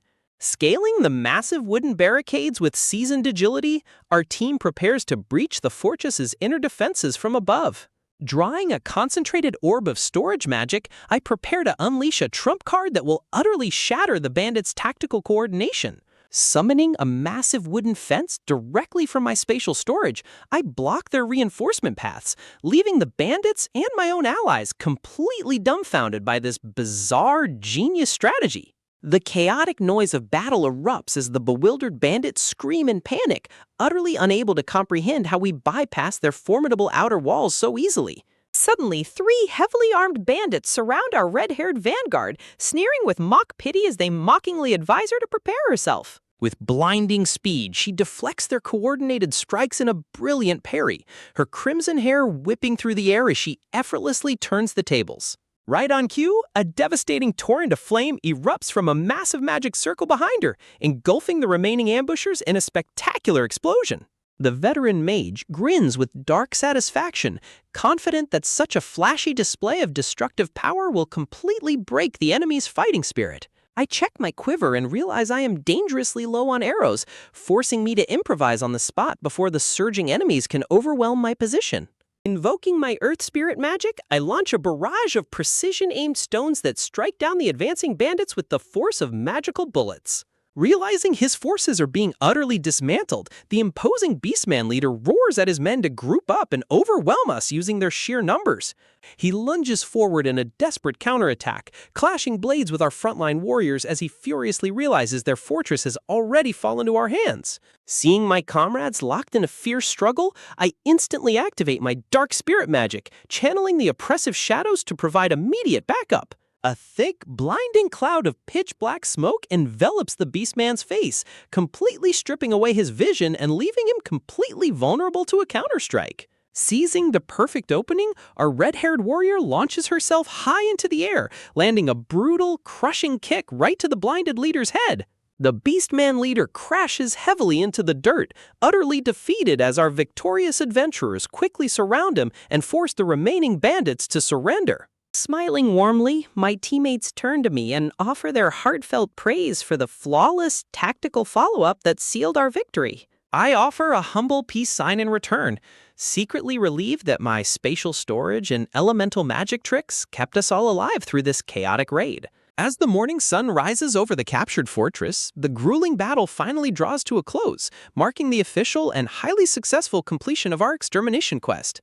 In the weeks that follow, my reputation as a highly capable supporter skyrockets, making me a sought-after recruit for various temporary high-ranking squads. But my peaceful routine is quickly interrupted by a relentless flood of letters from Count Seisai, who is desperately trying to pressure me into his direct service. The guildmaster, Leo, is equally exasperated, staring at the mounting pile of aristocratic demands with a deep, frustrated sigh. Without warning, the peaceful atmosphere of the guild is shattered as the heavy front doors are violently thrown open by a large squad of armed royal knights. The lead knight unrolls a grand imperial scroll, his booming voice demanding to know if the rookie adventurer Tarou Satu is present. The entire guild hall falls into a tense, uneasy silence as the imposing phalanx of armored knights marches in, creating an incredibly oppressive atmosphere. The guild's seasoned veterans look on with deep suspicion, wondering what business the high nobility could possibly have with a rookie adventurer. Refusing to be intimidated, the guildmaster steps forward to block their path, coldly declaring that they cannot simply barge in and demand answers. Sensing the explosive tension in the room, I step up beside Leo, sweating bullets as I desperately wonder how things could have escalated to this point. It turns out Count Seizi was completely infuriated by my polite refusals, viewing my desire to remain an independent adventurer as a personal insult to his noble authority. His previous messengers had tried to tempt me with promises of a lavish, aristocratic lifestyle, only to be met with my humble but firm rejection. The rejected messenger had furiously warned me that I would deeply regret throwing away the Count's immense generosity, storming off in a huff. I had hoped the matter would quietly blow over, but my worst fears are realized as the political pressure finally catches up to me. Standing before the heavily armed royal knights, I swallow hard, realizing my desperate attempt to live a quiet life is completely falling apart. The lead knight reveals that the Count was utterly humiliated by the rumors of a mere civilian adventurer rejecting his prestigious patronage. Guildmaster Leo frowns in confusion, demanding clarification on how a simple, polite rejection could possibly spark such a massive, hostile uproar. The knight reveals the ugly truth. The humiliated messenger lied to the Count, falsely claiming that I had openly insulted and mocked his noble status. Leo immediately defends my honor, firmly stating that I am a humble civilian who would never dream of insulting anyone, let alone a powerful lord. The knight's stern resolve slightly wavers as he awkwardly rubs his head, admitting that he too finds the messenger's dramatic story highly suspicious. Taking control of the situation, Leo sternly declares that he will personally travel to the Count's estate to clear up this massive misunderstanding. The lead knight sweats nervously under Leo's intense, legendary pressure, realizing that pushing the guildmaster any further is a massive mistake. As the angry crowd of seasoned adventurers begins to roar and rally behind Leo, the atmosphere reaches a dangerous, volatile boiling point. Recognizing that a violent clash with the guild would be disastrous, the lead knight begrudgingly agrees to stand down and take his leave. Watching the knights retreat out of the guild hall, Leo breathes a heavy sigh, hoping this temporary truce will buy us enough time to survive the looming storm. Despite all our attempts to keep the situation under control, word of the confrontation spreads like wildfire, throwing the entire city of Seizi into a frenzy of rumors. To the common people, I am a hero whose exploits have already been turned into beloved puppet shows, but to my enemies, I am nothing but a thorn in their side, splitting the city into two opposing factions. Sensing my growing dread, Nason gently places a reassuring hand on my back, urging me not to lose heart as the other guild members quickly gather around to offer their support. One by one, the battle-hardened veterans step up to tell me they've got my back, their overwhelming warmth bringing tears of deep gratitude to my eyes. I bow my head, whispering a heartfelt thank you to the comrades who refuse to let me face this terrifying storm alone. But our momentary warmth is instantly shattered as the heavy clank of metal echoes outside, revealing a massive blockade of Imperial soldiers surrounding the guild. The massive doors creak open to reveal the head of the royal guard marching inside with a look of cold, uncompromising authority. Before Nason can pull me back, the commander unrolls a royal warrant, his booming voice declaring me an accomplice to a band of thieves and demanding my immediate arrest. My heart drops into my stomach as the horrific realization hits me. The false rumors have escalated into a state-issued arrest warrant. The entire guild hall gasps in absolute disbelief, their shocked silence quickly turning into a dangerous, volatile outrage. Guildmaster Leo's face contorts in pure rage, his teeth grinding as he prepares to unleash a fury that could bring down the entire building. Nonsense, Leo roars, lunging forward with such terrifying force that his own senior captains have to desperately hold him back to prevent a bloodbath. The cold-eyed commander warns that any resistance will result in the immediate arrest of the entire guild, forcing our allies to realize that a violent clash right now will only doom me further. The tension is suffocating as Leo and the commander lock eyes in a deadly silent standoff, neither willing to back down an inch. Realizing that my guild family will destroy themselves to protect me, I make a painful decision and hand my sword over to Nason, quietly surrendering to save them. Stepping forward into the cold light, I resolve to face this nightmare alone rather than drag the people I love into absolute ruin. The massive night towers over me with a look of grim satisfaction, placing me under arrest and officially stripping me of my freedom. Behind me, Leo roars a desperate promise that the guild will tear the heavens apart to prove my innocence, but his voice fades as the heavy chains are prepped. Nason screams my name, her heartbreaking cries echoing through the courtyard as the heavy iron gates slam shut between us. The prison doors slam shut with a deafening bang, plunging my world into pitch-black darkness as I am marched down to the freezing depths of the dungeon. Bound in heavy wooden stocks, I am pushed through the damp stone hallways by a cruel, red-eyed elf jailer who looks at me with pure disdain. The jailer sneers, bringing up the painful truth that my father was indeed a notorious thief, using my family's sins to immediately brand me a criminal. I defend myself, desperately explaining that I lived as a regular adventurer long before I ever learned about my father's dark past during that fateful raid. He grabs me violently by the hair, snarling that my father escaped the law and accusing me of being the mastermind who orchestrated his flight. Before I can utter a single word of denial, a brutal backhand strikes my face, silencing me with a stinging burst of pain. Left bruised and battered on the cold, filthy floor, I can do nothing but stare at the wooden frame, locking my hands in place. Sitting in the oppressive quiet of the cell, my mind races in a desperate spiral as I try to find a way out of this hopeless trap. My heart sinks even further as I inspect the glowing red runes on my wooden shackles, realizing my magical powers have been completely sealed away. Without access to my spatial storage or elemental magic, I am utterly defenseless, left entirely at the mercy of my captors. But looking at the dark ceiling, a faint spark of hope remains in my chest. I know with absolute certainty that Leo, Nason, and my guild family are working tirelessly to save me. 2 grueling weeks pass, and while I rot in the dark depths of the dungeon, a massive storm begins to gather at the highest levels of the royal court. Deep within the Grand Palace, a frantic knocking breaks the silence as a sweating noble prepares to deliver news that will shatter the political stability of the kingdom. The powerful Duke Valera opens his chamber door, completely unprepared as his subordinate frantically gasps out my name, Tarou Satu. Instantly on high alert, the Duke's eyes narrow as he sits back, demanding to know every single detail about the young instructor's unjust arrest. Escorting his nervous informant out onto the quiet balcony, the Duke listens intently to the web of noble lies spun by Count Sacy.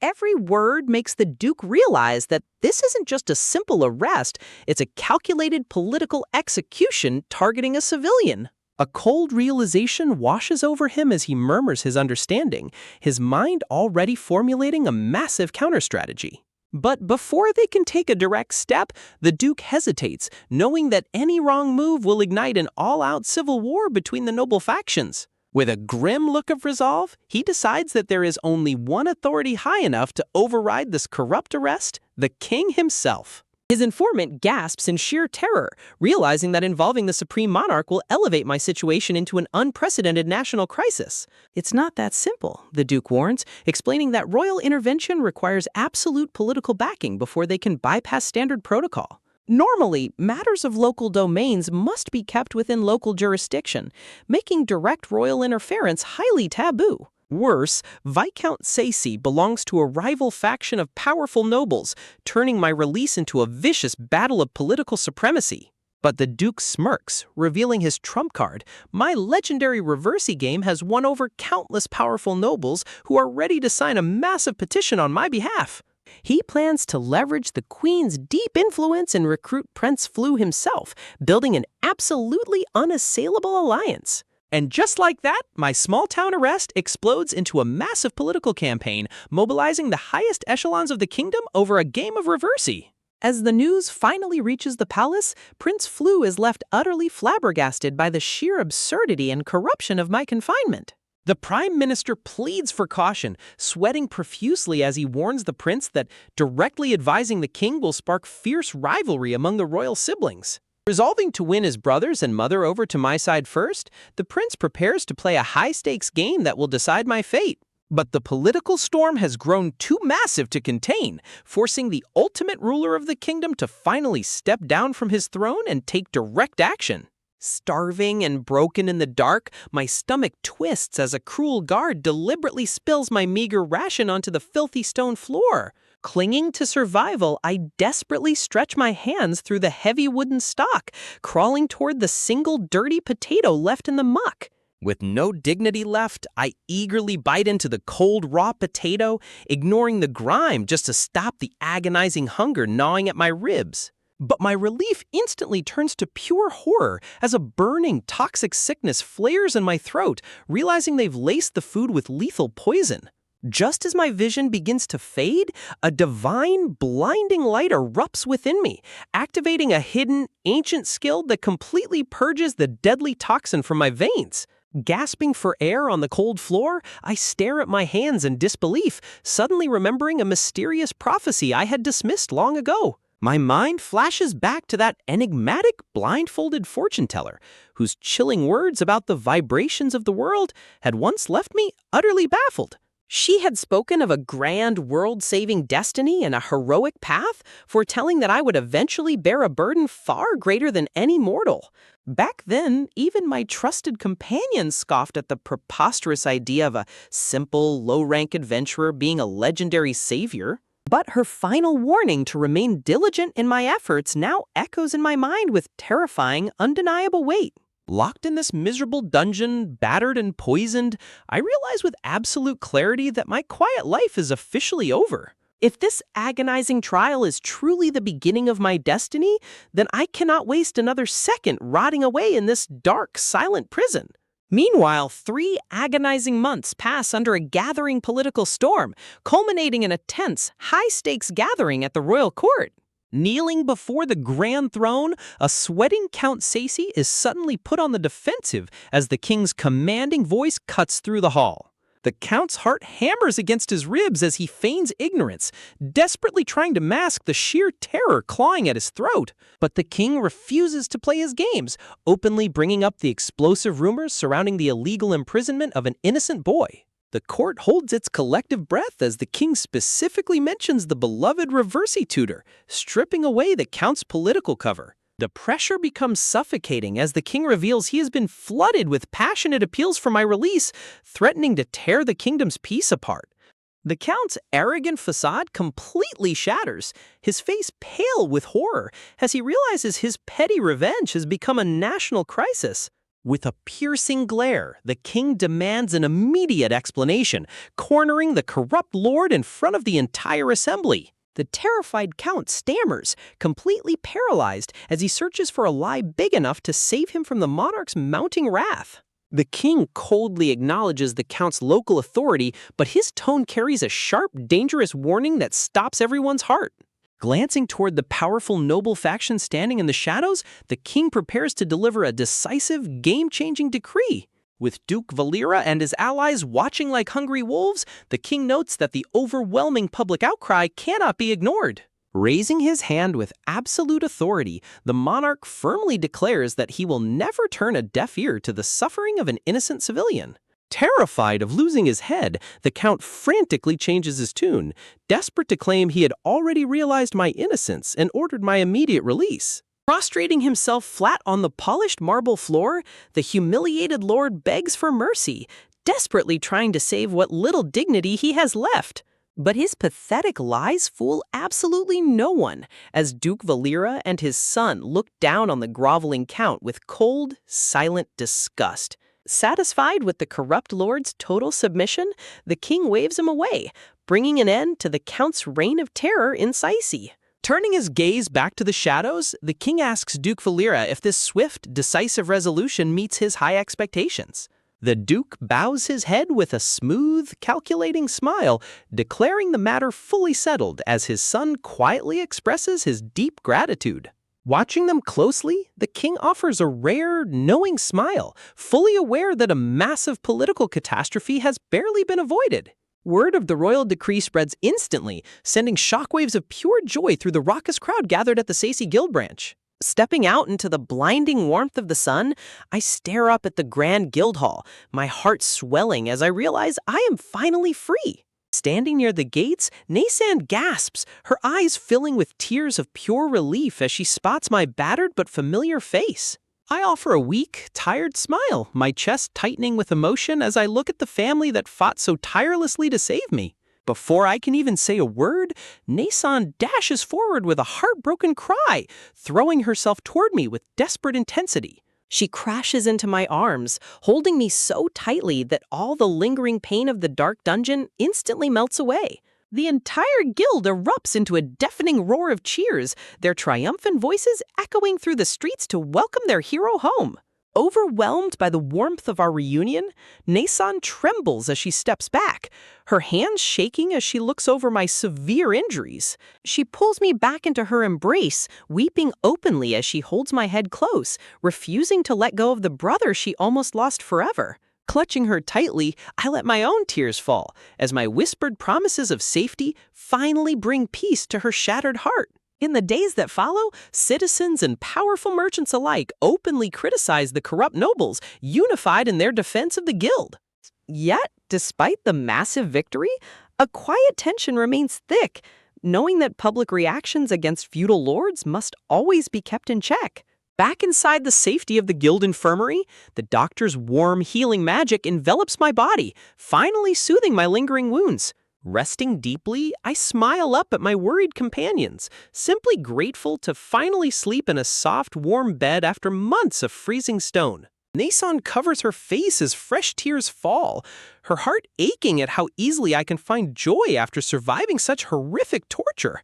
Suddenly, Guildmaster Leo playfully smacks the top of my head, his booming voice declaring that my terrible jokes prove I'm perfectly fine. Rubbing my head in mock pain, I look at Naysan's laughing, tearful face, the heavy shadow of the prison finally lifting from my soul.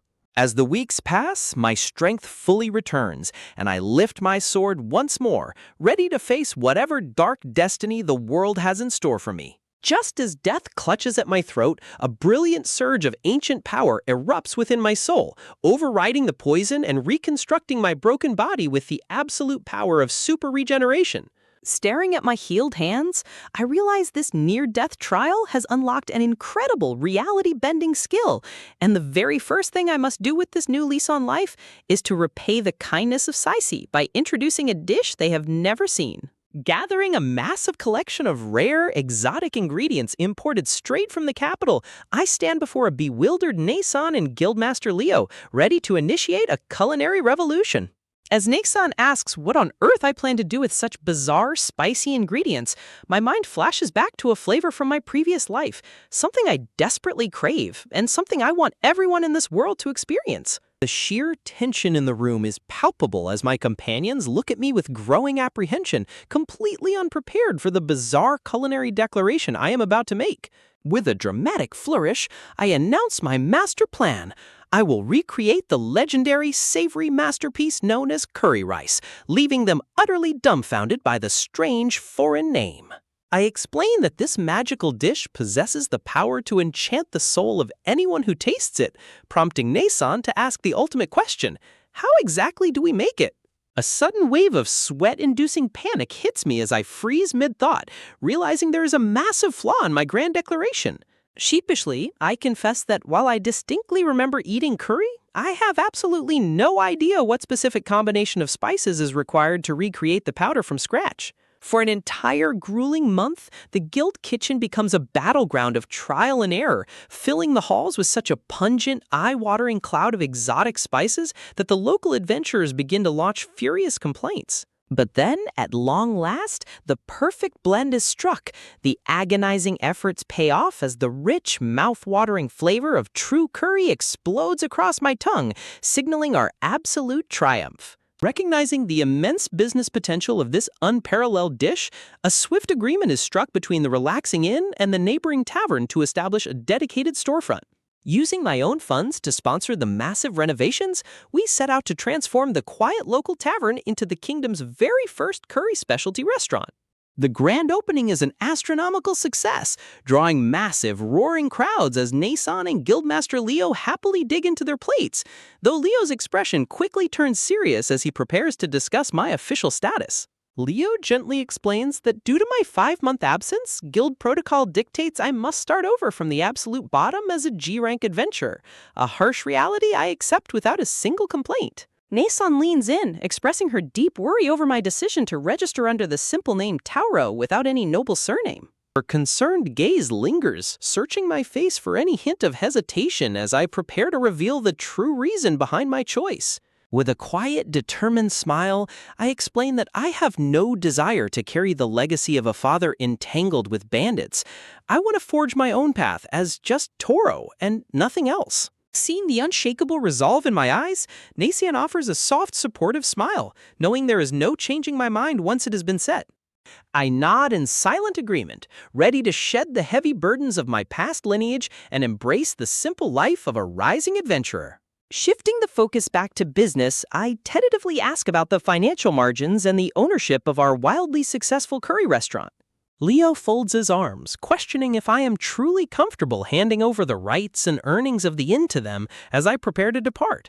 I explain that I will need a substantial sum of money to fund my upcoming move, making the sale of the business rights an absolute necessity for my journey. Leo nods solemnly, stating that if I am truly resolved, the guild will gladly purchase the rights from me right here and now. But before I can agree, Leo suddenly barks out a refusal, declaring that this restaurant is something I built from the ground up and that I must never give up the rights to my own creation. Smiling, he slides an official document across the table, revealing that the guild has arranged for me to access the restaurant's profits from any branch in the entire kingdom.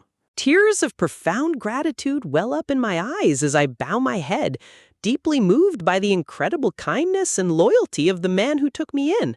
Leo playfully ruffles my hair, laughing off my tearful thanks and reminding me of the rugged, supportive promise he made to me on the day we first met. The night before my departure, the Sacy branch throws a massive, rowdy farewell party, the guild hall echoing with the joyous cheers of comrades wishing me luck on my grand journey.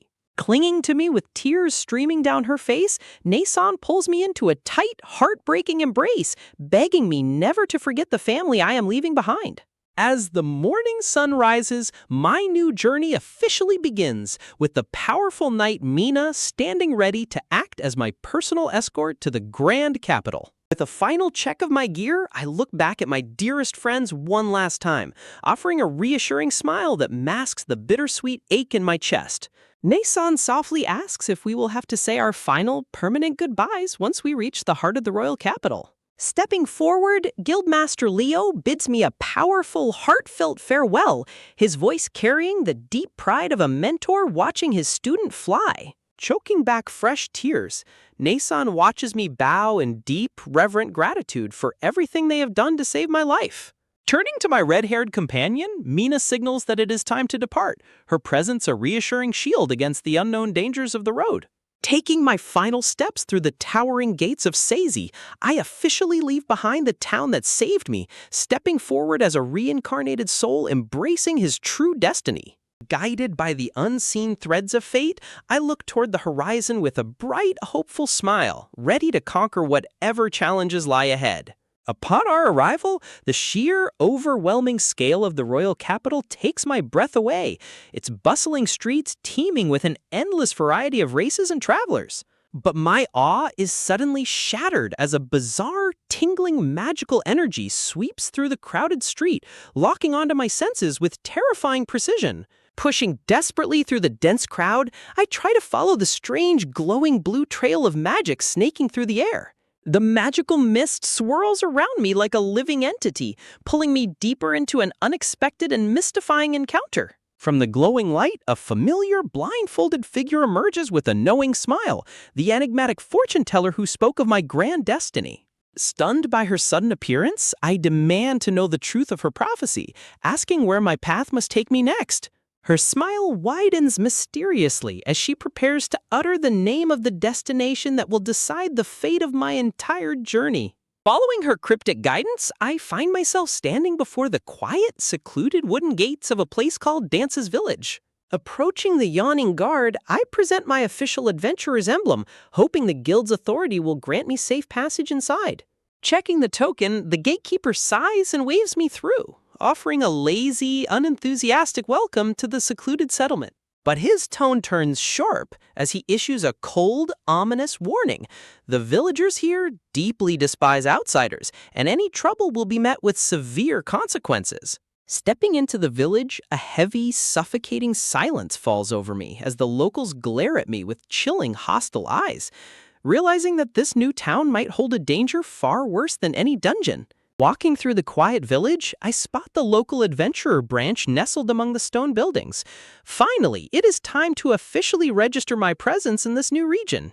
Stepping inside, I find myself standing before a stern-faced receptionist whose gaze is absolutely freezing, radiating an intense lack of interest. Brushing off her cold demeanor, I politely present my emblem, announcing my intention to base my adventuring activities here in Dance's Village. She lets out a tired sigh and reaches for a glowing registration crystal, channeling her magic to verify my official adventurer profile. With a look of pure disappointment, she hands my copper token back, flatly noting that I am merely a bottom-tier G-rank novice. A cold sweat breaks out on my neck as I swallow my pride, realizing this is easily the worst, most hostile reception I have ever encountered in any guild hall. When I ask about a place to stay, she lazily gestures toward a run-down, nameless inn just down the road, clearly wishing I would leave her sight immediately. I arrive at the decaying, dilapidated wooden building only to be greeted by a fiercely scowling landlady who immediately snaps that her establishment is no place for children.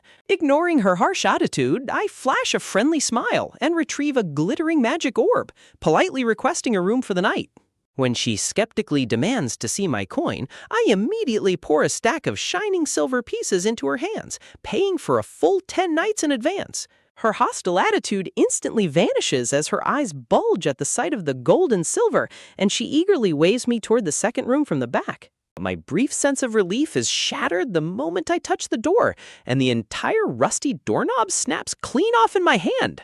Sighing at the utterly pathetic state of the room, I toss the broken metal aside, resigning myself to fixing the broken door once I have rested. Despite the terrible conditions, I pump my fist with renewed determination.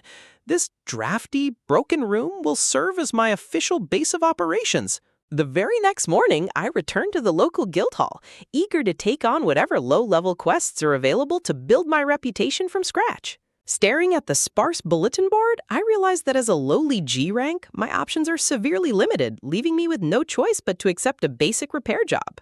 With a cheerful nod, I grab the official quest paper, determined to complete this mundane chore quickly so I can begin exploring the rest of the village. Climbing onto the damaged roof, I realize this task is actually the perfect opportunity to utilize the woodworking and precision skills I honed back in Seisi. Biting down on a spare nail, I confidently activate my system skills, focusing my mind entirely on the broken wooden shingles.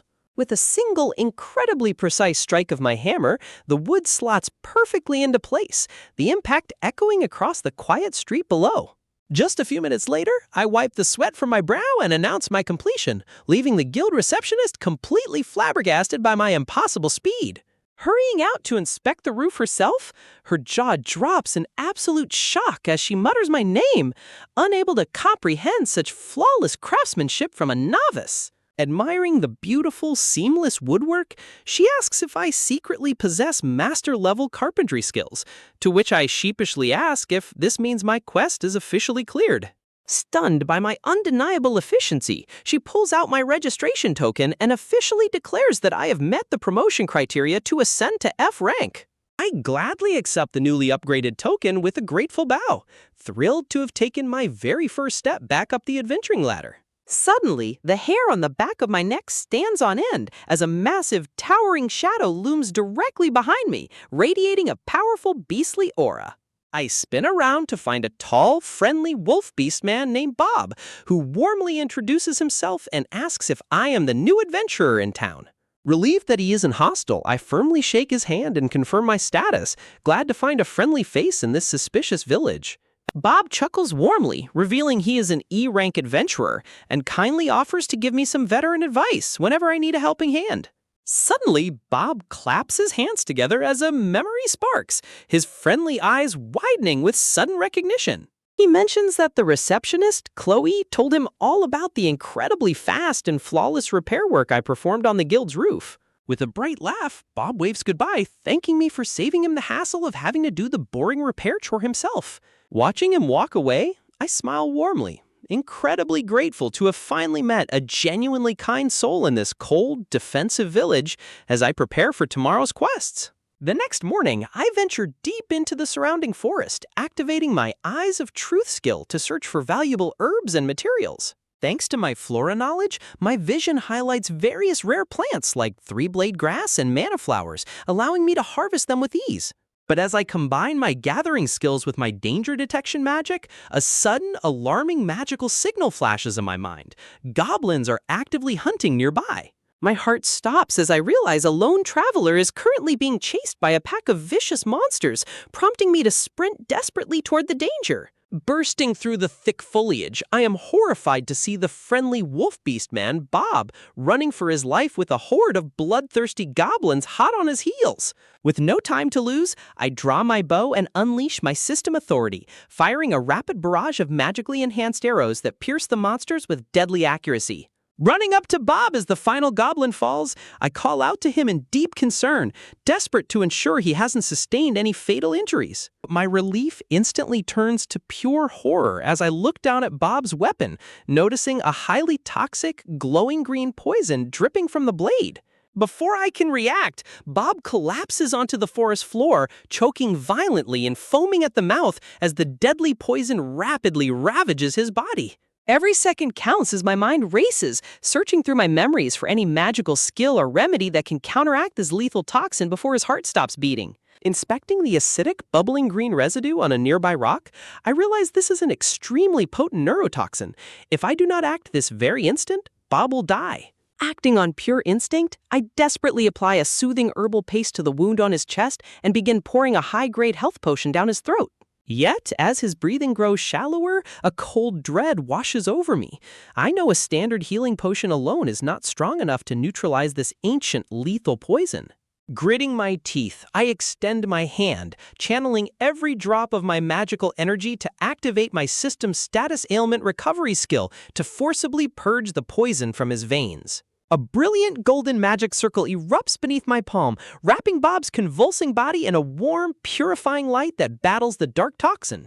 With a final, agonizing gasp, Bob's violent spasms finally cease, and his heavy breathing stabilizes, leaving me to collapse backward in absolute exhaustion. Gasping for air, I look at my resting companion with a weak but triumphant smile. He survived, but the dangerous mystery of this forest has only just begun. Pushing through the pain, I heave Bob's massive frame onto my shoulders, desperately running back toward the village before the lingering venom can paralyze him completely. The local doctor manages to stabilize him, but my relief is instantly shattered when the cold-hearted man aggressively orders us to get out of his clinic, refusing to let an outsider rest under his roof. I am absolutely stunned by his staggering cruelty, realizing with a sinking heart that this village's hostility runs far deeper than simple distrust. Heaving Bob onto my shoulders once more, I carry him out into the cold air, feeling the heavy weight of the entire town's freezing stares burning into my back. The gatekeeper's warning echoes in my mind as I look at the dark, decaying houses. This place is a living nightmare for outsiders, forcing me to sneak Bob back to my own rundown room at the inn. Fortunately, Bob's beastman vitality pulls him through, and as he wakes, I ask him what kind of dangerous quest led him to be ambushed by such deadly monsters. He weakly explains that he was trying to clean up the monsters around the ancient wayside shrine, a sacred place of worship that has recently become overrun with terrifying beasts. Bob's expression darkens as he looks at me, warning me that there is something deeply wrong, unnatural, and incredibly fishy about that sacred shrine. My heart beats faster as I repeat his words, trying to comprehend what could possibly connect a sacred sanctuary to a sudden infestation of venomous monsters. Tapping his nose, Bob reminds me of his canine heritage, explaining that his heightened senses and primal gut instincts have never lied to him. He reveals that when he approached the shrine, his nose picked up a highly unusual, sickeningly sweet, and dangerous scent lingering in the air. Inhaling deeply, Bob suddenly points toward the window, whispering a chilling truth. That very same corrupt, unnatural scent is faintly drifting throughout this entire village. The shocking revelation sends a shiver down my spine as the cold, lifeless faces of the villagers flash through my mind. Could their hostility be linked to whatever is corrupting the shrine? I lean in, asking if he believes the shrine itself is the source of the curse, or if something far more sinister is actively pulling the strings. Bob nods grimly, recalling a time when the villagers were known to be incredibly warm and welcoming, a stark, terrifying contrast to the freezing, hostile puppets they are today. Seeing the concern in my eyes, Bob sighs softly, knowing that I am silently urging him to abandon this dangerous investigation and prioritize his own safety. But his eyes flare with determination as he states he owes a lifelong debt of gratitude to this town, making him willing to risk his life to uncover the truth behind the shrine. My own determination ignites at his words, and despite my low rank preventing me from accepting the official quest, I declare that I will go with him to back him up. Brushing off his protests, I tell him that I am doing this of my own free will, refusing to let a friend march into a den of venomous monsters alone. Grateful for the support, Bob draws his twin curved daggers, a fierce, confident smile returning to his face as he vows that this time he won't let the monsters catch him off guard. Slipping into the dark, mist-shrouded forest, I follow Bob's lead, my senses on absolute high alert as the oppressive, magical silence of the woods wraps around us. Closing my eyes, I instantly activate my presence detection skill, sending out a wave of sensory magic to map the surrounding trees for hidden threats. Instantly, a hostile red signature blips in my mind, prompting me to activate my stealth cloak skill to completely erase my physical presence before the nearby goblin can spot me. Holding my breath, I watch the green-skinned monster wander past, debating whether I should strike it down silently or let it walk away to avoid drawing unnecessary attention. Letting out a slow, quiet sigh of relief as the scout moves on, I slip deeper into the dense undergrowth, determined to locate the central shrine. Suddenly, a massive, overwhelming wave of magical energy washes over me, alerting me that Bob's presence is extremely close, but he is not alone. Pushing a branch aside, my eyes widen in absolute horror as the sheer scale of the threat finally reveals itself. Standing before me is a massive, marching army of goblins, led by a hooded, red-eyed figure wielding a skull-adorned staff, a rare and highly dangerous goblin sorcerer. My mind races as I recall the highly toxic green venom on the goblin's dagger, realizing with absolute certainty that the sorcerer is the mastermind behind the chemical warfare. I swallow hard, remembering the system's archives regarding goblin sorcerers, highly intelligent, magically gifted commanders capable of organizing chaotic hordes into a lethal military force. The massive army begins marching up the stone steps of the ancient wayside shrine, confirming my worst fears that the sacred ruins have indeed been turned into a fortress of evil. Standing at the base of the massive temple, I hesitate, torn between waiting for them to disperse or rushing in to stop whatever dark ritual they are preparing to perform. Before I can make my choice, the bushes behind me rustle violently, shattering the silence of the clearing.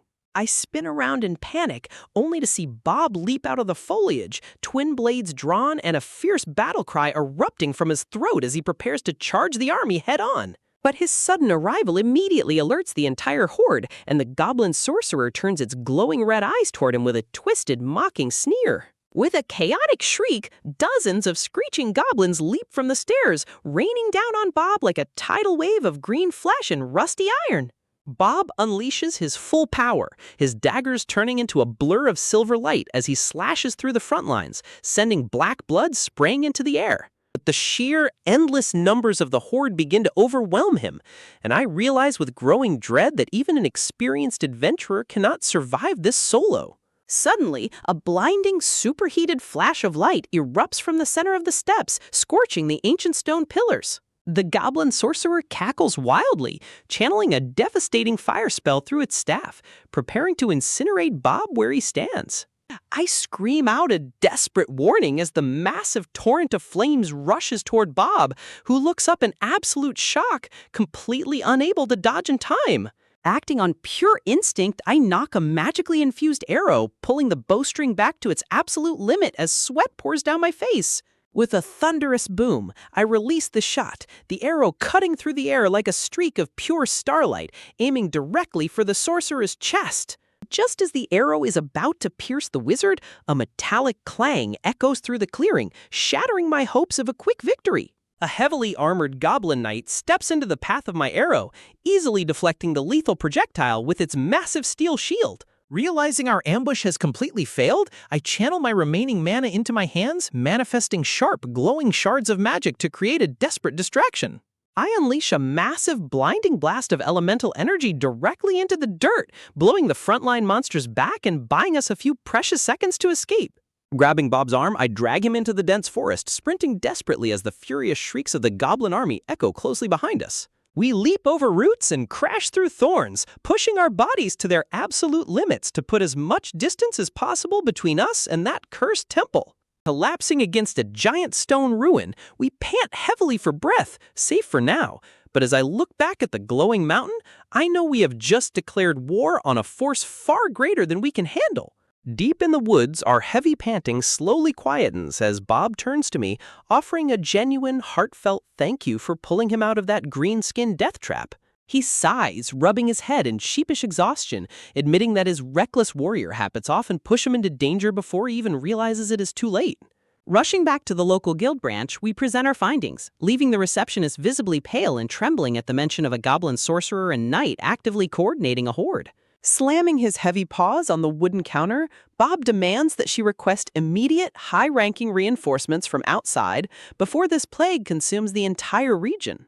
Her expression crumbles into pure despair as she admits that the last time they tried to summon help, every single capable adventurer abandoned the hostile village, leaving them entirely defenseless. Confused and desperate, Bob asks about the local guildmaster, surely a powerful combatant who could stand as a bulwark against the encroaching dark. She looks down at the empty, silent hall, her voice barely a whisper as she reveals that the previous guildmaster quit months ago, entirely sickened by the villagers' hostility. My heart sinks as the grim reality of our isolation sets in. If this village continues its toxic behavior, no savior is ever coming to rescue them. Looking at the dark forest map in my hands, I realize we have been cornered. If we want to survive this nightmare, we must cleanse the temple ourselves. Desperate for any glimmer of hope, the receptionist officially assigns us the urgent, boundary-defying quest to eliminate the goblin stronghold. I swallow hard, accepting the monumental, near-suicidal task with a tense, forced nod that barely masks my racing heartbeat. With a faint, pleading smile, she places the fate of her entire branch, and perhaps the village itself, solely into our hands. Stepping outside, Bob warns me that taking on a coordinated army of monsters with just 2 people is statistically impossible and functionally a suicide mission. But a dark, calculating smirk creeps onto my face as I remind him that we do not have to face the entire horde in a single, honorable head-on clash. Returning to the ancient shrine under the cover of night, our brutal, systematic war of attrition officially begins. Knowing that goblins are highly social pack creatures, we stalk them through the dense fog, waiting for the perfect opportunities to isolate our prey. Perched high in the canopy, I release a magically charged arrow that tears through the silence, neutralizing a scout before it can even utter a single warning shriek. Step by step, we map out the territory, tracing their patrol routes and methodically turning the forest into a graveyard of red targets. Bob moves like a shadow through the brush, his twin blades severing throats in a brutal blur of silver as we successfully wipe out the outer patrols. My eyes narrow as we approach the temple steps. With the foot soldiers dead, only the elite heavy hitters remain. Suddenly, the heavy stone doors groan open, and a towering, heavily armored goblin knight steps out, its crimson eyes scanning the dark woods. Bob glances at me, his fingers tightening around his daggers, but I hold up a hand, whispering for him to wait for the absolute perfect moment. The moment the armored monster lowers its guard to peer into the dense foliage, I leap from the shadows, screaming the signal to strike. Bob launches forward like a cannonball, but the massive knight reacts with terrifying speed, its heavy shield deflecting our ambush with a deafening metallic clang. Spark-showering steel rings through the clearing as Bob engages the behemoth, his rapid-fire slashes desperately seeking a gap in its defense. Knowing Bob cannot pierce that armor alone, I thrust my hand forward, invoking my system's dark and spirit magic to tip the scales. A localized, superheated blast of elemental energy erupts forward, scorching the air and rattling the beast's heavy helmet.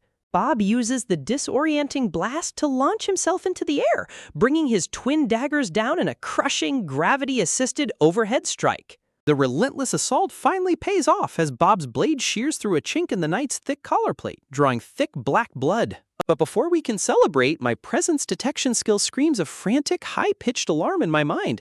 Something massive and magical is closing in from behind. I spin around, shouting a desperate warning to Bob that the highly dangerous goblin sorcerer has detected us and is approaching fast. But the distraction is fatal. The wounded goblin knight retaliates with a brutal shield bash that sends Bob crashing violently into the dirt. Gritting my teeth, I draw my own backup steel sword, knowing I have to draw the monster's aggro before it can finish off my dazed companion. I lunge forward with all my speed, thrusting my blade directly at the knight's exposed throat in a desperate bid to end this quickly. Our weapons clash in a violent shockwave of sparks, the sheer, crushing physical power of the monster nearly breaking my wrists. A sudden, blinding flash of pain rips through my side as the knight's rusted broadsword slips past my guard, tearing through my flesh and making me spit blood. My vision blurs as my legs give out, and I collapse heavily onto the cold grass, my blood staining the ancient stone ruins. The grotesque monster stands over me, raising its blood-slicked blade as a mocking, guttural laugh erupts from its throat. I refuse to die like this. Shaking violently, I press my palms into the dirt, forcing my broken body back up as my blood continues to pour. Deep within my soul, a dormant, survival-driven magical energy flares to life, turning my eyes into twin pools of blinding, celestial light. With a ferocious, primal scream, I thrust forward with impossible speed, driving my sword deep into the knight's neck armor. The giant monster's laughter chokes off as it collapses lifelessly into the grass, leaving me to drop to one knee, panting heavily.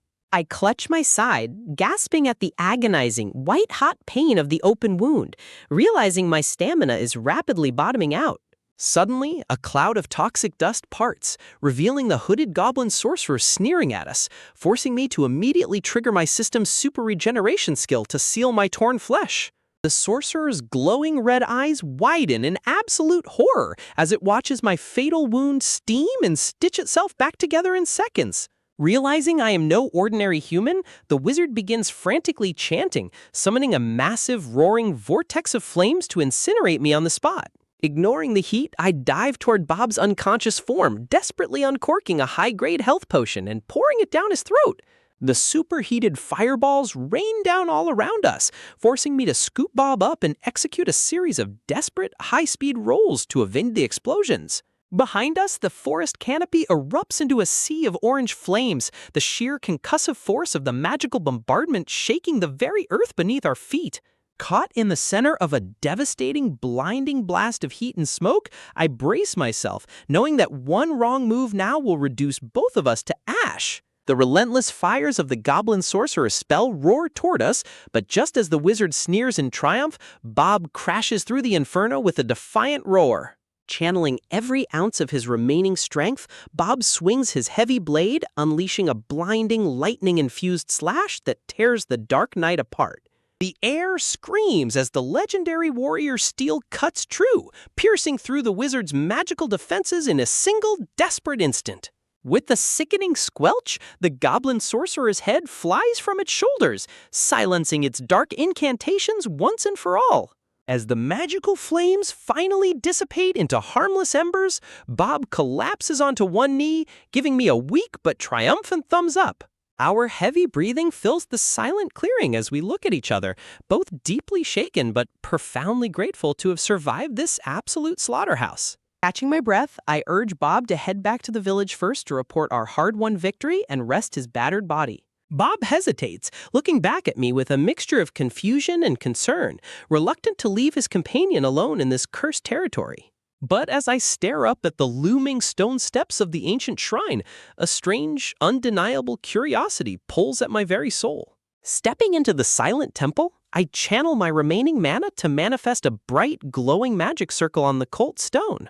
To my shock, the air begins to hum and distort as restless, glowing wisps of dark energy begin to gather around my fingertips. Deep within the shadow of the altar, my blood runs cold as I discover a horrific, bone-crafted totem vibrating with pure, unadulterated malice. The foul, rotting stench of corruption radiating from the structure makes me gag, urging me to cleanse this evil before it can spread any further. Summoning my system's power, I cast a massive purify spell, unleashing a blinding wave of divine light that utterly disintegrates the bone altar. The totem crumbles to ash, but as the smoke clears, my eyes are drawn to a massive dark stone nearby, radiating an even deeper magical resonance. Trusting my instincts, I press my hand against the ancient stone and trigger another powerful burst of my cleansing light. Suddenly, a blinding golden alert flares in my mind, announcing the successful rescue of 10 long-suffering dark spirits. My jaw drops in sheer bewilderment as the system confirms my new status. I have officially become the savior of the dark spirits. Before I can process the warning, a colossal wave of pitch-black fluid shadow erupts from the stone, towering over me like a living nightmare. Out of the swirling darkness, a magnificent, glowing-eyed entity materializes, introducing himself as the ancient dark spirit Pluto. Pluto reveals that a catastrophic curse had bound him to this stone, slowly poisoning the temple and bleeding ruin into the village below.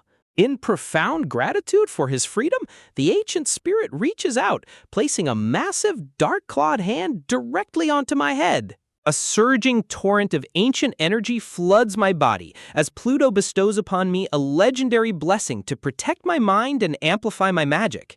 With a quiet, rumbling farewell, the majestic spirit bids me adieu, eager to finally explore the vast outside world after centuries of torment. I watch in awe as his massive shadow form dissolves into a harmless, gentle breeze, carrying the remnants of the curse away with him.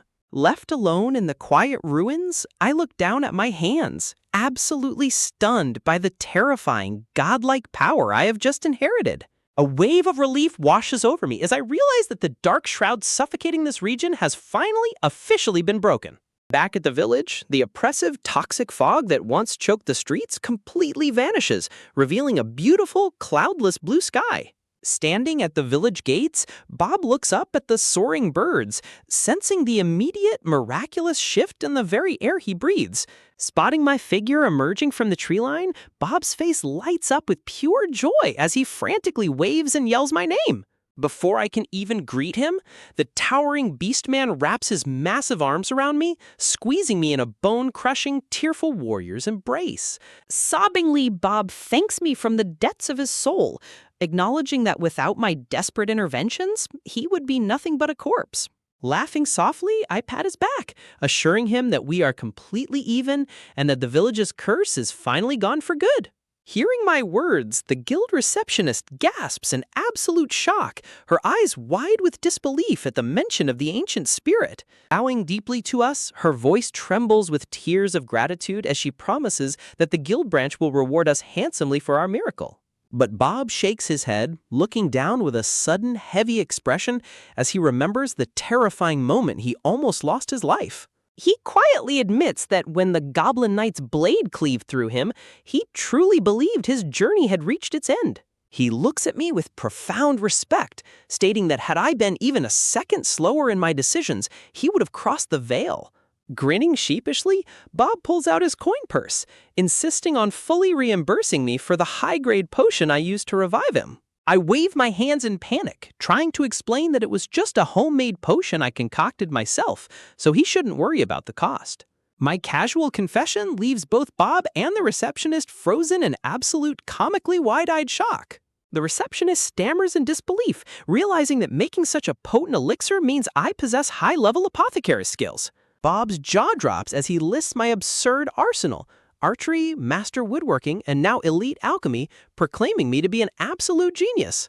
Desperate to downplay my overpowered nature, I nervously sweat, lying that my only real ability is my garbled text skill. The two of them stare at me in complete silence, their faces twisting into a hilarious, utterly baffled question mark. Their shock immediately transitions into deep, sorrowful pity as they apologize for blindly praising what they assume is a useless skill. I can only chuckle weakly, knowing that in this world, my unique, glitchy status screen is considered the ultimate misfortune. Walking out into the vibrant, sunlit streets, we watch the villagers smile and play, the heavy gloom completely lifted from their lives. Bob bumps his fist against my shoulder, his fierce grin returning as he proudly declares that we have officially saved this town. Clutching my newly blessed hand, I look up at the bright sky, my heart hardening with a fierce, unwavering resolve to continue answering the world's cries for help, for this is the true purpose of my reincarnation.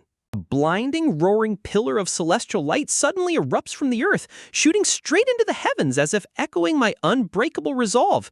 The sheer force of it rattles the atmosphere, a cosmic sign that my true journey to forge my own path in this vast, dangerous new world has only just begun.